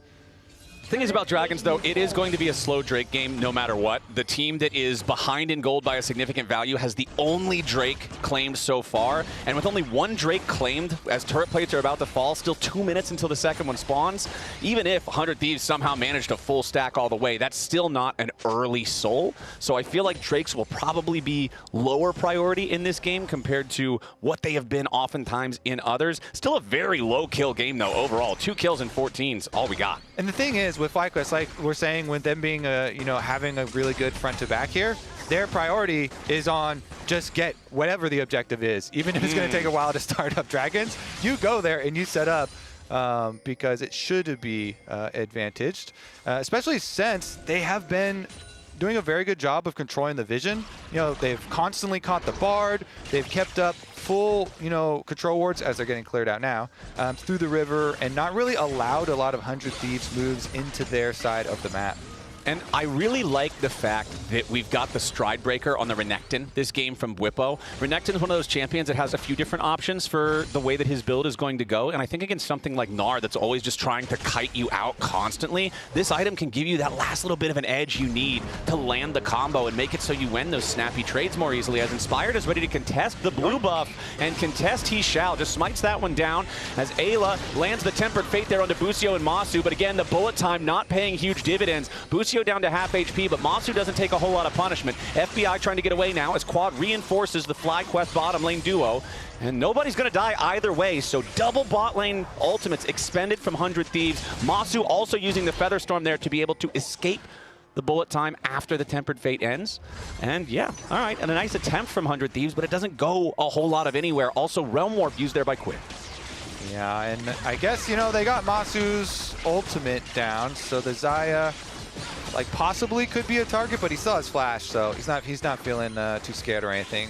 And once Bwipo goes back and spends his money, okay, he does now. That Crocodile got to spend all of that big gold lead, and very tanky as well as very scary here with teleport ready. So should be FlyQuest, as we said, going to their objectives. Theirs, exactly. It is by default presumed to belong to FlyQuest. 100 Thieves are the ones who have to try to challenge and rock the boat a little bit. They do that. Okay. Ayla and River, they're thinking about it a little bit. River's not particularly ahead on this Nefiri, though. Like, you know, 0-0-0 hasn't been able to get involved on anything. That's the problem with playing these more assassin carry-style junglers. You don't feel like you have the same efficacy in fights compared to somebody who just operates well on low econ like a Sejuani. Look at Inspired. Oh. Inspired, thinking. Surprise pig. Away there. Quad in some danger, though. Going to have to be a little bit careful here, scrapping with Quid, but Ayla's making it an unfair fight. The Victor down to 300 HP, and there's no teleport ready to rejoin if he has to go back and heal. 100 Thieves are going to take the opportunity to start up the Drake. Huge advantage there by attacking the side. They chunk Quad, they force him out, and Quad doesn't have teleport to get back. But FlyQuest is not done. They're still looking to potentially contest this as Quad is going to hang around and try to clear out the wave underneath the tier 1 turret. A nice engage coming out from Busio, finds it onto 3, but now he could be in danger as they haven't found any kills here just yet. Quid is going to die. Nice job from Bwipo. He's already found 2. He's looking for a 3rd. That hot dog's about to get munched, and Inspired's chowing down. FBI tries to escape, but it's 5 FlyQuest players on the hunt. They don't even need to land the grand entrance. FlyQuest just mopped the floor with them. That's why we said that is a FlyQuest objective. 100 Thieves, you can tell the idea, though. They thought because they got a good side attack there onto Quad and chunked out the Victor, who did not have teleport to get back, that they then earned themselves some priority. But they did not. Sejuani plus Recon engage, and the Renekton with the lead does teleport in. Renekton starts channeling teleport a little bit later, but doesn't matter because Recon and Sejuani are able to lock them up and force the fight, even through the Bard delay. And so then they just get to chase them all down. Quad, didn't matter that he was kind of chunked out and off on the side. Just got to force them into the meat grinder. Yeah, Bwipo's arrival was perfect, too. Just gets to destroy Quid right there. And Golden Glue's face is that of the entire 100 Thieves fandom after their mid laner falls. Ayla, again, goes on a magical journey just to find Bwipo waiting there, knuckles in fists, ready for him.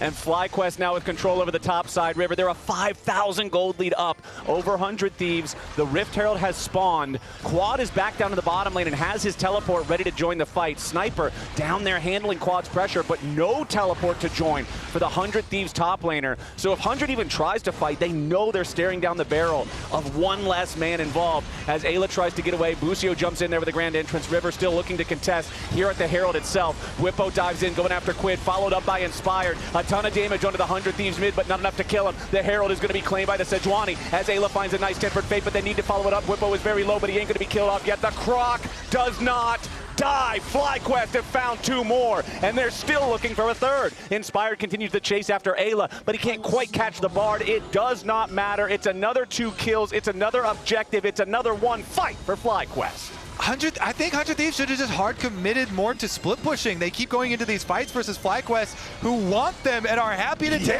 them. And FlyQuest are not only going to get the kills, they're going to get the Rift Herald, so bye-bye towers. Adios, Mr. Tower. It was nice knowing you. Inspired just knocks that one down easy peasy. Drives the Herald into the tier 3 just for that extra little bit of damage with more Void Mites. It does cost him his flash there, but hey, at this point in the game, when you're this far ahead, just hurt the turret, use the flash, do the mental damage. Yeah, there you go. You don't need that flash anyway. Yeah. You're getting in their heads. You flash straight into their brains, man, as Quad has to try to get away from River here. Flashes over the wall. His team's ready to back him up, and River, the Nefiri, just not doing what he needs it to do this game. Not enough of a lead, not enough of an advantage to be able to really put the damage threat down onto these carries that can result in anything. I mean, yeah, you can get Quad low, but he's going to be reinforced by his team. FlyQuest is playing so well in terms of their macro game. Whippo is feeling his strength at the moment. Yeah, he has tactics. He's doing some S keys at the moment. Anyways, here's another look at the Riftfield. He was also feeling his strength here, and the Renekton Sejuani goes hard on Quid, and then when they disengage, Ayla doesn't look like he has much out of the Bard Tempered Fate. So Whippo did get low, but nothing there to finish him off. And then, of course, the other side of the fight was just fully in their favor. So nicely done there for FlyQuest. Another victory. And this one seems to be a bit more one-sided, Flowers, from beginning to end. Yeah, and you can see on your screen here, 100 Thieves and FlyQuest head-to-head since 2024. A brief walk through history. It's definitely FlyQuest favored, currently 9-3 going into this series. And it looks like FlyQuest is about to turn it into an 11-3 as they're looking to make this a fast 2-0 with the state of the second game. Another pick comes through, another death onto Ayla's Bard, and another kill in the pockets of Masu's Xayah. FlyQuest continuing to keep the pressure on the mid lane here as, the Nefiri just immediately destroyed as soon as he tries to jump in. Not even that W is getting you away from that one. As the tier 3 turret, remember earlier Inspired investing his flash to ram the Herald into that thing. It's barely hanging on with 10% HP. Look at that purple hot dog on the ground. That purple hot dog, somebody dropped that on the sidewalk and decided not even to pick it up. Yeah, that is biodegradable material. There's pickles? There's going to be all sorts of mess as people step on that throughout the day. That is just absolute littering. As FlyQuest has moved their way onto Otacon. Whenever you see an Otacon this early, it's always either disaster or damn, this is a stomp. And it's the second. It's the second one this time around, my friend, because FlyQuest, they're not going to be challenged at all. Every single challenge 100 Thieves has tried at these neutral objectives this game, FlyQuest has put their foot down and stopped it cold. And I just really like and will continue to go back to that first play where they recalled their bottom lane. Quad here, though, has a revive and wants to go fight. Okay, River and Sniper both still trying to get away as, Ayla does not manage to Tempered Fate Whippo, only himself. The Croc's gonna knock him down, easy peasy. Realm Warp from Quid arrives, but then you still gotta be a little bit careful about it as Whippo tries to get away. Sterix Gauge to keep him a little bit higher HP. The false life finally procs. He nearly takes Quid with him. And right when it looks like 100 Thieves might finally be able to get a kill, get some kind of a punish, it's the Otacon earned by FlyQuest 22 minutes into the game that makes it so even those hopes and dreams are dashed as Masu solo takes down the next Drake of the game. Quad continues the solo push down here in the bottom lane, and they're able to do all these things individually because they are so far ahead, and 100 Thieves is torn in so many different directions that punishing these plays just feels impossible. I would agree. It is impossible. I'm just going to go ahead and say, right. You know We're what? on the same page. It feels like it's impossible. And it also is. Okay. Because of the Otacon revival buff on every other member, at best you can make them withdraw. Yeah, that's the best I can do, Flowers. You can force out a false life, but not a real one. It's still an 11-0 game. 6 grubs to 0, 5 turrets to 0, 2 drakes to 1. Damn. That is the only thing that 100 Thieves have acquired so far this game. And I remember back when they acquired it, you said, well, that's the thing, FlyQuest just wanted to surrender anyway because they wanted the second grub set instead. So it's a tough look here for 100 Thieves in game number 2 as FlyQuest came in ready to go with this very traditional team composition, just playing it exactly as they wanted to play it, and 100 Thieves never being able to throw a wrench in the gears. Inspired doesn't want to commit a full Arctic Assault over the wall there to try to full send onto Quid. They don't have Whippo up here just yet. Quad is still all the way on the other side of the map. Level 16 Victor with his Unleashed Teleport ready to join the rest of the team. He's just going to keep that side pressure on in the meantime as FlyQuest continue looking for the last remaining tier 2 turret on the 100 Thieves side. Tempered Fate's going to lock him up here a little bit. Inspired's got to be careful. Isolated from the rest of the squad, down to about half HP. Flashes over the wall, ready to join up with the rest of FlyQuest. Whippo is already godlike, grabbing the kill there onto Quid. Quad arrives in the middle of everybody. He's going to buy time here with the stasis. Sniper wanting to see if he can do anything about it, but no, FBI is going to get hunted down. The Chaos Storm ready to burn him away. FlyQuest, they'll take the tier 2, they'll force the fight, they'll get 2 kills, but now Quad's in danger. Slam back into the wall, but Buscio's ready to reinforce. River trying to counterattack here with a Hound's Pursuit, and finally it's 100 Thieves on the board, but at what cost? Inspired jumps over the wall, forcing the flashback out from Ayla. 100 Thieves, 25 minutes into the game, finally get their first kill, but it costs them 3 more bodies and a tier 2 turret. And a Baron. And a Baron. But we're on the board. But they're on the board. We got him. Yep, FlyQuest's going to collect that Baron. I don't think there's even a possibility of any sort of heroics there from the 100 Thieves side, but yeah, FlyQuest here. What a start to this group, Flowers. Yeah. This matchup, I think, was the matchup most people were super excited for. In our game number 1, you know, 100 Thieves coming out with the early lead, but game number 2, it has just been all FlyQuest. So calculated and Inspired here. He has 4 people on him. With this flash, he basically diverts all of the attention. They kill off the tower, and then the teleport in from Quad, and then the Zonias, and then the flash over. I love this look from a Victor, Flowers. You know, this is an action hero Victor. That's this is Chad Victor. Yeah, this isn't a farm from the, you know, behind enemy lines. Well, he does get behind enemy lines, but they come in, they try and save him. They get an extra kill here in exchange as well in the aftermath. And the shutdown, at least it went over to the hot dog. So yeah, there's something. The hot dog's got a little mustard now, but it's not enough. Trust me, that enemy team is hungry. And 100 Thieves has been nothing but a buffet this game as FlyQuest damaged out to champions in the last team fight, man. The Whippo dial is absolutely menacing this game. And he's been so good from the beginning. Because of the chunks he was getting onto Sniper in lane was the whole reason they were able to make the start of that really good sequence of calls. Oh, Whippo's in a 1v2 down here from the bottom side. Let's see if he can take out River and Sniper on his lonesome. Turns it right back onto the hot dog. 100 Thieves are scattering. They're like, all right, dude, sorry. That's our bad. We need to get the hell out of here. Run away, Mr. Dog. Whippo wanted to get the Call to Meek there to get that last little bit of damage onto River, but he can't quite do it. So Whippo fights off 2 of them fair and square. Meanwhile, the rest of the team forces down 2 inhibitors in top and mid. Bullet time used from FBI there to clear out the massive wave of super minions, try to prolong the game a little bit longer, as now Whippo is ready to heal up, rejoin the rest of FlyQuest on the push. He doesn't have the dominance. I don't think he really needs it, Kobe. FlyQuest just waiting on a couple more minion waves. Tempered Fate ain't gonna get nothing as Ayla drops again. Monster ready to keep the push going forward. Double kill back over to Quad as the Chaos Storm gets larger and larger. Quid tries to escape. The Feather Storm's not gonna find the execution it looks for, but the first Nexus turret is already down. The second about to go as well. FlyQuest is low, but 100 Thieves can't stop him. Nexus open now. All 5 FlyQuest players still alive. Quad's damage with the lasers from range, still putting the pressure on 100 Thieves as Quid steps forward and finally grabs the shutdown back on Amasu, and FlyQuest are making their game-ending push here onto the fountain, onto the steps of 100 Thieves. It's 17-2. It's an absolute murder for FlyQuest. They'll start this stage off with a win. FlyQuest getting some real revenge for split number 1 playoffs where 100 Thieves beat them. This time around, FlyQuest leave no doubt. They are the stronger team here on this day. Well played from FlyQuest from the bounce back in game number 1 that started a little bit shaky, coming into game number 2, showing that they were doing that prep that Whippo talked about, making sure everybody's playing their role and doing their job. Reminder to all y'all, during LTA North Split 2, you can win a trip to a League of Legends event or a set of Player of the Week statues. Use your MasterCard to make a purchase from the in-client store and save your card on file to be entered for a chance to win. And now with this first series all wrapped up with FlyQuest getting the 2-0, we're joining Kangas for an interview.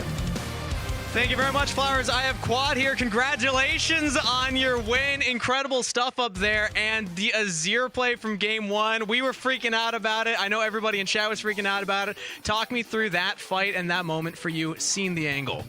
I mean, today, actually, I was thinking like when I wake up today, I feel like I can carry today. When I wake up, I don't know why, just today. So it feels good. And then actually game one, I think I carried this game. And then game two, I don't know what happened this game, but we just win, yeah. So you woke up feeling like you can carry. What felt different this morning? Was it something you ate? Was it the weather? It was raining, right? Yeah, actually it was raining, and then I mean, I'm not sure how to explain in English, but I hurt my low back, and I stretch, maybe feel better. I'm not sure. But maybe stretch like when after come here. I think getting sun, so it's good feeling still. Yeah. Okay, yeah, good stretch, good warm-up, physical warm-up for you then. I want to hear your thoughts on your opponent, Quid, because a lot of conversation has been between the two of you. At the start of the day, we were talking about potential, first-team All-Pro mid laners. The two of your names were in that conversation. What do you think about Quid, who you played against today? I mean, actually, me and Kid is a little bit close. I'm not a little bit. And then I was thinking he was nervous, in my opinion, because I think he had to more aggressive in lane phase, but he was not. So maybe he was nervous. Yeah. All right, see you, Masu. We have Inspired, though, waiting on standby. Awesome to hear your thoughts on Quid, but while we still have you here, Inspired, come over. 100 Thieves already left the room. I can see they're not there, but you've been calling them out as frauds. First off, Quid, or Quad, do you think that Quid and 100 Thieves are frauds?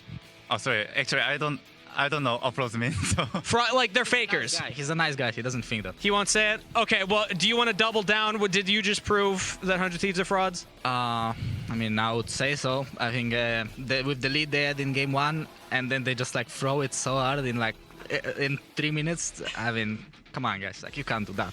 It's like clockwork. 20 minutes happens, and then the 100 Thieves moment happens. What should we call that moment? 20 minutes for 100 Thieves. What should the name for that moment be? I don't know. It's I think they should invent the name for it, because I mean they do it very consistently. I remember watching their TL game as well. They were like winning really hard, and then 1 minute and they just lost the game. So I don't know what's up with them. Maybe they just can't control it when they're winning. Could be. All right, well, thank you very much, Inspired. Congratulations on the win. Congratulations, Quad, one more time. We're going to throw it to a short break before we're back with our next series.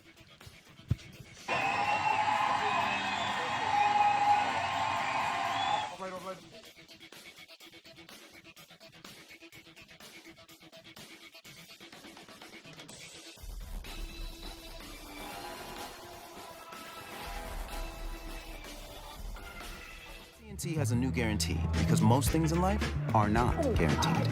Like common courtesy. Really, Brenda? I know you can see. When they say, I'm on my way. no way. Pretty blue, though. Or a fun night at the movies. Yeah, that's not guaranteed. Yo, hold on. Let me put you on speakerphone. You know what AT&T guarantees? Connectivity you depend on, the deals you want, and the service you deserve. Or we'll make it right.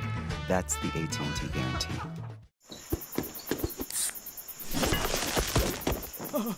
Red Bull gives you wings. The human body was built to move.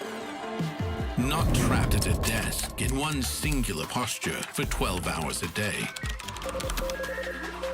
It's time your chair evolved. This is Secret Lab Titan Evo. Ergonomically engineered for you. Gamers, hybrid workers, artists. Backing your every move.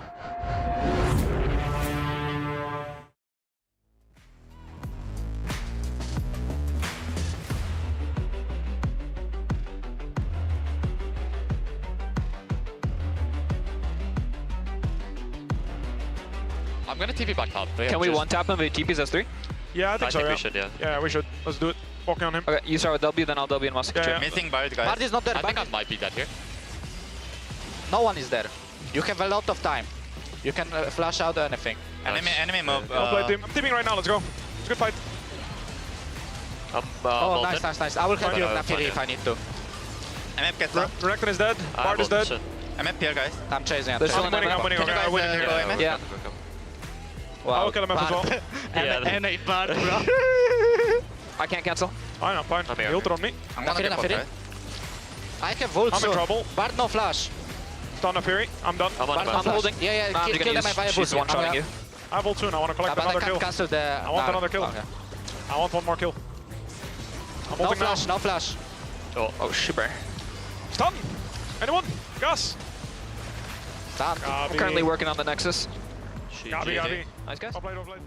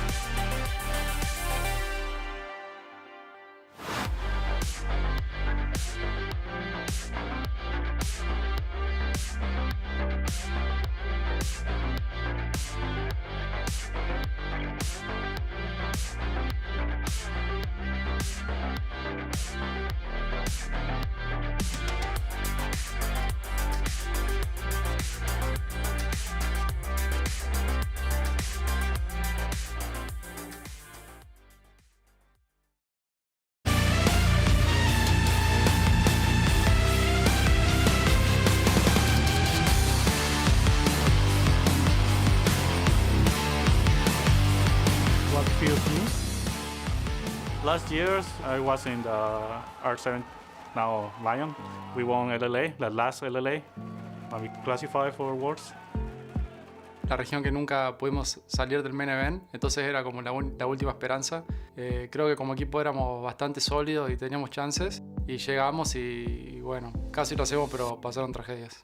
Cheetan trying to escape, he's locked up by Adi and the stun will connect, he can get one kill, but it won't be enough. R7 find themselves once again at the precipice of qualifying for the main stage. Tuvimos la última oportunidad contra Pain, creo que ganamos el primer juego bastante bien, el segundo lo ganaron ellos y el tercero estábamos en bastante buena posición.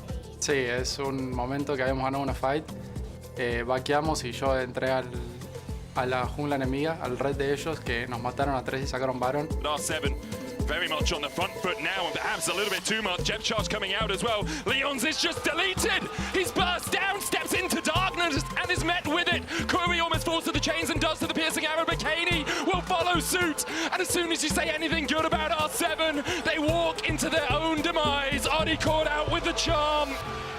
And now it's Pain Gaming in control. Pain Gaming, they immediately engage, and Leons cannot get to the wave. Pain Gaming have done it. Now after 8 years in the desert, Pain are going to Swiss. Fue sin duda, desde que juego LoL competitivo, mi momento más triste por mucho.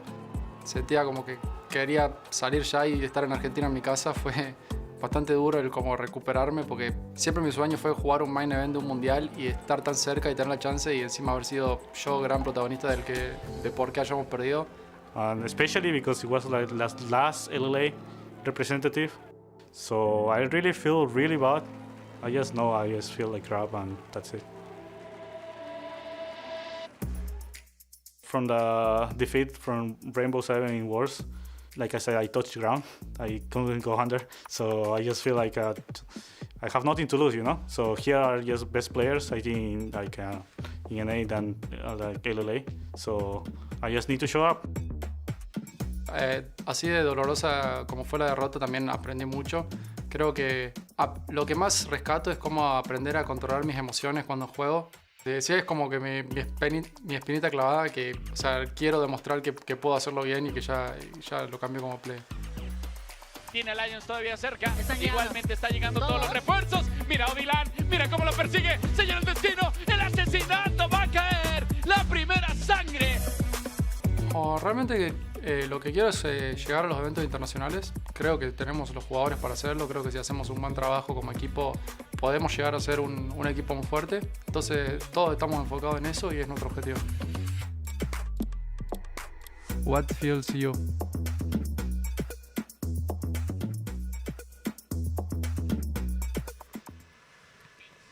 Welcome back to the LTA Lounge in preparation for TL versus Lyon. Welcome back, Kobe. I'm here, now I'm there, now I'm here. I know, He's you're everywhere. Lyon, they had their, what we would call a super week, right? Because we kept comparing them. Everyone was like, yeah, they've been doing really well in scrims. Maybe it's not a top 4, bottom 4. Maybe it's a top 5, bottom 3. Like, let's see how they do against the top teams. Spoiler. It was a little rough. It was not a top 5, bottom 3. So we're doing a report card based off and just grading them for their week. So like it's all up to everybody. I want to hear from you, Kobe, first. You're the one that came flying on. Yeah, you came flying in. Yeah. I feel like I'm the meanest teacher. Are you? If you're Olympic judges, then I'm the hard judge to impress. And it's sad because going into this project of Super Week for them, I was actually really impressed with the improved coordination in team fights from them, but I'm gonna have to go with D- and D for disappointed in them because they were just getting solo killed before 3 minutes while flashing, and their opponents didn't flash. Both solo lanes at the same time versus FlyQuest.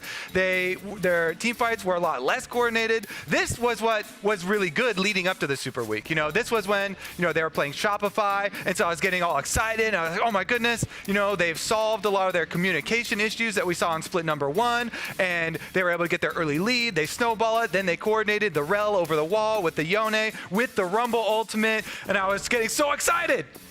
Whereas, then their Super Week sucked. Yeah. Yeah, so I'm going to go to the Super Week portion of it, which is, I got a D+ Kia. Oh, okay. Yeah, a little bit better. So zoom in on this one. I gave you not just a D+, I gave you a D+ Kia. So 0-3 over the week, 4-game slump. And just looking at the stats, of course, they have the worst early game stats for week 3. This is week 3 specific, 8th of the LTA North teams. Obviously, they went up against the top 4 teams in the league. But negative 1,833 at 15 is crazy. Yeah, that is. I should have given an F. I should have just full sent an F. Yeah, I'm in the middle. I just said D. That early game against C9 in particular was rough. To Kobe's point, they were making a lot of individual mistakes that we didn't see them make against some of the other teams. 0-3 week and 0-4 against top 4 teams, if you include that TL. And then I said to improve, because you always want to give a direction of improvement, right? I said look at good plays versus TL, because I thought they had some really strong early game plays. This was a dive specifically that I did really like, where they were really well coordinated. Sending the Rise in basically Saints Rise and Adiland to the bot side to pull off this dive against TL. They had a lot of nice like early to mid game map movements before TL kind of took over, and I think more consistent planned stuff like this will really help them. See, this is why you gotta love Emily. Me, I'm the teacher. I'll give you a report card, and I'll be like, come back better next time. Emily will give you a path forward, will like iterate what you are doing well, and is gonna give you extra time after class. I'm not going to do that for you. So you gotta work on that yourselves. Well, Lyon, there you have it. Those are our unfortunate grades. They're now going up against TL again, and we are ready to send it to casters. Take it away, Kangas. Hello and welcome back, everybody, as we're getting ready for our second series of the day. And boy, do we have a surprise for you. Joining us on the caster desk for his first ever cast, we have Busio, aka Alan. Welcome to the cast, Alan. Now that you're a caster, we have to call you by first names. I think is how that goes. Thank you, Steve. Literally, no one calls me Isaac, so that's a lie. Okay, well, Isaac, Thank you, Isaac. from now on. Thank you, From now on, welcome. But everybody, show your support for Busio in chat right now. And I'm excited to have some fun with you because we have an exciting matchup ahead of us as Also well. his debut cast. Debut cast. No pressure. You're about to be rookie. You could be rookie of the year. Do you feel rookie of the year in casting? Yeah. Yeah. Ooh, Okay. That's a new category. Do you feel more stressed now or when you debuted on the LCS stage? I mean, probably now. Like, this is first time ever, you know? Like, I've never played amateur casting or done amateur casting. This is my first time, and it's pro, so I need to lock in. Kangas is really the only other person competing with you for Rookie of the Year. Yeah. So you just have to make sure to make him look bad. Yeah. And then We'll get a Twitch poll up maybe after game 1. We'll see after game 1 if he's beating me out there. But already great start here. So, Busio, I'm going to ask you some questions to kick things off here because typically for the first couple of bans, I like to talk about what the next priority picks are. What do you think? Get predictive. Team Liquid. What do they lock in here? Get predictive. I mean, yeah, Varus is one of the highest prio ADs, and he's open. No ADC Varus fans. versus Ezreal. No way. That is likely. But there's other ADCs also up, you know? Oh, there are? Speaking Zeri of. from Henna, wow. So what do you think about that one? Because I haven't seen a lot of Zeri, Busio. Now, this is a kind of like more team fight, scaling AD carry from my understanding. Yeah, I mean, Henna played Zeri in my solo queue the other day, and he was low-key owning, so I think it's a pretty good pick here. Okay. I saw you play a Wits End Bard game where you were popping off. Oh, I mean, that's just meta. That's not my creation. No, really? Yeah, what do you mean? People go Dead Man's Wits End all the time. Okay, I got to You're check OP. that. I'm behind on the meta. I'm still going rapid fire. All right, so we got a couple other rapid fire picks locked in now. Skarner and Azir for Team Liquid. So setting off that range with their engage. And then it's the Rakan for Lions. We talk about the support on the Team Lion. Likes to be that playmaker, find the engages for the team. So what supports would you be thinking about, playing for either side here? Obviously, we have a Rakan locked in on this side. For core, what do you think he's looking at? I mean, Varus is like the strongest front-to-back ADC in lane, so you want some lockdown to make sure the Rakan and Zeri can't be slippery and get away. But at the same time, you have a tank jungler, so that lets you play a more scaling range champ if you want. So honestly, core can play anything here. I'm curious to see what it is.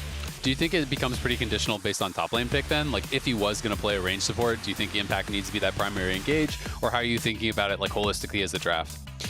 I wouldn't say so because you already have the tank jungler and you have the Azir and Varus, and they're very strong front to back, so the enemies probably need a dive on you. And as we see, they have a dive comp with Nocturne and Rakan.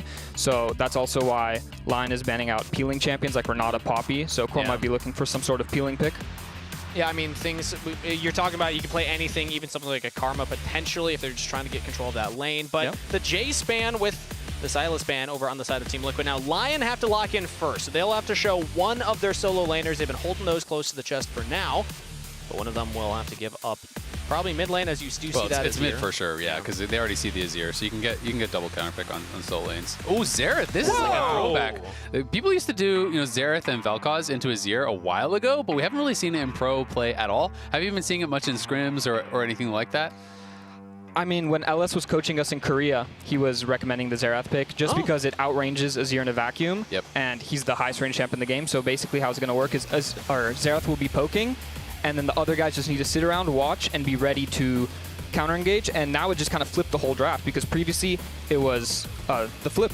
Blue side, TL, was outranging, but now Lyon has the range advantage. It's only that one pick. It's also kind of interesting because it's like, when you see Nocturne, you see the Rakan, you think about heavy dive, but Xerath is one of those champs that can actually assist the dive really well with his ultimate too.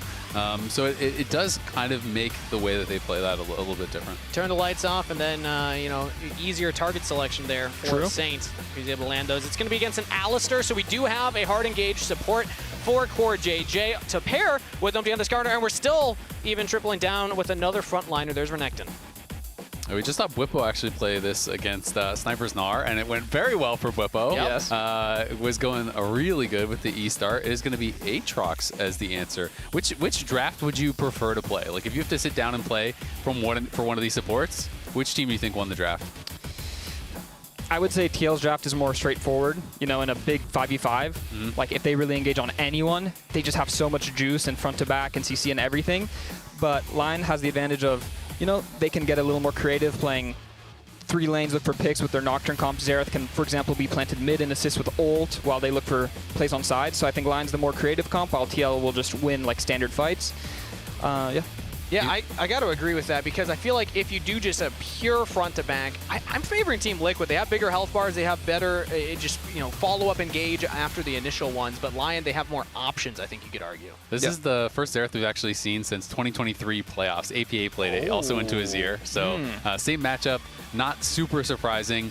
So you talk about, obviously, the ability to play front to back. So if you're playing Rakan then in this game and you're playing on the other side that's maybe a little bit more complex to play, how are you thinking about playing out the game? Is it more about, attacking side lanes with the Nocturne, trying to get advantages there? Is it more about, being creative in how you actually approach fights? Because obviously you don't want to just go straight front to back.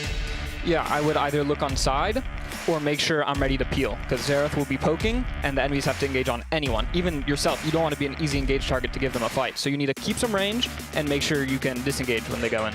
So talk to me about the 2v2 bot a little bit. You know, obviously kind of expecting Varus is going to have the advantage, but how would you be kind of expecting this 2v2 to go? Yeah, I mean, Varus, Alistar are much stronger at 3 spells, and in general, they just have a stronger lane, but actually Zeri Rakan can get prio if they want, because Alistar's just not the strongest. Has no level 1. Yeah, I mean, you can Q flash, and they can go all in, but it's not always a game you want to play. You know, the headbutt poke. Yep. It's real. Well, we'll see what happens with that bot lane there, as we are now back into game number 1, Lyon versus Team Liquid. The matchup between these two we hyped up earlier on in the split, because the conversation around Lyon had always been, can they beat the teams that finished top 4? They were not able to do that in the best of 1s, and they're looking to correct course now in the best of 3s. Yeah, how do you feel about Lyon just kind of as a squad, right? Because like I said, a lot of discussion was, you know, are they one of those top 4 teams? Like, should they be able to punch up? You know, most of the pros that I talked to were saying, no, they're probably 5th, but they're like a tier above the bottom teams. But a couple of people that I talked to thought they actually were just like stronger than TL from scrims.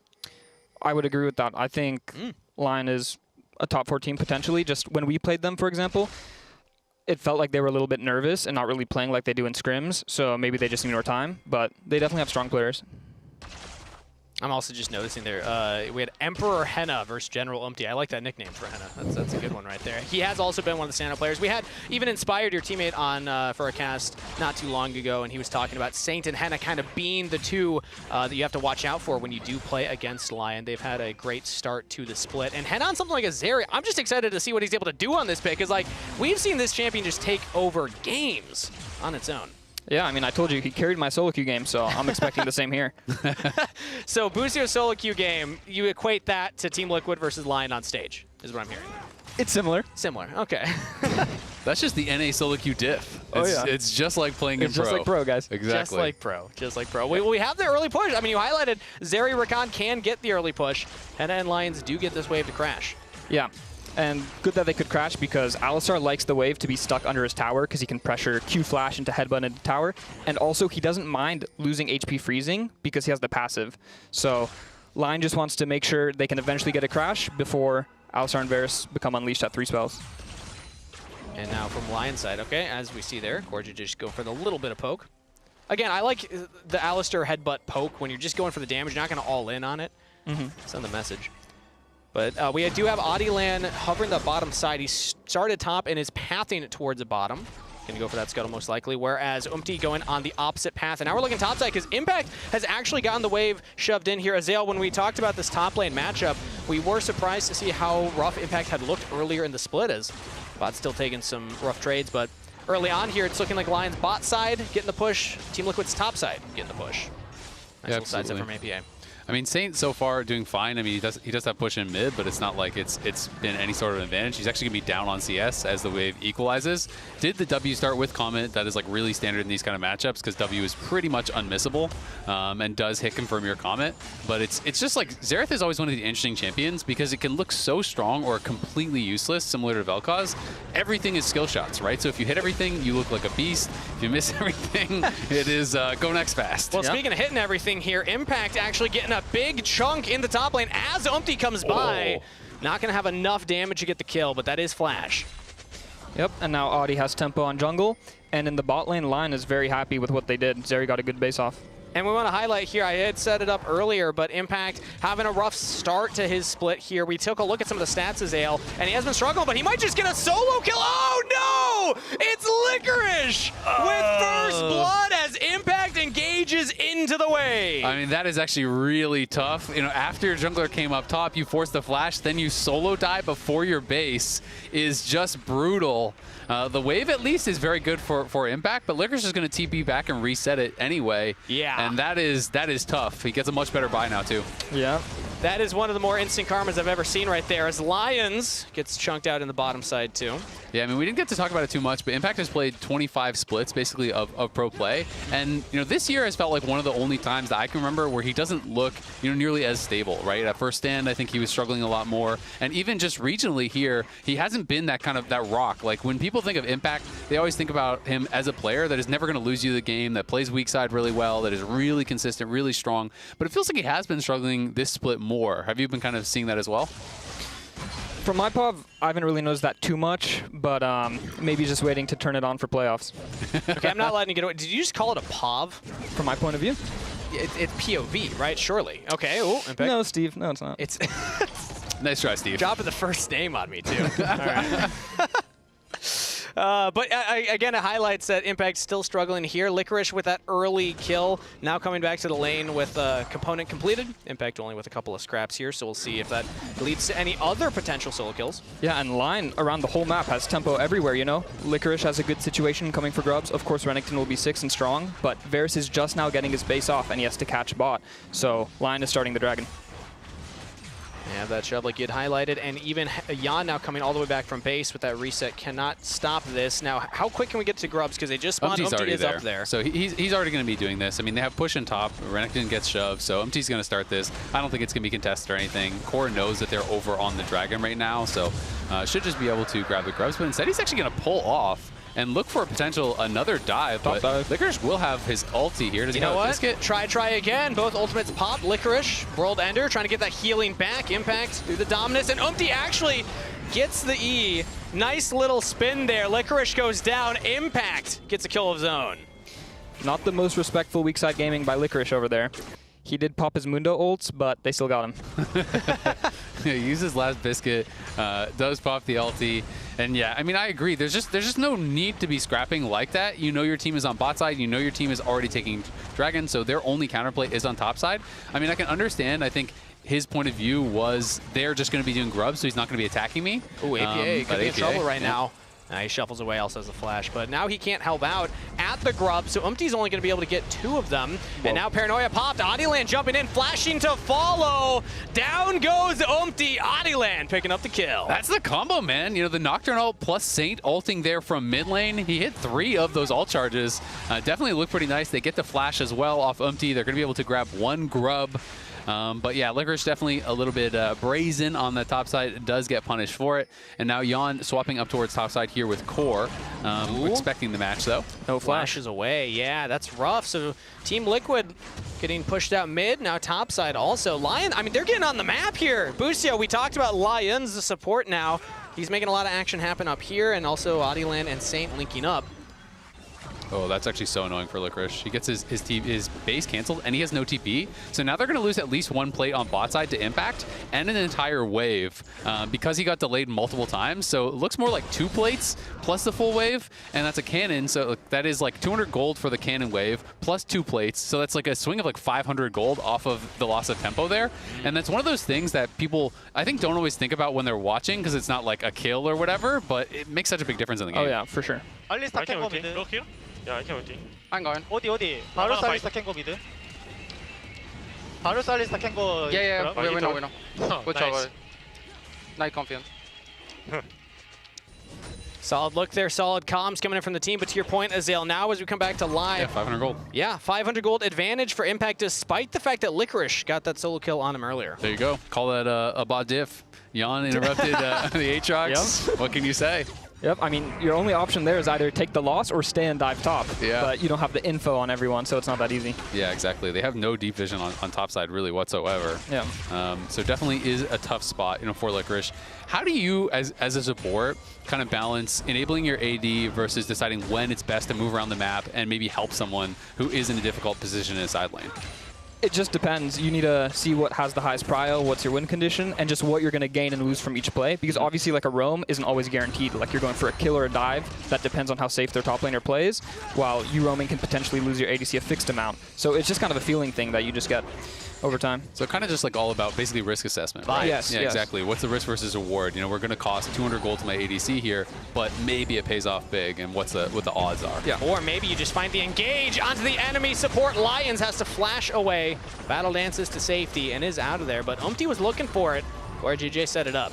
Yeah, I would even say Umpty was looking defensively because Varus lost his flash, so Nocturne is going to look him. I mean, but now he leaves the lane, so there's the engage. Jan in trouble, no flash available. Feats of Warfare claim for a kill to Lyon. Henna pops the ultimate. Xerath as well. They got so much damage on the core JJ. Umpty's trying to block the shots. Now Exalt's back under the turret. no. Henna goes down as APA pushes Saint away from the fight. Team Liquid finds something out of the play.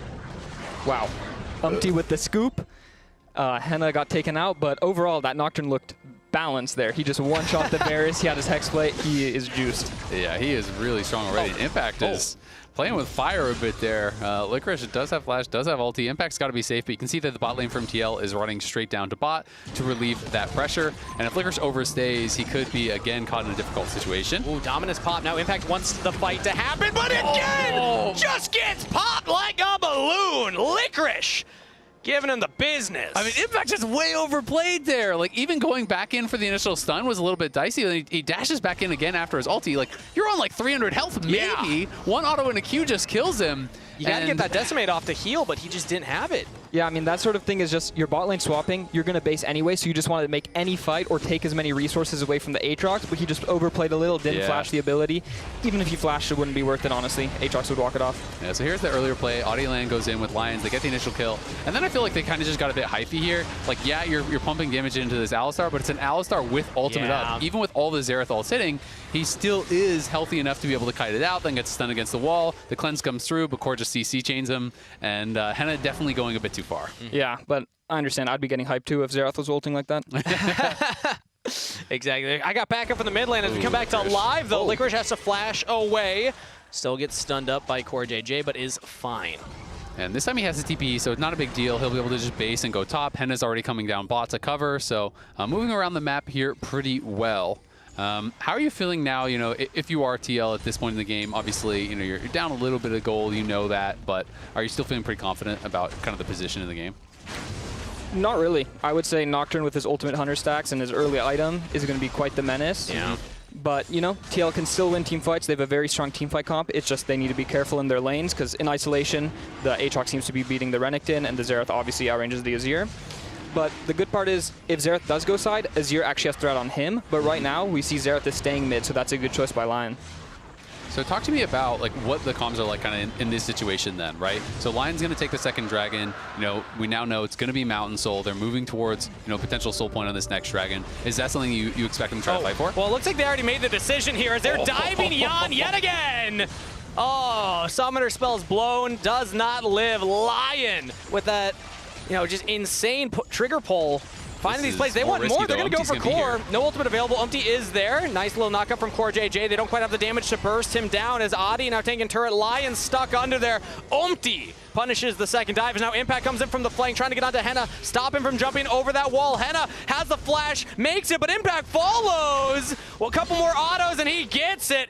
Impact with the flank play, and now APA wants some of that action as well. Adi was trying to get away the entire time, has the flash, sniped by Yad. Team Liquid make the play happen. Man, I feel like Lion are making such good initial plays, but then always trying to go for more, and they're just overplaying, and now they're going to lose Saint as well. Another Ixtal's Impact straight into the turret. Oh, bad the worst for Lion. Team Liquid feeling great about this last minute of play. Yeah, I mean, it's like the play bot is the same thing as top. Like, you already have a successful play. You're already farming plates. You don't need to actually try to redive the Alistar. Yeah. You don't even get much for killing the Alistar. Yeah, I mean, they made the great play and they just overplayed again. But again, from like the pro player's point of view, if you have the information, you can go for the play. Maybe they thought Skarner wasn't there, and that's why they did it. That's, I mean, I'm happy to hear you highlight that because we obviously get the benefit of seeing everything. We know Umpty's in that brush, but potentially Lion had made a different call. You never know. But either way, the reality of the situation is Team Liquid's come right back into this game. It felt like Lion were it's a actually 2,000 gold lead now. Yeah, they were in the lead, but then this just turned everything on its head. Yeah, I mean, the initial play, again, is great. You know, Nocturne is super fed. They get a great engage here from Lions. The Xerath ult is there. They are pulling off this combo super well. From here, if you just kind of back up, you just got a kill. You just took down a couple plates here. You're feeling pretty good, but they have no wards. I mean, look at the map. There's one ward over the Dragon Wall. That's it. Nothing on top side. They have no vision. I guess maybe the assumption is because Gromp is the only camp that's up, maybe that Skarner's going to be up top side. Like, maybe that's the call. But they really had no eyes on where he could be.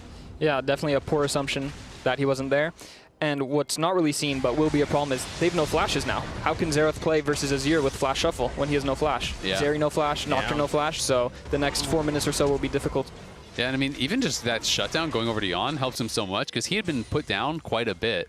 He gets a fatty shutdown off the 3-kill Nocturne. Now he's actually up in gold on where the Zeri is.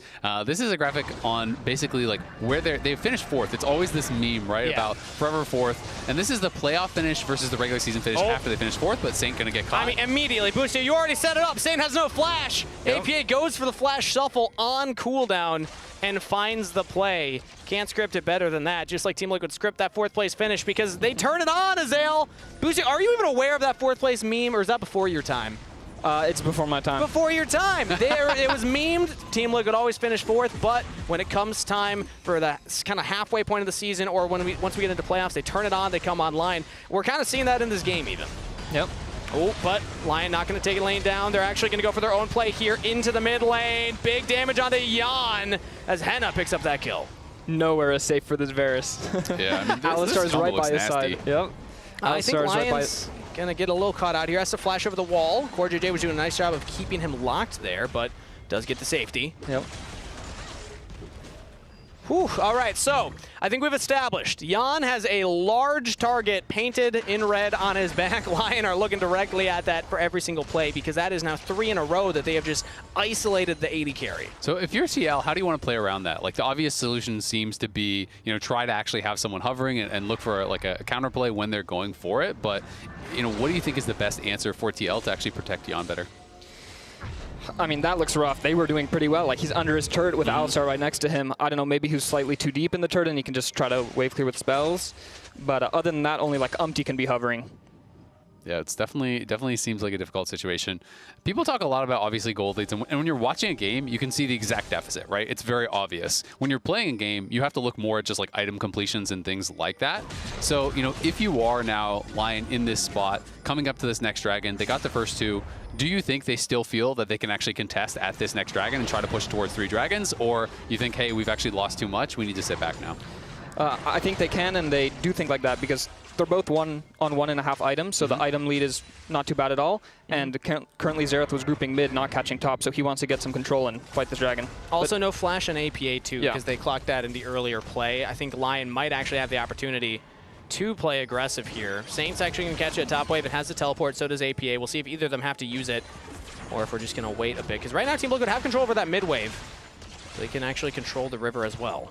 Yeah, and Saint is coming down to fight, but he doesn't have enough time to poke. TL's just starting, which is good by them. So it's going to be a quick fight, and Xerath will not get much poke. He's actually walking all the way up, so it's not just going to be the ultimate used. He will try and use the regular spells as well. But look at Core on the side right here. Big engage, double knock up. Lights go out. Paranoia. APA trying to keep himself alive, but Adiland still gets on the Yon. Flash use. Licorice gets the AD carry. Impact cannot trade in kind, but they lose Saint. Oh, Team Liquid turning the play on its head. Lyon thought they might be able to turn it back, but Impact Frontlines picks up the triple kill. Team Liquid earn the dragon.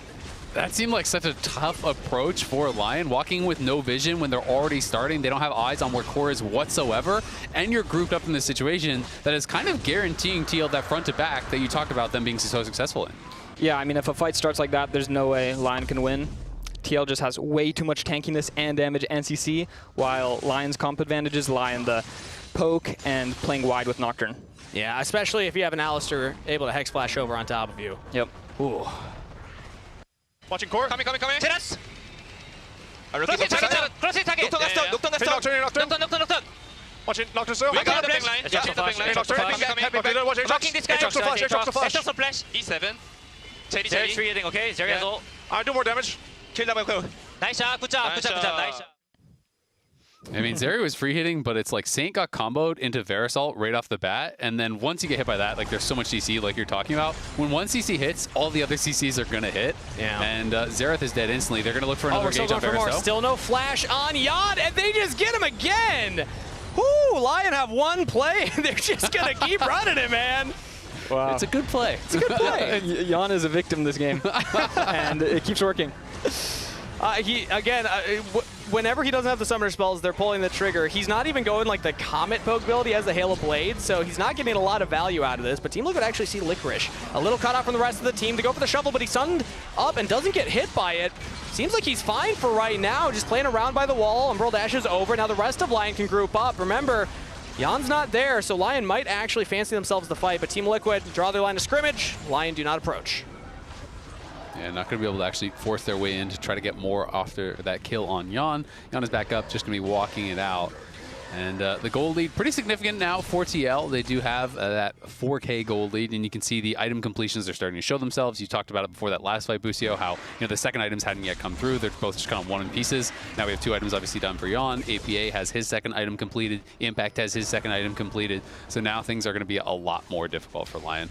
Yeah, and this will likely be a Herald taken by TL with no contest, as the item spikes are too large. And again, if you don't have control, Xerath can't really poke, your comp's not going to work. And we have the Herald for Team Liquid. They will secure it. No contest from Lyon, as there's just too much setup here from Liquid, and Lyon are going to have to run away now. They've also lost some of their control over the lanes. We see Henna catching mid, and then topside's going to push slightly into them. So we see that TL is basically taking full vision control around Otacon. How do you go about, attacking this and kind of getting vision back on this top side as Lyon?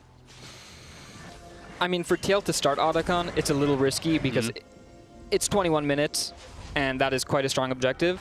And as you see, Rakan is just sniffing himself, dropping wards. You also have 3 blue wards, so it's not really too stressful yet.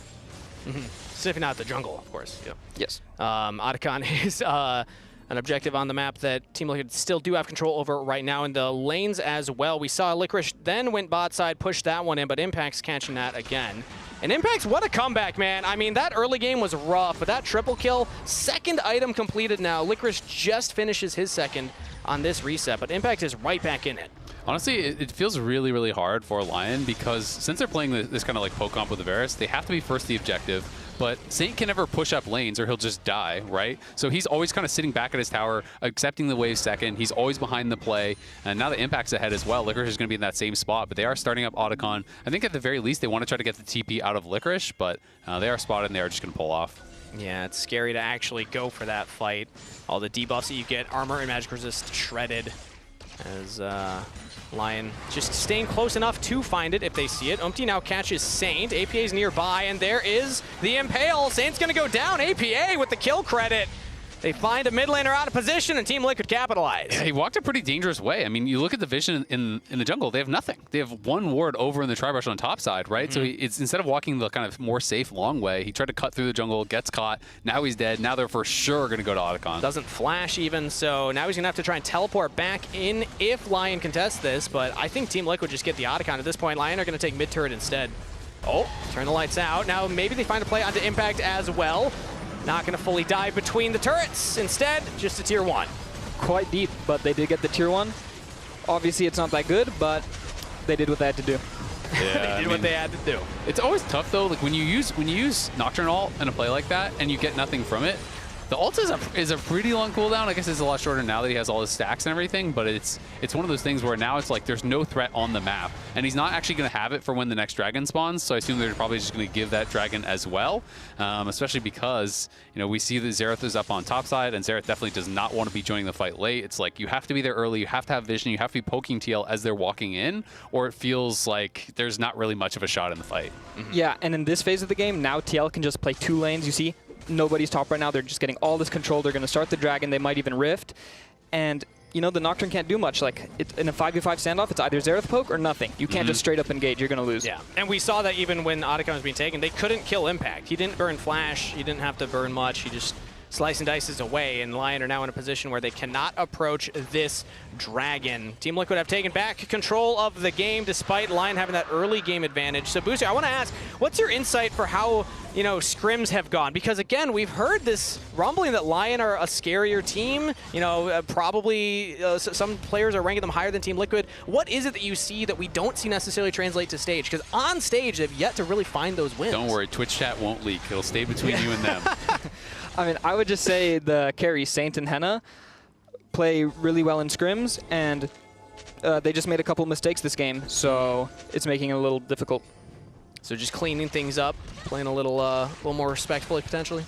Yeah, as you saw, they over-chased a little bit, and Saint got caught, and a lot of those individual mistakes and over-chasing is why they're in a bad spot, because they've been making great plays throughout. It's just then they're throwing it back. Yeah, they're just always going for a little bit too much. We kind of have hit another point where maybe they can find an angle for a fight because they have their second items now completed on everyone before TL has their third. So these are kind of the opportunities when you are behind. You can see Death Cap finally completed there for Saint. So, you know, they are going to be feeling a little bit better. As TL, are you looking more to just kind of like avoid fighting at this point until you get to your third items, or are you still feeling pretty comfortable? It depends. I mean, right now they can pressure a Baron start and get Aatrox TP, or they can just take the vision, recall and catch, and keep playing that game and wait for the third items.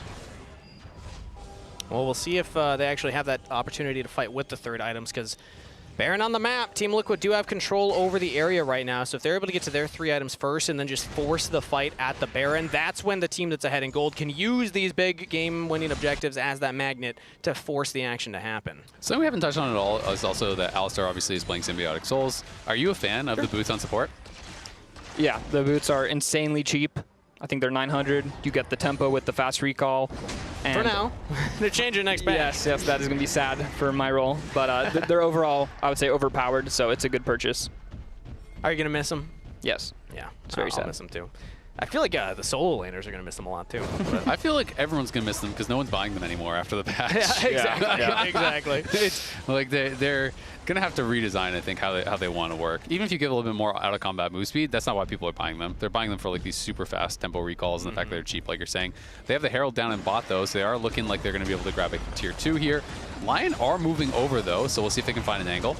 Yeah, they're trying to clear out the wave. They can defend the turret for a little bit longer, but not indefinitely. It does go down. Team Liquid get their objective, so not playing for the Baron immediately. Instead, on the opposite side of the map, using that Herald to get more gold in their pocket. They're at a 3.3k gold lead right now. When Zeri hits IE, do you think that, you know, your job as Lions changes at all, where like, you know, then you're more just protect Zeri, nothing else matters?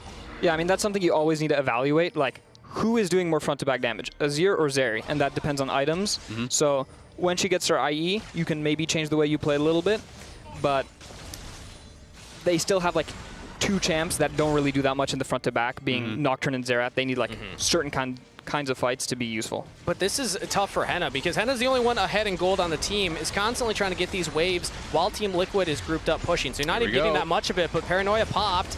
Team Liquid trying to group up. Lion's on a flank, and instead they're going to go for the 2 members. Yan yet again! Just blown up before the fight can even start. AP trying to get that damage down now. Team Liquid drawing the new battle lines. Impact going hard onto Adi. APA keeping Licorice locked down. Flashed over the wall flash, followed by Core JJ, and Team Liquid are going to answer in kind. They lose their AD carry. Good death. Oh, okay. Pulverize not going to land. I think it's just fine. Impact now dominating. Team Liquid find a 2 for 1. Wow. I mean, again, that's their one play. They're killing the Varus off cooldown.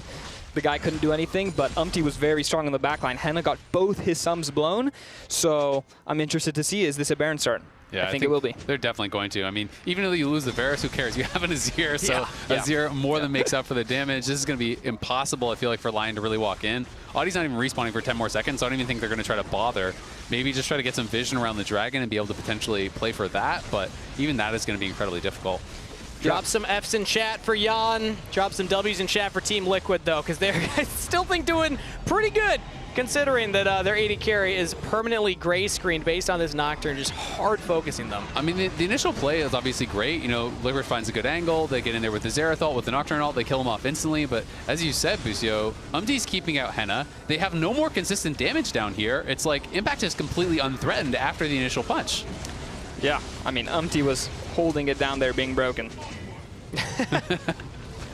Skarner's still OP?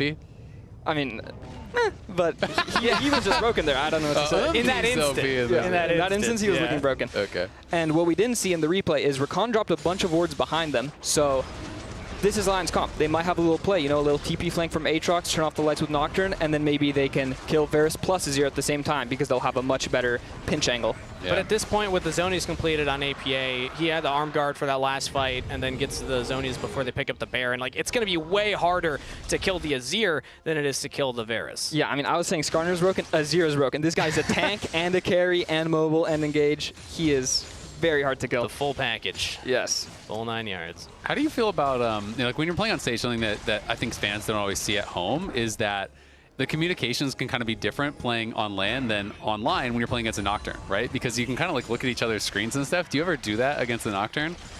Occasionally. Masu always looks at my screen. Yeah. Yeah? Yeah. I'm not really in the habit of it, to be honest. It's always interesting, too, because like we have Jan here who has Edge of Night, which blocks the Nocturne, you know, vision denial, right? So when you have that, do you find that like if your AD is playing with this, that the comms kind of change and they can dictate maybe more where people are coming from?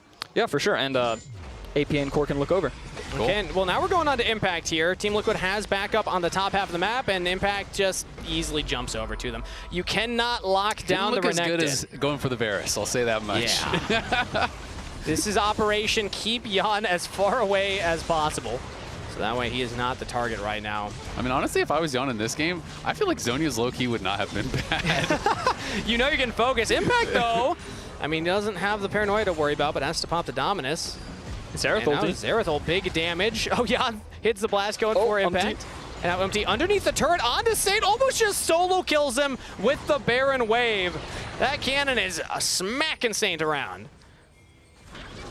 All right. They're in a really tough spot. IE is now finally completed as well. You can see that Henna's going to be working towards probably just like LDR or something next, but the base has already been cracked, and this is going to be very difficult to defend. Yep, Lion has to choose when they do their last fight because it's not looking good.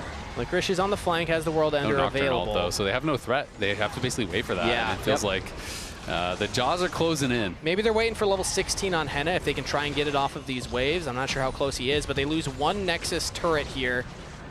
And Henna does not hit it off of that minion, so He's Lion just not going to about get 16. many more opportunities. Next wave, he'll get 16, but I mean, okay, Audie's going to have his ult back here in a second. Chain of Corruption misses onto Lions, so it's just going to be a cracked base. 2 inhibitors down, meaning Super's pushing in 2 separate waves.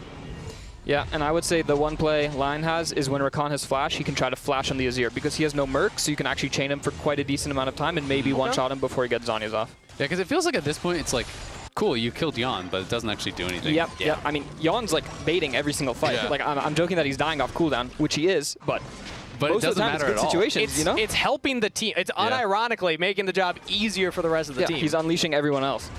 No, seriously. I mean, it's just one of those things where it's like, he's not their consistent damage, right? You know, you can't ignore this death cap 4-item Azir to kill Jan. Yeah. Obviously, the Azir is tougher to kill, but like you say, that's their only real shot of winning a fight. We'll see if Lion have any more tricks up their sleeve or if Team Liquid can put the final touches in this fight because we've reset, come back to the map with full items. It's quite a while for the big neutral objectives to come up. About a minute 45 for that Dragon Soul, minute 50 for Baron. So Team Liquid could look to just find a pick. If anybody's out of position, they kill them. But Lion are turtling up. They say, nope, we know the position that we are in. We just have to survive, weather the storm. Catch these waves. Q, like, did 1% of Skarner's health. Oh, okay, he's stacking them up a little bit. He hit 3 abilities that time. I can actually see a chunk. Yeah, it's tough. My eyes are on his ear. We got to kill him. Speaking of, he is actually frontline, but he gets the Zhonya's off. Stasis used, lights go out. APA still able to back away. And the Paranoia second execution not going to come through, so Audioland does not want to go for the dive. APA with that ultimate available is hard to get on top of. Lion are going to have to catch the wave under their 1 remaining Nexus turret. Team Liquid putting the final touches on this game as they will take the last bot lane turret. And big engage from Umti. Hits the Impale onto the front line. Licorice is going to go down. Jan gets revenge! A kill for the AD carry that's been focused all game to close things out. APA on a killing spree. The carries fall for Lion. It's Audi and it's Saint left alive to watch their turret fall. Team Liquid will take the game. Lion will falter. GG guys. Yep. Padding the stats a little bit here. Team Liquid, solid work right there. Incredible comeback after Lyon had control over the early game, but it feels like the 4th seed Team Liquid. Busio, they're inevitable. Do you believe in the meme? Now that I've heard about the meme, I believe in it. And I mean, it makes sense. It's just like TL usually has veterans, so like maybe early in the season, they're not that tryharding, and then as playoffs come, they lock in.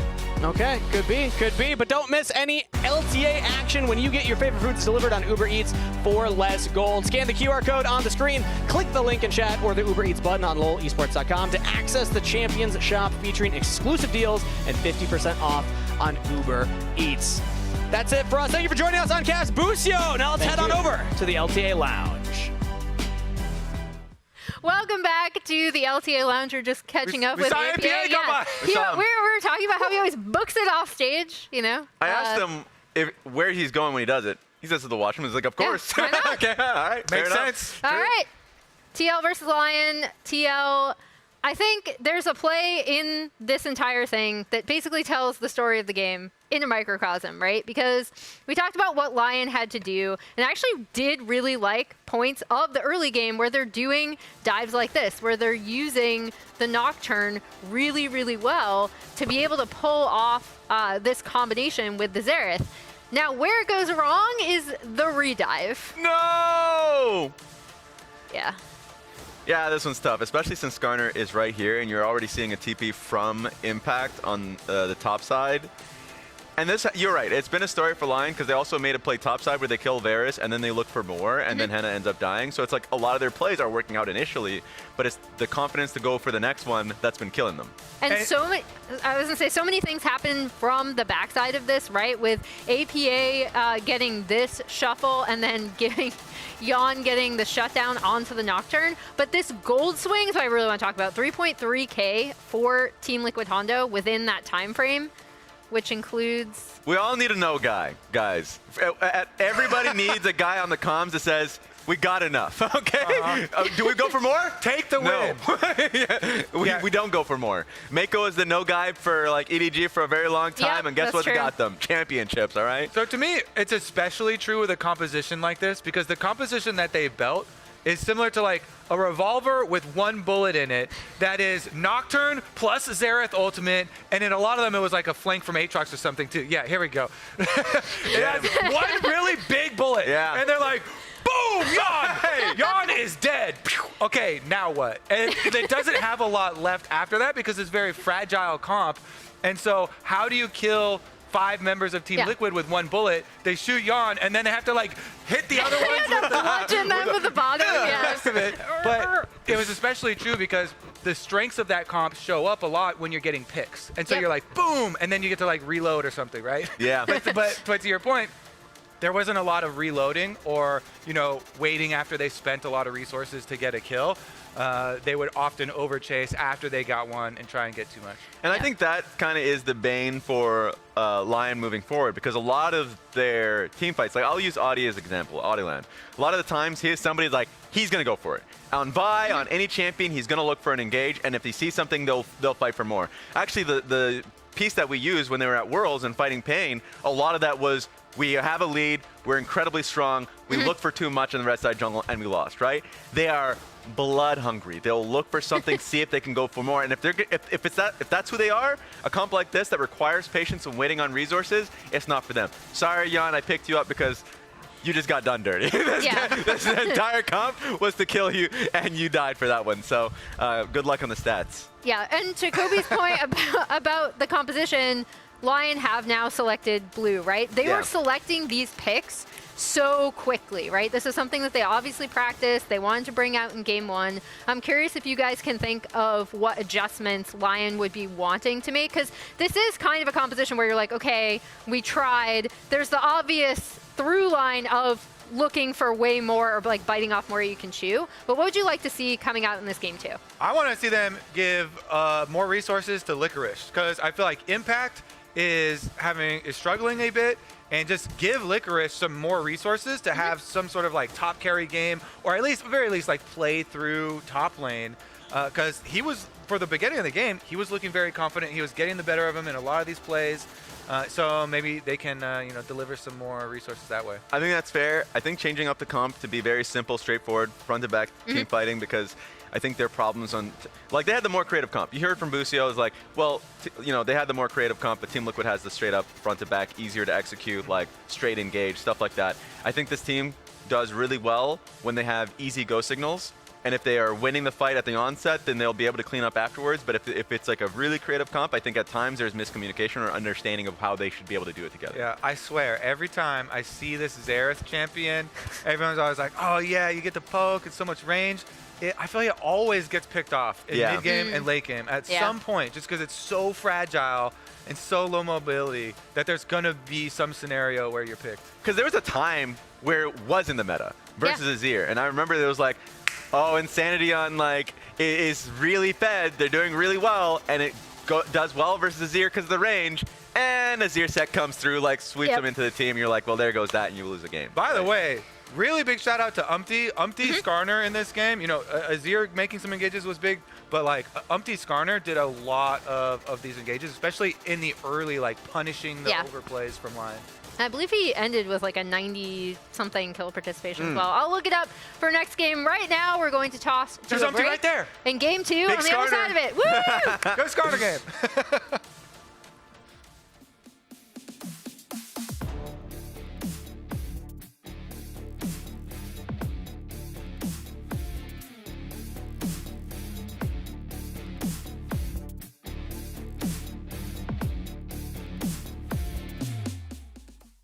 It's for you. Do you like it? Come on, Charlie. Use your new door. Come on, let's go. I said go. Let's go. Silly dog. I'm gonna trade you for a cat.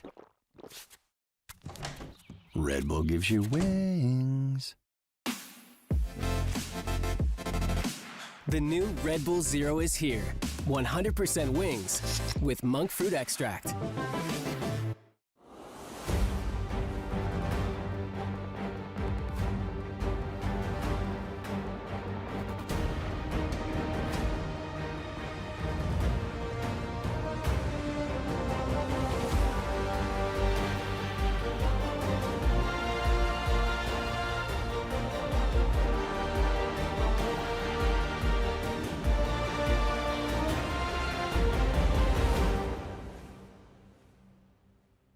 In the ground before Dove can even get there. In time to try to knock out as Impact gets bursted. Don't feed. Get fed. Scan the QR code for LTA deals only on Uber Eats.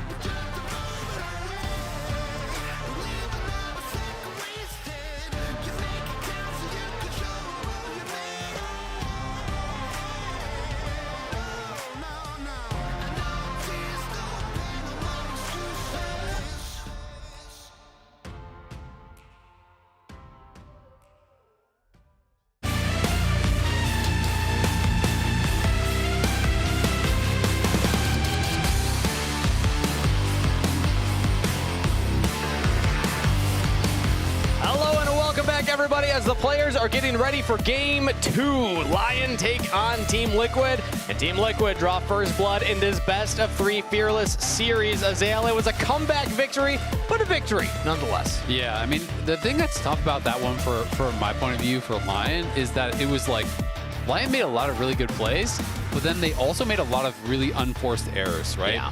They kind of gifted TL away back into the game, which is the tough part about it. And that kind of makes those games a little bit tough to swallow because they kept making a really good play, but every time they make a really good play, it was immediately followed by an overchase into giving away a bunch of deaths. Yep, whether it was the bot lane dive, even like Saint going through that one roam, you can see they're trying to make the play mid, but then he gets picked off. Rough stuff. So I'm looking just for cleaner execution on the follow-up from Lyon. The initial plays, I love the look. Can they, rein in that aggression from that position? Because Team Liquid are a team that will be able to match that if you just keep giving them opportunities to get back into the game. But now Lyon are on blue side, Team Liquid on the red side. That will change up the priority of pick and ban. And also, we will not get things like the Azir, the Varus, some of these really high priority picks so far this split. Yeah, absolutely. And Furia is going to be banned out. Has had some very good games, one in particular, especially against Shopify, where he was dominating on that pick. So that is going to be taken away. Licorice going to be grabbing the Rumble here, which is definitely a super high priority pick for Impact. So a bit of a denial, but also a strong pick for himself. Yeah, absolutely. Now let's see what Impact wants to play into that one. As when you see the enemy top laner locked in, oftentimes we can't just lock our top laner in immediately, then go for something like the jungle, show less of what our other lanes will look like. And there's still a couple big options. He's hovering the Ambessa, hover the Jace. Both of those can make a certain amount of sense, but the Galio, more true counter pick. Yeah, exactly. The Galio, we've seen this matchup quite a few times, actually. And Licorice, last time he played it was against Whippo, where he actually got solo killed by the Rumble. So we'll see how he can do on the other side now. Yeah, but the idea of the Galio, you have that magic shield, so you're able to just survive in the lane. Assuming it's going topside, that's definitely the expectation. Theoretically, you could swap it around, but it's going to be paired with the Pantheon regardless here. This is interesting. Has gone more into the jungle role. I used to get excited about support Pantheon. I really don't anymore. You really expect it to go to empty now. Yeah, it is likely to go jungle, but Core is one of the guys who did actually like the Heartsteel Pantheon quite a bit. That has been nerfed, so it's not as strong, but still does give them quite a bit of global pressure on the map here. I'm expecting Galio to go top. You have Pantheon here, so you're already looking pretty heavily towards like a dive style comp. I do think when you're playing this style, you want someone to play towards in the side lane. If you're going to play only for fights, then you're going to need that hard engage, someone to dive in that you can then kind of throw down the Galio ultimate to get in the middle of the team. Could be the Pantheon. Maybe the double ult. Yeah, it's definitely true. Dive the back line. I would love if they have a strong side laner to pair with this, though, right? If this is your top jungle, grab a mid laner who can play heavily through sides. That allows you to have that threat always of in that side lane 1v1, all of a sudden it becomes a 2v1. It becomes a 3v1 where you can pull off dives, so you can really blow open the game in that way. Especially against a player like APA who loves to play that sort of side lane style. This is not a pick for it. I did really feel like it could kind of fit their style. But then you think about how APA plays the Cassiopeia. He plays it like a split pusher, I mean, he does love being in side lanes on pretty much every champ, but it is not traditionally like a really good side lane champ because it can be pretty vulnerable out in those side lanes. But that being said, hey, with the Galio, with the Pantheon, maybe you are going to be safe to really kind of push. It's just not like a split push champ, right? Either way, they're counter engages. This is how Team Liquid fix it, though. They're like, APA, you keep getting picked in the side lane with gas. All right, we'll pick 2 champs that can back you up. I mean, the counter engage on their team is nasty. I will say that. Like, if you're trying to look to actually engage on whatever their bot lane is going to be, Yon has obviously still been really good for the team. Then you have Galio ultimate coming through. You're having to walk through Miasma. You're having to watch out for the Petrifying Gaze. Like, all of these tools that are there to actually answer as you try to dive through. I will say, having some kind of like longer range on the Lyon side can be nice against these style of comps to be able to kind of poke and prod at the Cassio. We are just seeing some of these bans that are 80 carry bans down from TL. They're the ones that are banning out Xayah, one of these really safe picks. And you can see on the other side, the Ezreal and the Kai'Sa are both taken away. So they're banning both the Kai'Sa as one of these pairings that is really good to kind of follow up on the dive. But also the Ezreal and the Kai'Sa are Ezreal and the Xayah, are the 2 safest 80 carries that kind of absorbing that dive. So with both of those being gone, there's a lot more options. I mean, Jhin is one of these options that really is great for following up on hard engage because you throw down the Pantheon ult, you throw down all these things, and then you kind of have the Jhin ult open up. This is a really aggressive pairing, and it could still be Pantheon support, but now we're going to find out if it is going to be a support counter pick here on 5 or if it is jungle for last. I'll tell you right now, picking Pantheon into Melio really tough. That soccer ball will knock you right back out whenever you try and go in. So instead it's the Nautilus? I mean, any hard engage is going to be the same kind of issue, right? Yeah. If Emilio is really on point, that is a difficulty. That being said, you know, for someone like the Nautilus, even if you do get knocked back on your Q, you can still throw down the ultimate. Yeah. That's not really easy to avoid. And you are going to have that safety of Emilio for something like AoE CC that you have, like if there's a big Petrifying Gaze or a big taunt on multiple members. As long as Emilio is positioning appropriately and being behind them, you can actually AoE cleanse that from your team, which is so powerful. True. So Emilio really good at teams that are really reliant on their CC for that powerful engage, as long as you're positioning well yourself. So I actually really like it. To me, it's kind of like the new era version of the Lucian Nami. Obviously, Lucian Nami still is a lot more popular, but it can work quite well with it. You can obviously throw in the shields, he steps forward, you get the passive damage coming in from Melio, and you do have that safety of the ultimate always there. But double AD carry, plus you kind of have this enchanter here to buff them both up. You can use your W to extend the range on both of these AD carries in the team fights. And I think it's a pretty solid all-around draft here for Lyon. It's a very different style of composition than what they went for last time, which was more about that kind of like one punch in the team fight. Yep. Different look. A lot higher DPS. See if it works for them. Non-subscribers, we'll see you back in 30 seconds. But for everybody else sticking with us here, we got Team Liquid Lyon right around the corner. And like you just said, Azale, different look for Lyon. I think a very... maybe that's what they need, because that last attempt did not quite work out for them. Obviously, the Nocturne, you can only play it once in Fearless, and you're not going to be able to draft something exactly the same. But now, much more let them come to us type of style that we'll see from a Lyon going forward. Let's see if that works out for them, because Team Liquid, they do have some very solid engage options. If you give them the chance to start off those fights and you're not ready for those fights, you can get caught unaware and blown up. So Team Liquid Lyon, Team Liquid up in the series 1-0. Lyon still, to this point, trying to prove that they can take a game off of one of the top 4 teams, yet to do it. And we'll see if Jan can get a win on Kalista. Kalista so far in the LTA North, most of it is banned out, but when it is let through, people very clearly have a plan for it. And Jan actually, has lost both of his games so far on this split. You can see the TL AD carry history here. A lot of time there with double lift. Then Make time stop, Azale. What's going on? How is Jan the longest tenured AD carry in TL history? Well, you see, he played more games with the team and stayed with them that's for how longer. it works, but how come my perception of time passing doesn't align with that graphic? That's what I have an issue with. Because as you get older, your brain starts to deteriorate. Oh, the memory isn't as good anymore. I have passed that 26 mark that you mentioned last week. Yeah. It's tough. It's tough out here. All right, I'll look start forward to that having getting my worse, though. vitamins. But Before it gets better. No, it's never going to get better. No. Okay. We had double lift, obviously. The most successful era that TL ever had really was built around double lift. Then they brought in tactical. They had a brief time with Hansama, and then it has been Jan ever since then. And Jan has been stellar for the team. But again, they haven't yet won with this Kalista so far this split. They're one of the only teams that has actually been getting it. This is the 3rd time they will have played it. It's only been played now 5 games, including this one. And it has lost 3 out of the 4 so far, including 0-2 for Jan. And it is worth noting, I assume you're going to talk about the Electrocute, which is super aggressive here for Henna. So I am thinking he's going to be going pretty heavily into lethality. Goes for another aggressive trade, gets hooked by Core JJ, who predicted it. Jan, big damage, as he's just stacking up all the Rens. And then Lions both having to walk away. Yep, they are going to be able to Umpty, he went for an invade, and Adiland catches him in the jungle. Oh, no. Umpty getting punished right now in the 1v1. Can he somehow turn it around? The Q cooldown. First blood to Umpty. Conqueror stacks up, and in those extended trades, Henna's going to have to actually flash out of there. No barrier, no flash. I was going to say, in these Melio lanes, if you can actually trade aggressively early and then get to when you have a couple levels, you have your W, you can start to sustain up and turn things around.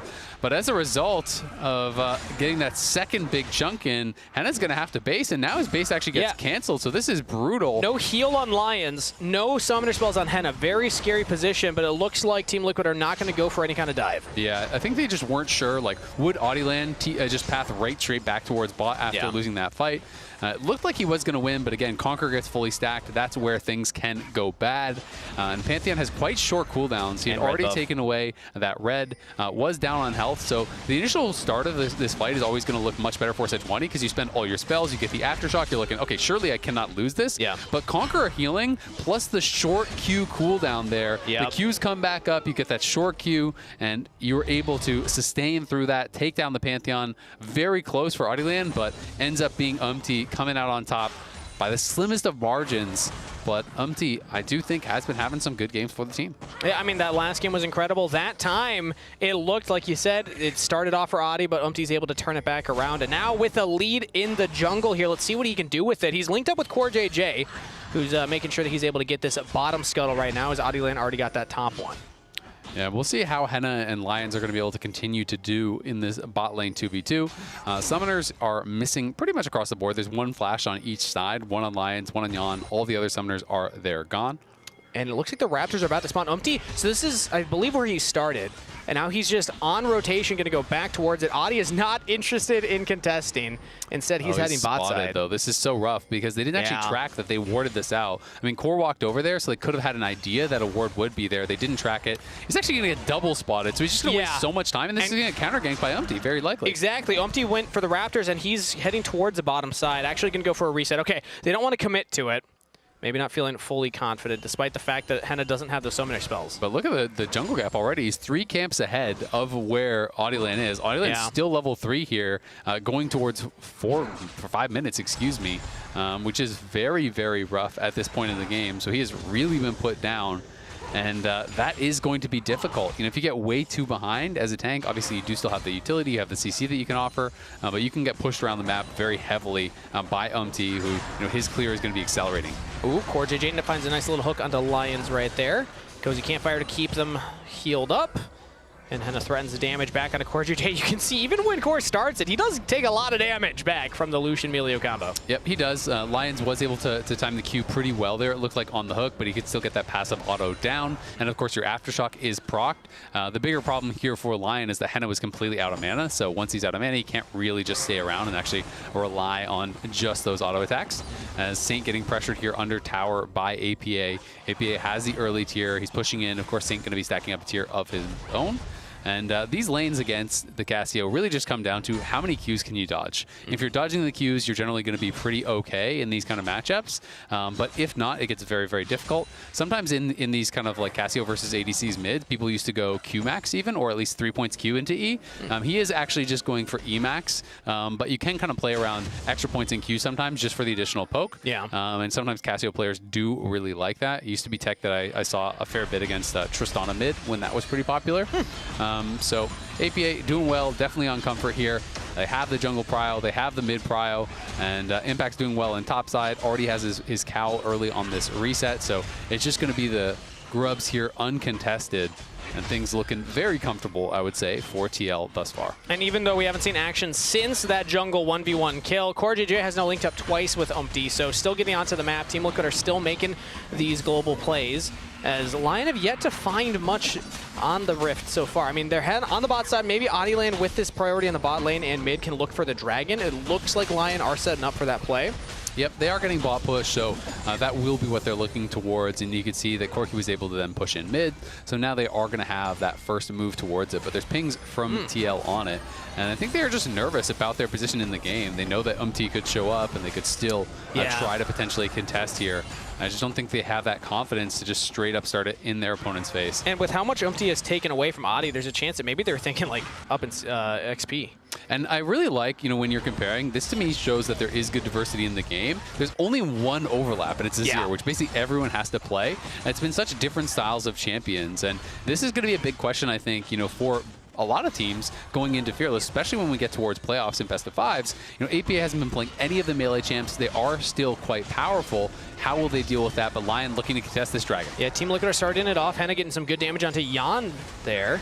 APA is level 7, though. Can be the carry. Petrifying Gaze lands onto Audieland. Umti gets another kill as Yon will save his support's life. Team Liquid can still look for more, though. Core JJ does not want to go for it. Team Liquid will just take the dragon and the kill. Yeah, and Yon hitting 6 there forced the flash out of Henna because then he just ults in Core. And Henna knows if I get knocked up here, I'm going to get CC chained 100-0, so he flashes the wall, and they are able to come out on top. Adilan just not that tanky, and is going to get tagged and ends up being punished very heavily again. He is so far behind. It's 900 gold lead individually in the jungle matchup now, and that is massive. And we are only 8 minutes into the game. Here's the comms. I will core. I will core. Yeah. So join that. Put jump. I cannot go. I cannot go. Sorry. Nice shot. Keep holding. Good job. Let me take a couple. Well played, guys. Well played. I'm gonna sweep this wall. I cannot stay. Going mid. Great stuff there. Whoever was saying slowly, that's my favorite one to hear, because sometimes you get hype, you're like, go, and then nope, slow it down. We don't have to get too aggressive. Yeah, exactly. I mean, the only way you lose on a fight like that is if you kind of over chase and give up your positioning, like you all funnel into the tri-brush and they're kind of all standing around there killing you as you're walking in. So definitely, you know, the good comms there from TL. They're able to find the pick on a Sejuani. You can hear them calling out like Sejuani one shot, like just go fully commit to it. And Umti was stepping forward, you know, uses the A just to block up all that damage that is coming in, and is able to just kind of kite back. And then as core gets slow, he gets ulted in from Yon. He says, I can't go, so they're not going to continue the fight. And just good comms there from TL. And winning that fight is definitely putting them in an even better spot. Early game, I would say huge resounding success. 3 grubs plus the dragon, 2 kills onto the jungler, who's on Pantheon and can bring that gold anywhere on the map at very short notice. Team Liquid in full control right now, but mid lane, we're actually making a play onto APA. Talk about 100-0. APA was not ready for that Glacial Prison. Yeah, APA gets punished pretty big time there, though, but Licorice in trouble. Yeah, he has the flash available, but he is taunted up, stunned up, big damage. Team Liquid will follow the flash. Licorice will throw down the equalizer, but there's just no escape. Umti will miss a couple of Qs, but it's just a matter of inevitability. Feats of Warfare claim that's 3 kills to Umti. Yeah, Umti just solo grabs the Feats of Warfare there. They can see the teleport coming in. They're just going to go on APA again. Saint is low on mana with no rockets. Adi now actually could be in some trouble, but instead, you were right, onto Saint. Flash available, he will use it. Team Liquid cannot lock down the Corki for good. They don't quite have the damage to burst him yet. Yeah, that was a nice supporting play there from Umti, because AP is TPing in. He sees, oh crap, Audie's standing on top. They're just going to kill me again. So then Umti has to come in with the ulti. You know, I think that is less the aggressive play, even though it got out the flash, and more just, okay, my mid laner's going to die again here if I don't ult in to protect him. So well played there by Umti. Now he completes the Sundered Sky, so he is really strong right now. Exactly what I was talking about. You know, you pick the Pantheon, you pick the Galio for the there you go. For APA and the well, this wasn't in the side lane, this was in the mid lane. But exactly what I was talking about. Different place, different situation, not all the same. I'll take talked credit. about it. I'll take credit regardless. Impact getting a little roasted. No one will right give here. it to you, but you would take it. It's a self-victory. Nobody has to agree with me either. That's the secret right there. We saw that Lyon actually went up and took 1 grub, but Team Liquid can push them off it just fine. They are throwing their wallet around right now, specifically Umti throwing that wallet around right now. So picks up 4 grubs. And now they'll be able to take these turrets a little bit faster. Yep, 5 grubs going to be feeling really good. Ooh, nice predict. And a hit with that Q, knocked up as well. Yon going all in onto Henna right now, but Adi is nearby, so CoreJJ does not want to follow up. Henna gets out of there. Yeah, it's really interesting, you know, seeing the Electrocute here. Obviously, it can be a very strong early rune, just like the amount of damage ever since it got buffed quite a while ago now. I don't know, 4 or 5 patches, whatever it was. You've been seeing it more. But when I saw him going for that, I thought he was going to go like Collector and like early lethality and like, you know, get an early serrated Dirk and just try to like pound lane. And maybe that was his plan, but then lane went bad, so he's like, never mind. But it looks like he's just going towards Essence Reaver, so he's just going for this kind of like standard Lucian build that is that scaling crit Lucian, is my assumption at this point. So, you know, Electrocute is just going to be straight up worse than PTA later on. And that's kind of, you know, it's a fine trade-off. It's not like Electrocute is going to be worthless, but clearly he was indexing into this, thinking they were going to be able to get these really good short aggressive trades in lane and maybe chip down Yon and create a big advantage there. It did not happen, so now he is kind of at a slight disadvantage with his runes going forward. And I'll say credit where it's due, in my opinion. It's because of Core's ability to counter play. They got that first big chunk on the initial level 1 all-in, or not all-in, but, you know, poke, getting that Electrocute. The second time, Core reads it, hits that Q, and then Henna and Lions are in trouble, and they're like, okay, well, Henna had to go for that rough back, and then things kind of fell apart for laning phase. But he does have the Essence Reaver completed now, so Henna will not be out of mana for hopefully the foreseeable future. Well, probably never again, realistically. Like, he should be chilling. You're not going to have any more mana issues unless something really weird happens. But he's going to be feeling good about that. You can see Jan working towards his first item. Could be in trouble. Has the flash available, has the barrier as well. Uses one. Will he use the other? Miasma keeping him in place. APA picking up the kill. That was a little bit of a weird positioning there from Henna. You know, he didn't have any eyes down there and just tried to walk in. Yeah. Oh, but maybe we get a play onto Jan instead. It's a battle of 80 carries. Both of them with targets on their back. Jan gets out. Yeah, but the problem is when you are the Lucian face checking that super fed Pantheon, not a lot of way to get out. And I think it was absolutely correct to not flash because you saw the TL as they're going for this pick are walking past him to where he would flash. So Umti's walking to the other side of him. So even if you flash from that spot, you're still going to die, and Umti probably doesn't even have to use his to follow. So you just have to accept the fact that you've messed up and give that up at that point. You can see they're going to send Saint down towards bot lane, but he needs that support because, again, they have no vision down here. Umti is waiting. Here he is. And like a shark in water. Lions is around. Gets the full stack passive, and now sees Lions actually goes in onto him. Gets knocked back. Saint big damage. Umti has to throw up the E shield and will attempt to get away. Saint's actually going in. Miasma logging him down, but one more rocket should have it. Flash out of Umti. Ooh, that was a whoopsie. Yeah, they do actually get that flash. It was really well played by Lions. He comes down there to cover. He has the Q to actually knock back Umti on his stun, so he couldn't actually close that gap. And then he was kind of, you're slowed and you're in this awkward positioning. That being said, at the very least, they are still looking. Not going to spot him. They did at least deny, a wave at the tower away from Saint because there was a full cannon wave at the tower, so they get more tower damage down. You can see the bot tier 1 is very close to falling, and that would give them that first tower. They already have the feats of warfare, and they obviously already have the feats of strength overall, so it's not that big of a deal, but still going to be nice to be able to knock down that tower for some more gold. But instead, it's actually mid lane. Jan already used the flash, and Adile getting himself on the board. Pantheon ult comes in, but not in time. Team Liquid cannot keep Jan alive. Not going to be able to answer there. And Umti has not been able to find the most effective ults on the Pantheon so far. That one seemed pretty late, honestly, but maybe thought there was going to be an angle for counterplay. The problem with Pantheon ult into specifically the Melio is that you know exactly where he's going to land, and it's so easy to always hit the Q. And it's not just the fact that you get knocked back out of your W range, it's the fact that there's this pretty big slow as well on the Melio Q. It is a 41% slow even on rank 1. It scales a little bit with your AP, so it's like you just can't really get back in there.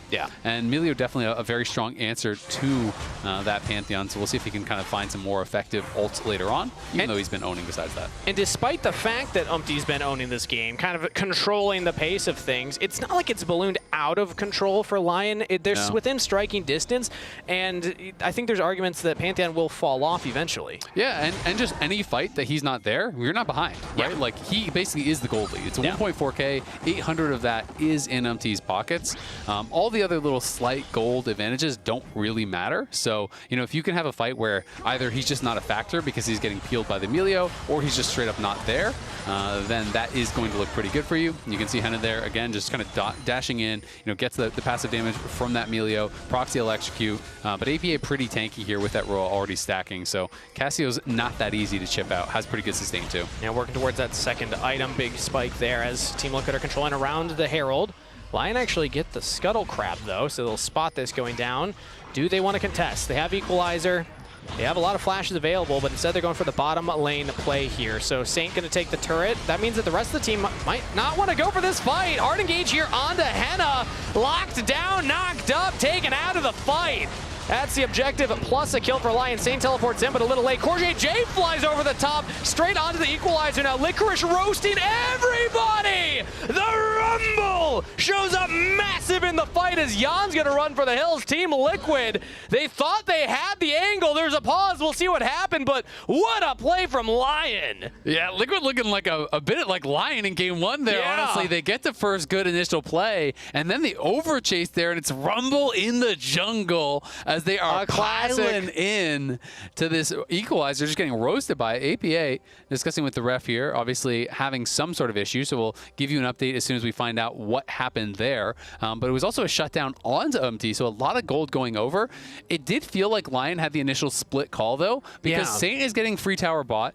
Impact had already roamed towards mid, and he had not even moved. And Corki, again, is not a champion that you want to like TP into a fight, right? So I thought that their call was, we're just going to take the tier 1 bot, we're going to give up the Herald, and then I'm going to push in and deny waves and potentially even get some pressure on this tier 2 if TL's really slow to respond or something like that. But instead, they kind of like haphazardly walked up. Henna gets caught, he gets burst down, but then, you know, TL looked for a bit of an overchase and they got punished pretty heavily by it.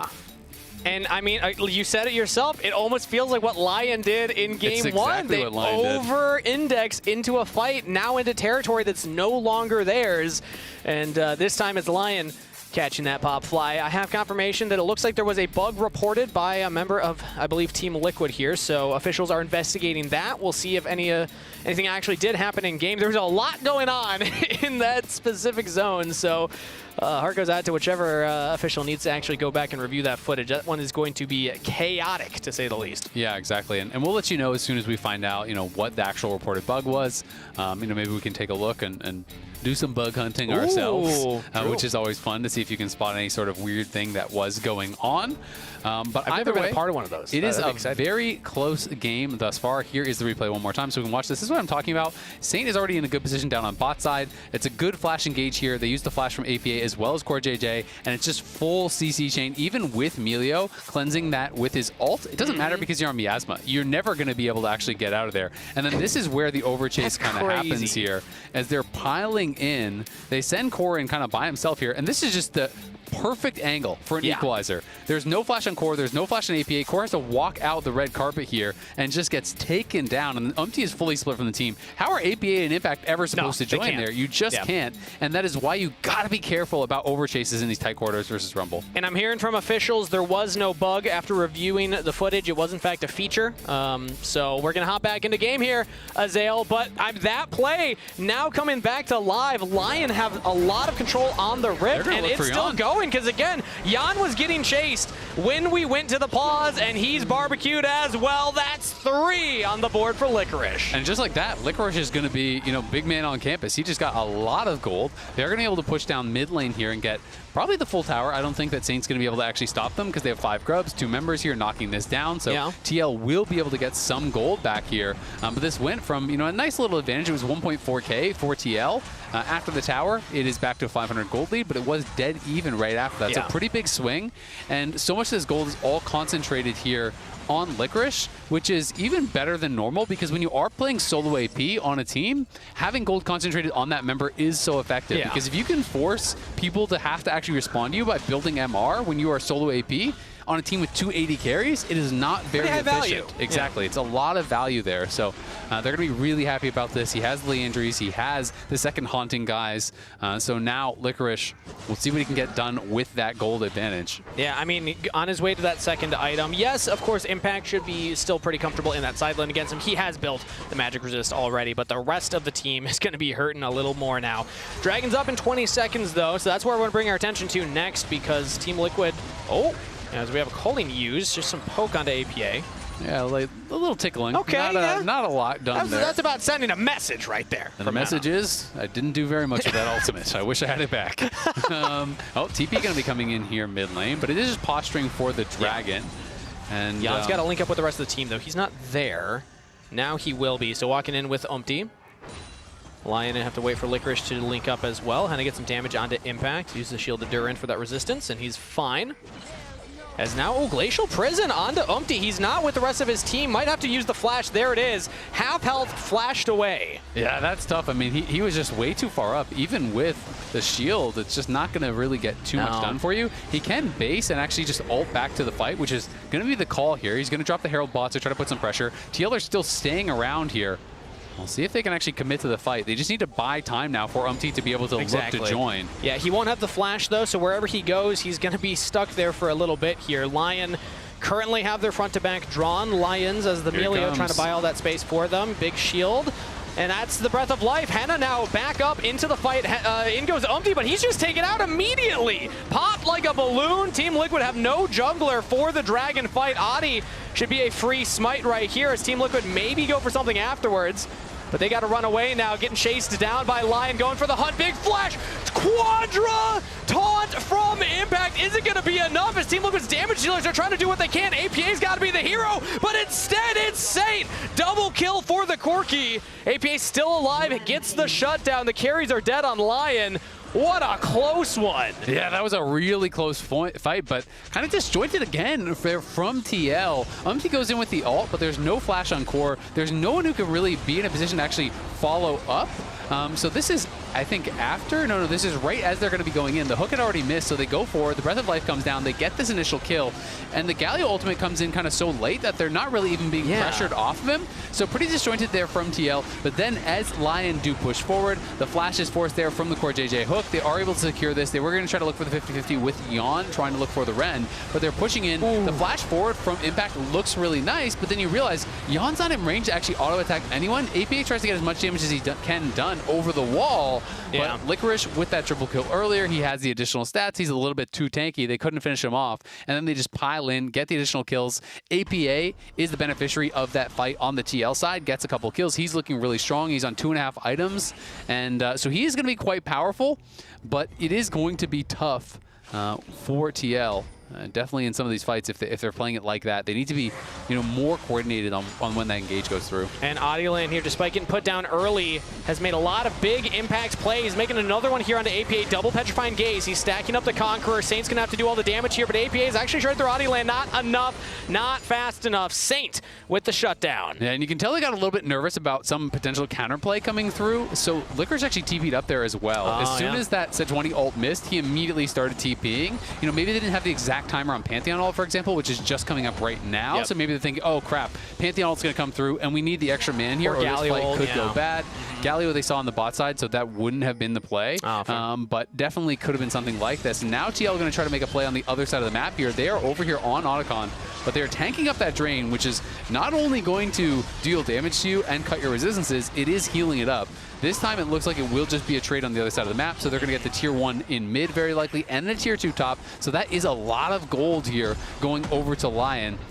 Still, Otacon is pretty powerful. Yeah, I mean, it's definitely not bad. It can set up a lot of plays, but it's going to be 3 minutes still that Baron. They won't be able to use it for that fight. So I don't know exactly what Team Liquid's going to get from this. I mean, you just try to force, right? But this is kind of the issue now with the GA Otacon. I think it is significantly weaker than the other one, where you just kind of collect the flowers and you get the guaranteed experience and adaptive force. It really is dependent on you being able to find that good play, right? And if they can find a really good angle to get a pretty even fight, then you're going to get value from it.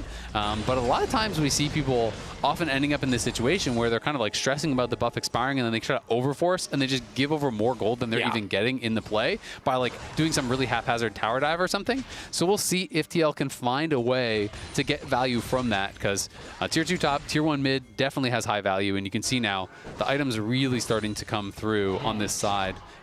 Saints on 2.5. In my experience, this version of Otacon is just permission to throw a game. Oftentimes, go in, try and find the play, try and dive that turret. Now, if they time it correctly, they can try and play around to get onto the map faster to set up for the Baron, but as of right now, they can also just walk in. They're doing it just fine here. It's not going to be up for a minute 45, but Team Liquid already doing some homework, getting their wards down. Yeah, and we may just see them kind of posturing really aggressively towards the Dragon for the next Dragon, because they're already on 2 Dragons, right? The Dragon's going to be up faster than the Baron. You can go down there, get your vision.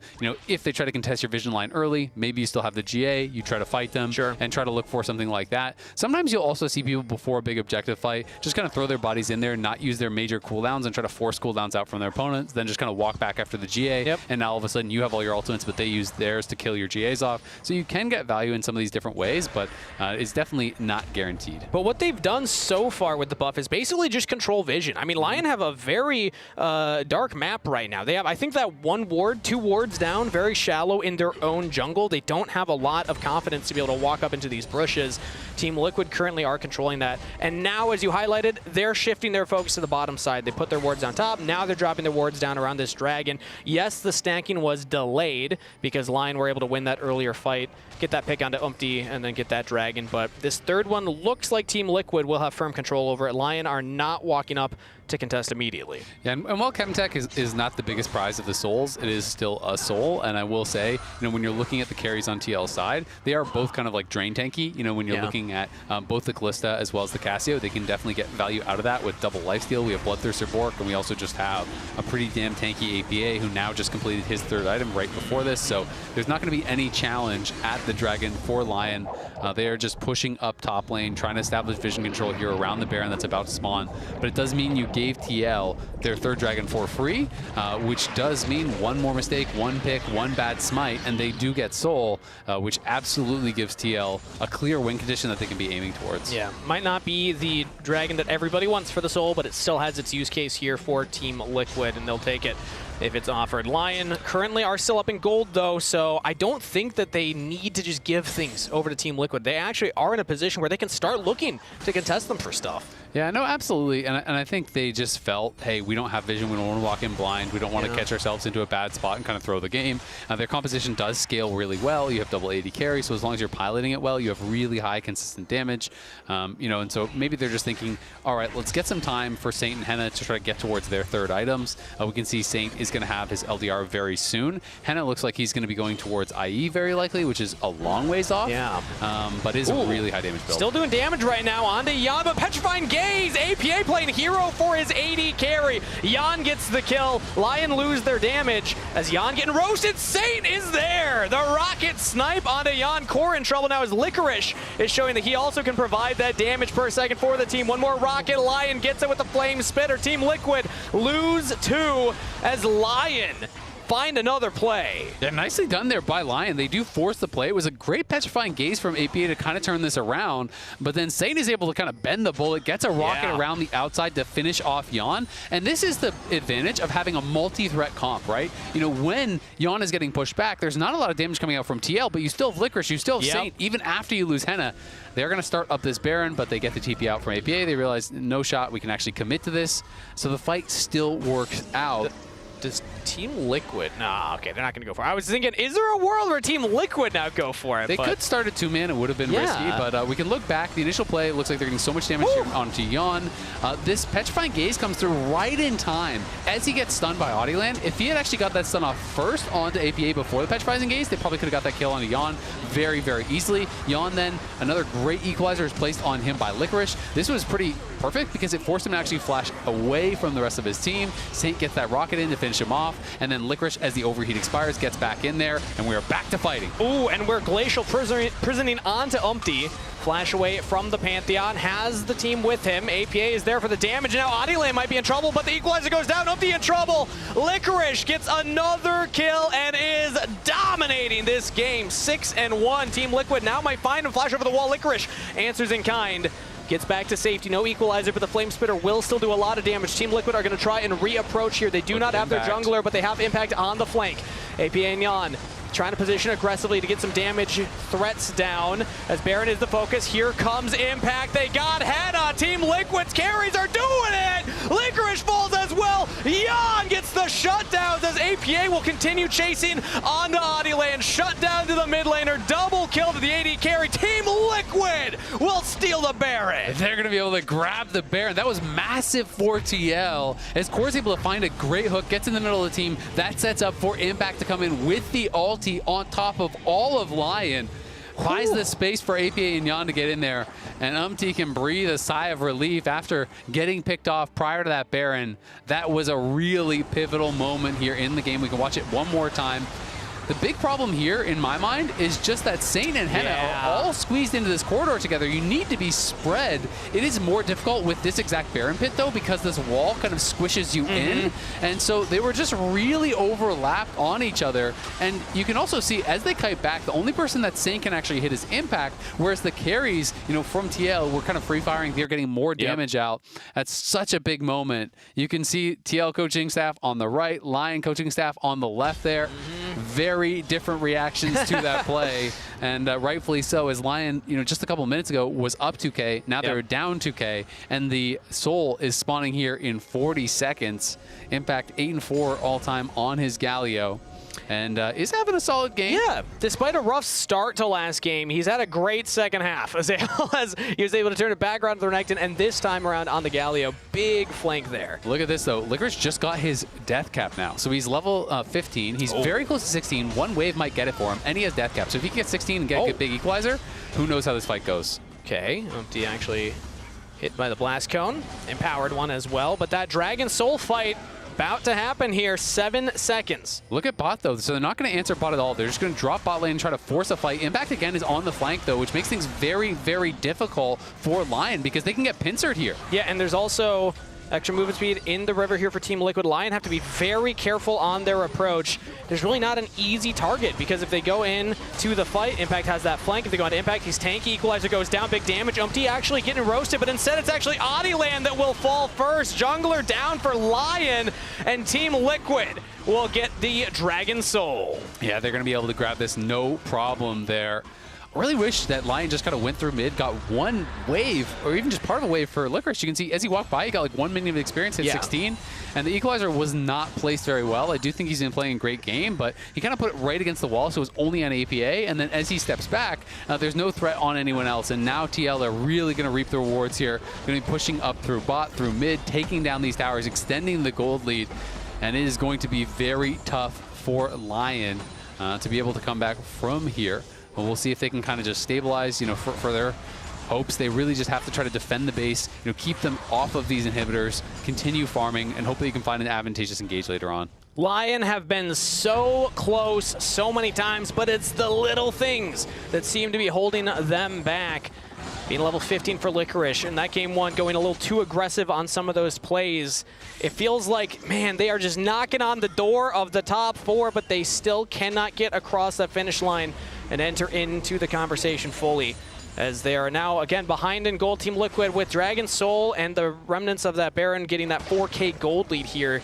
They have a massive advantage on the map here, and actually they're going to go for another play, teleporting in. They're locking down Adiland, who just doesn't have the team close enough to back him up. Adi's down again. Yeah, Adi's going to be down again. You can see they're just trying to TP out of there just to survive. They are going to be able to do it, but can Lions get out? Yeah, Umpty had the flash available, but not going to commit onto it. And Lyon just lose their jungler and will try and catch waves. I mean, Henna finally completes that IE, so that is something, but you're looking over at APA. He's almost done his 5th full item, and you just got your 3rd. Henna is just so far behind the pace of the game at this point that he's really not been threatening whatsoever. You know, 2.5K down on what Jan is pretty rough. And I think Jan learned his lesson from the last game the QSS completed. He's like, all right, if I'm going to be the focus, I'm going to actually survive. As now Core JJ focusing on the engage. Team Liquid with the flank from APA. Lions will fall at their turret. Team Liquid do not care. Diving between them, double kill to Jan, and they get the clean ace. Team Liquid with a roaring statement here to start off the group stage versus Lyon. Put our names back in that conversation. The game versus DSG was an anomaly, not the new norm. Team Liquid play it clean in game 2, get all the early objectives, and there's just only Adi left here to try and defend the base. You just know a Sejuani is not going to be enough. Team Liquid, take your victory lap. GG! End the game now. End the game. Oh, no. Let him die. Good job. Let me die? Oh? No. Let's... Solid work from Team Liquid right there. Still denying Lyon a single game versus one of the top 4 teams when they're the ones that a lot of the other pros we've talked to seem to be the closest striking distance for a team like Lyon to overthrow. Team Liquid not interested in that narrative. Closest doesn't mean close. Doesn't mean it, yeah. Unfortunately, here for Lyon. Game 1, I definitely think they looked like they were in a really good spot. They showed that they can be competitive. They showed that they can actually take advantages here. Game 2, they had their moments as well, but TL definitely looked more in control to me in Game 2. They controlled their own destiny. They played out the fights well, and at the end of the day, it is back-to-back 2-0s. Back-to-back 2-0s. GG Team Liquid. Let's turn it over to Raz for an interview. What's up, everyone? I got the victorious Umpty next to me. Just speak through the feelings of that game, because you guys had full control, then it get a little sloppy. Just talk to me how it felt within the game for you. I mean, I thought that Panther and Nautilus in going in together was really good to just like make their position formation very bad, and that makes the Casio and then our Kalista and Galio to come together, and then it actually didn't make like 2 times in a row. So I guess Rumble is OP. True. We got to talk to Swiffer about that one. But also, my feeling, this was an incredible series for you. And this game, for you, talk to me about the early game. Because you go for an early Raptors invade, you take the red as well, and then Sedge comes in, tries to like scrap you, you get a kill. Like, your early game was immaculate here. Just kind of speak through that early game for me. Well, it's a top secret, but well, there's a, let's say, just only this situation. Like, Sejuani is very weak at level 1-2 with the Aftershock, and then these days Biscuit is an OP rune. So I take a Conqueror with the Biscuit, and then go into the Raptor side invade. Even though he was hitting red, I finish Raptor first, and if he's starting blue, I can give the bottom dive pressure. So I know Sejuani have to come bot, or he have to give up the bot dying at the level 3 or 2. So that's my plan, and then he came for like saving his bot life and, you know, giving himself. Yeah. And then he thought he can win, but I have a Biscuit, the most OPS rune. so I thought, okay, thank you. When do you start making that plan? Because that's usually what, you know, anyone looking at pro play from the outside looking in wonder, like, oh, do you start that plan when you see the Sedge and you have the Pantheon? Or you have to see the full comp? Like, when do you start concocting that plan for yourself? When I see the full comp, and when I'm deciding where I'm gonna, like, you know, play, and then where I'm gonna pass, and then it seems like, oh, invading looks great. You know, I think I'm the, like, probably in the LCS, very famous player as invading. Yeah. So I think probably that is, if that makes sense, you know, just like umpty theory. Oh, my bot is spicy. Oh, my top is spicy. Invading. Actually, it's so funny because like even when you first came in, Emily was like such a like umpty fan in the sense where it's like, Umpty's always invading. It's going to happen. Like, they even had like timers of how long you're going to be living in the enemy jungle. Like, so my question coming into this game was like, you guys had a pretty poor game versus DSG, but obviously like that doesn't matter anymore now. Its placement phase is done. Talk to me about like what you guys have been doing since that game, because a lot of the times it could be like a wave cup call or something. Anything you guys are doing differently, or how do you view that game coming into this one? Making more plans like directly to call it. Like, I don't think like everyone is like just giving information a lot, and then we didn't like decision in the game. Like, you know, just playing in the information like a solo queue. I think it's like a very high execution needed, but we think that our execution was not that good. So we should make a plan first and come back slowly with the execution. I think that was good, working well. Yeah. Sounds good to me. Now you guys are able to take out Lyon, your only competition. Well, like not only, but everyone's looking at this group at the biggest competition being Cloud9. Any final message for the fans out there, and like a message for that opponent, like the big bad C9 in this group? Well, C9 is a very like standard and strong team, but I think we can play better if we are playing better as our team style, as a like, you know, most bloodiest game, as like last year. Then I think we can win easily. All right, thank you. I appreciate it. I'm gonna send this one straight to the lounge to end this one out. Thank you, Raz. It was great, always great to hear from Umpty and kind of his, I liked his little mental calculation that we know now. Spicy top, spicy bot.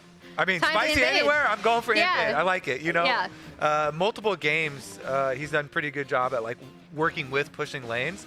His Skarner game was really good. He was the one to punish a lot of these Lyon plays that they overchased. We kept on being like, oh, why did Lyon go for another play there? And then Umpty's the one who's there to punish them on the Skarner. Yeah.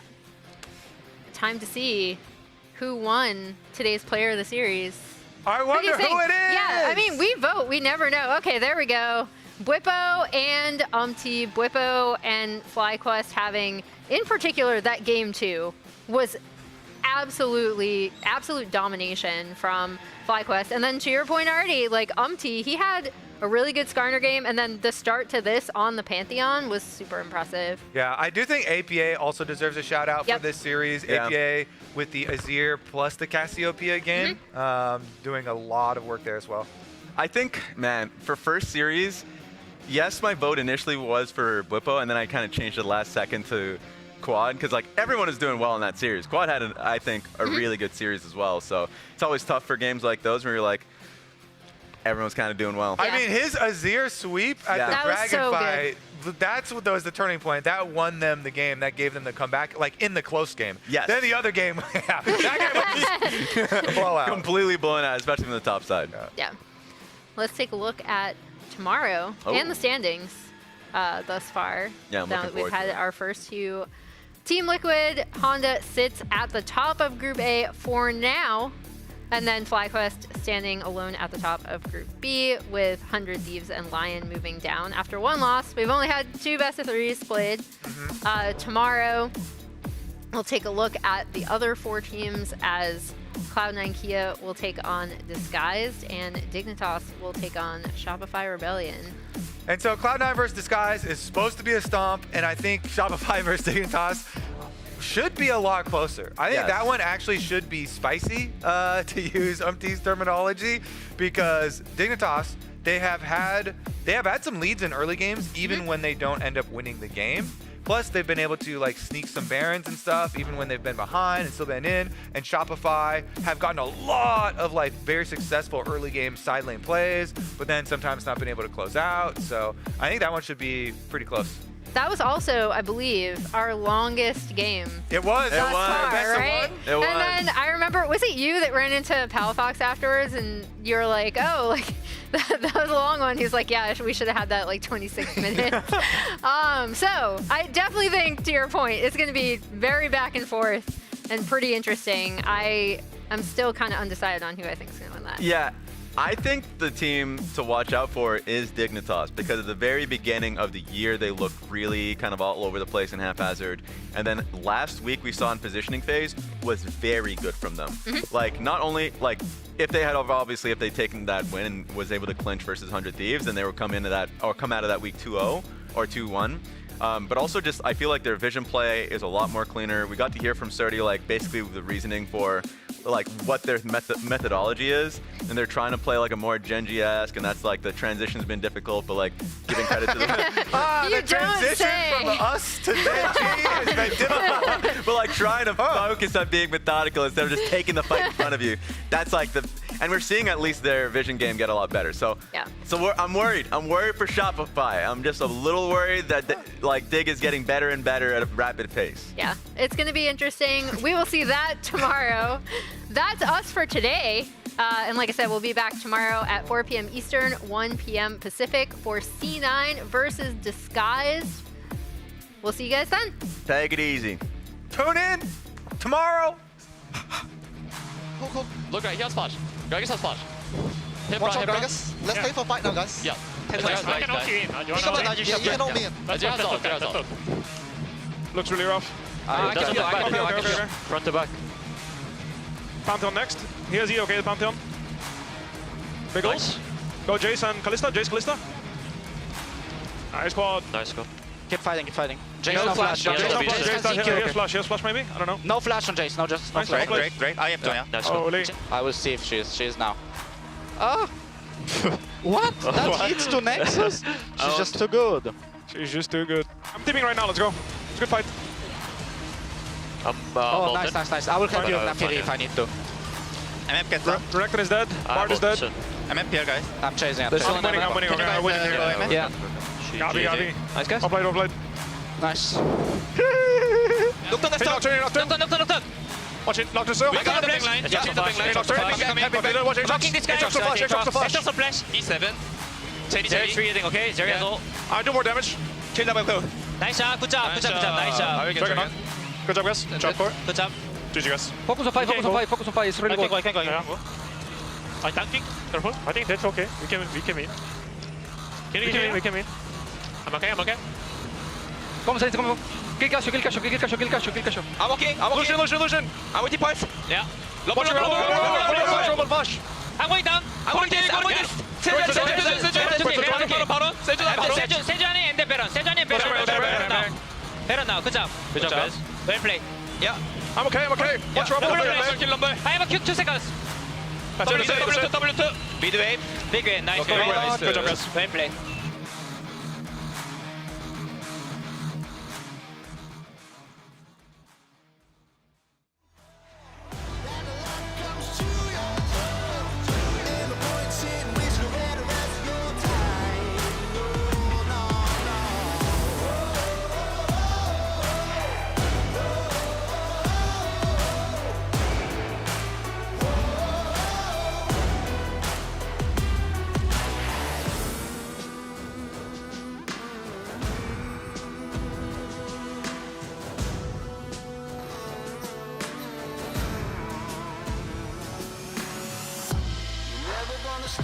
trail, and don't you ever stop to give in. Never stop reaching for the stars.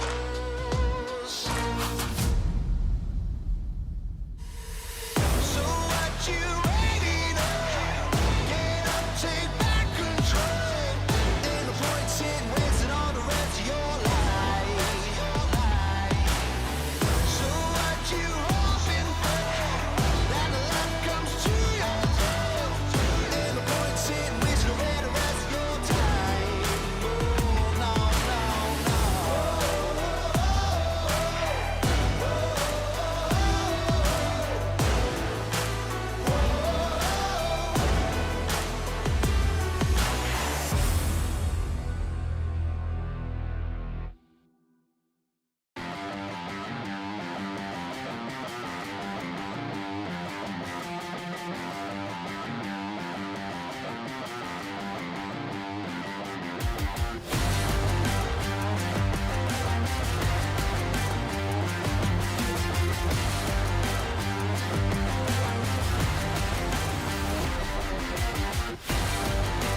Touch the sky, we are flying high, fighting eye to eye. We started fire, we will blow them up. We are gladiators, world dominators, yeah. We can touch the sky, we can make the sky. We are made to rise through the ring of fire. In the darkest times, we are gladiators, world dominators, yeah.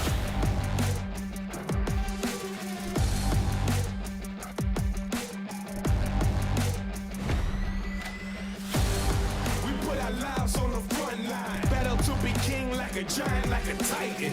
Ready for combat, we're ready to fight.